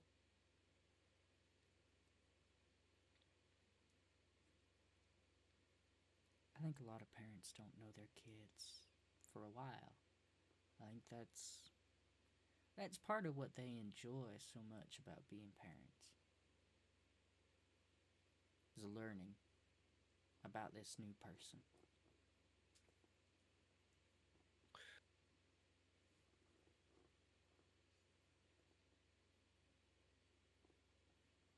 Then I will provide her a world I know I will be confident to raise her in. It's late. We have much to do, much to travel. Better go get your little one to bed. Caspar will stand up. Uh, he'll take his daughter to bed. And Nadia says goodbye, ruffles Adalia's hair, and leaves. Says she'll be back very early in the morning to make sure she's here when you leave. Remi kind of says goodbye and watches as you take Adalia further into the home and then closes the door, steps out to the street, and pauses and looks back to the house and has a very pensive look on her face as she considers all of the interactions that she's had with Caspar now.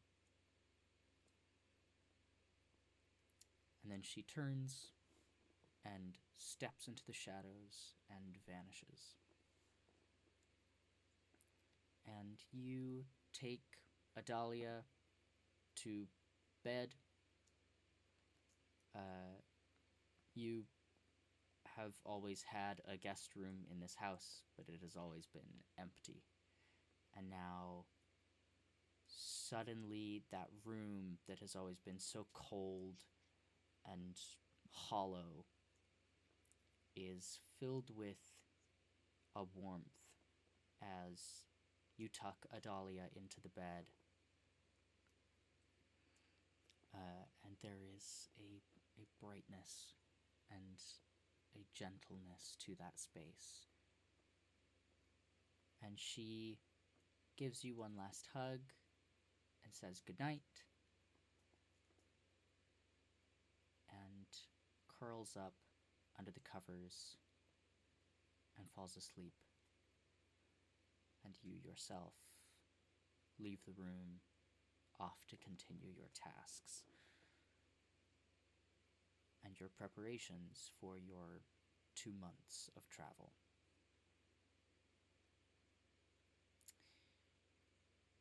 Yahli, you're off to go Hello. talk to the short blondie? Yeah. Cool. Again.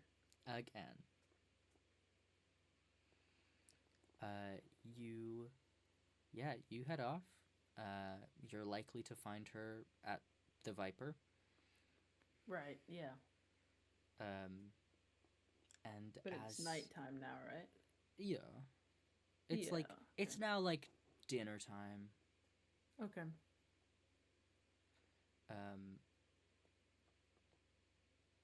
And you make your way to the Viper.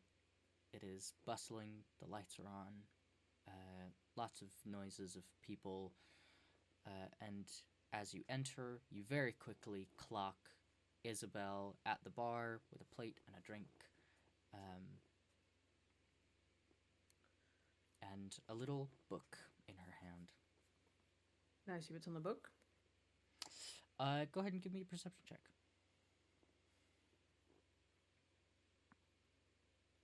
15. It is a little book of poems. Okay. Yahli's just gonna walk on over. Isabel. Yahli? What you reading? Just she closes it and tucks it into a breast pocket. Poems? Yeah, just poems, light reading. Didn't know you read. Of course I read. For fun. Gotta keep my mind occupied somehow. Look, I was thinking. I had a little conversation with some we'll say the complexities in my life, and as stupid as it is to say, it's taken less than a day to sort out everything that's been bothering me for about a year. So Problems are often more easily solved than many think. I'm starting to think I'm the problem. And I think you might be more easily solved than you believe. That could be true. Look, Caspar, the funny mage, is having a little bit of a complex time and is required to go away for a couple of months into dangerous waters, and another party member is going with him, Remi, who I actually don't think you know. But anyway,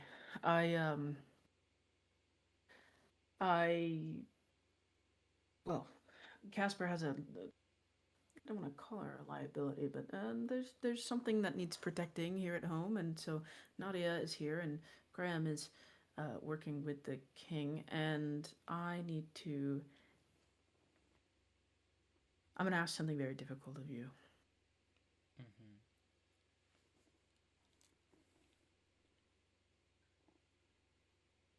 would you accompany me to Hallgrave for a solo mission? I, I beg your pardon. We don't have to stay, and we don't have to go near anyone you don't want to go near, but I need backup, and I would take Lenny, but I fear we'd have too much fun, and you hit a little bit harder than he does.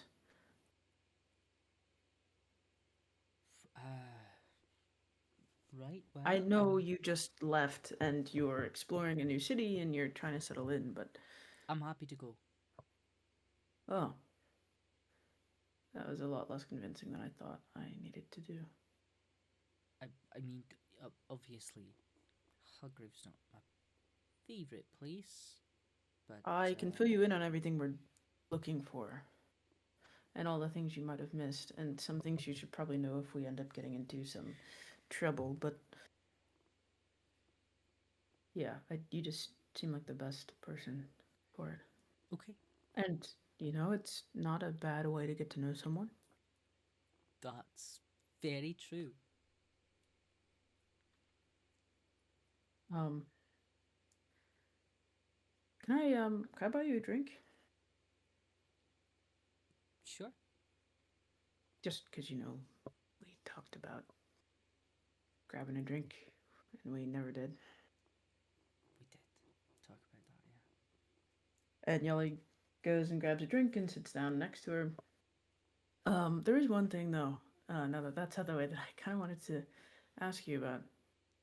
Yeah. Well, and I'm going to ask that you don't ask questions in response to this, and that you maybe just answer it, but, well, I know you've been hanging around the castle a lot, and, you know, I know people, you know people. Mm-hmm. What are your thoughts on Kessa? Kessa? Yeah. Thornvale? Yeah. Oh, you've shared last names already. Wow. I mean, she's lovely. Very kind, very soft woman. Yeah. I think. Yeah. I think I definitely understand why Simon's so squishy around her.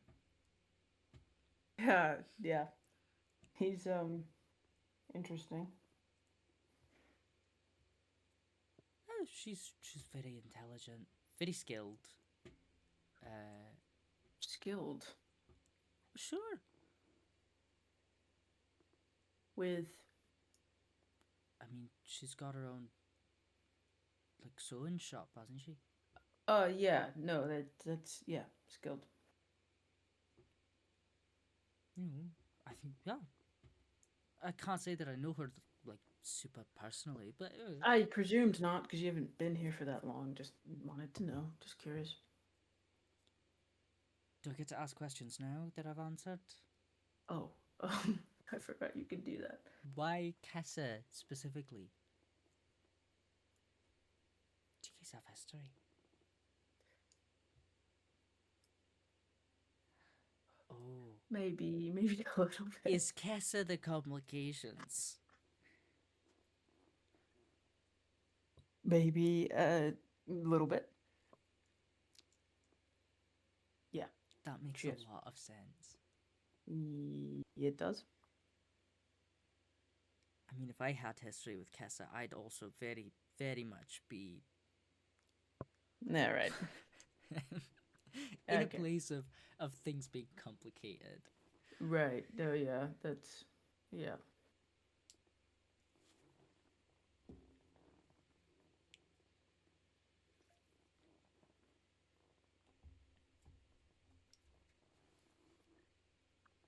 Cool. Well, glad Should that I not? you are. Should I not bring up Simon much then? So Well, I can make you... yeah, Simon's a funny man. I can't say I'm not a little bit jealous of the guy, but at the same time, I kind of like him. He's a good man.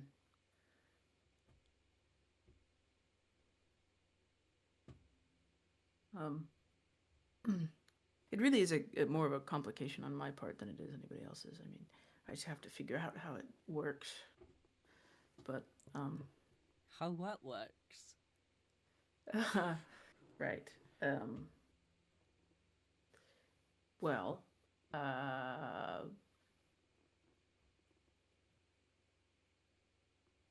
well, Kelsey and I I saw you and then Simon and then Kessa and separately, of course. And you know, it was interesting.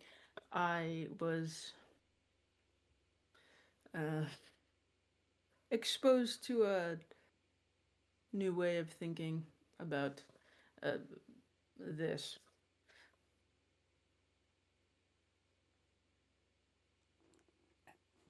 You're gonna have to give me more than that. Oh man, you're making this hard. Kessa and Simon. Yeah. Kessa and me.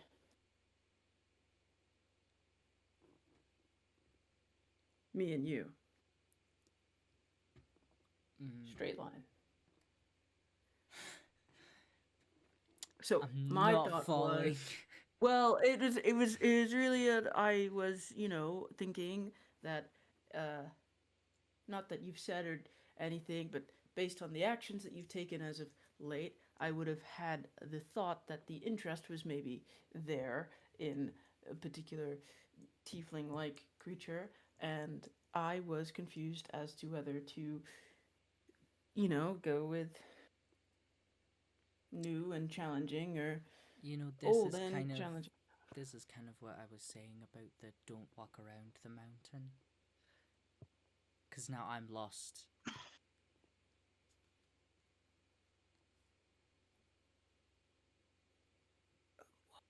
It's you know, it's harder to say than you think. I'm still in love with her. Right. But I also really like you as well.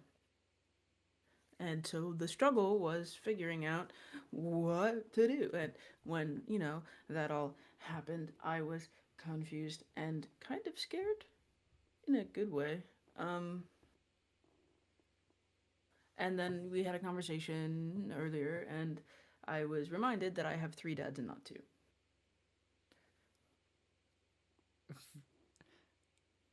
Ah. Oh. Ah. All right. That. Do you get it? Did I hit the? Did I hit I it? mean, you could still be more blunt about it, but I think I'm picking up what you're putting down. I'm working on it. I really am. So Just it's a new thing. So Simon, Kessa, you, me.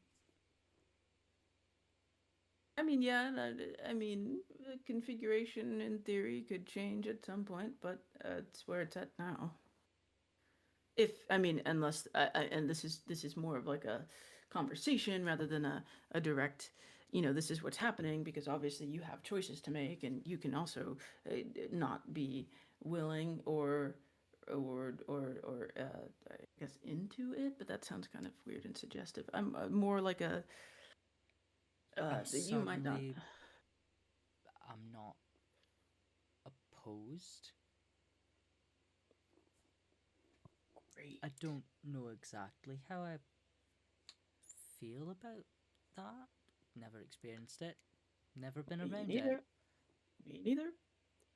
But I'm happy So to what? try. I have to say, Of this is the course, most. that's where this goes. Like I said, no expectations on my end. Just getting to know you.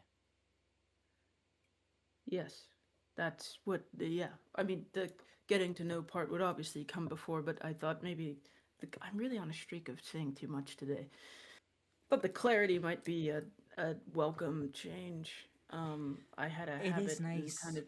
kind of still do of not only beating around the bush, but kind of not saying things that are directly correlated with my character. So, I am feeling like I should go gamble or something. I'm pretty lucky today. But anyway, I thought that maybe traveling would be a good way to get to know you, but wanted to be clear that that's the thought.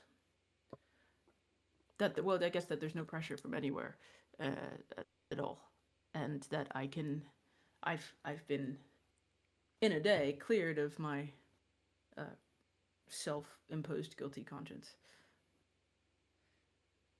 Right. Well, I'm happy to accompany you. And would tomorrow morning tomorrow afternoon be too early, or? I can be ready by then. I just have to let Lenny know where I'm going. Yeah, sure. Sounds good. I'll go do my prep. You can do your prep, and I'll pick you up before we go, or are you gonna swing by mine? I'm sure I can find my way to your place. Then tomorrow afternoon. Tomorrow afternoon. Sweet. I will see you then. She's gonna stand up and super awkwardly shuffle on out and wave. She does like grab your arm. One more drink? Yeah, why not? Cool. And if we are happy now with all of that, we can You're like, please don't hold me hostage, please. Officially end the session. Or Yeah. I mean like if you want we can keep playing, but that means we'll probably end in the middle of these next adventures. I think I'm good. We happy? Oh, he has no mic. Yeah, his mic is gone. Oh, that's right. My friends are studying Deadlock, so. Okay, he's like, great. I gotta go. Cool. So that is the official, actual end of this session. Lovely, wonderful, amazing. Thanks for tuning in. All right. We will catch you guys in the next one.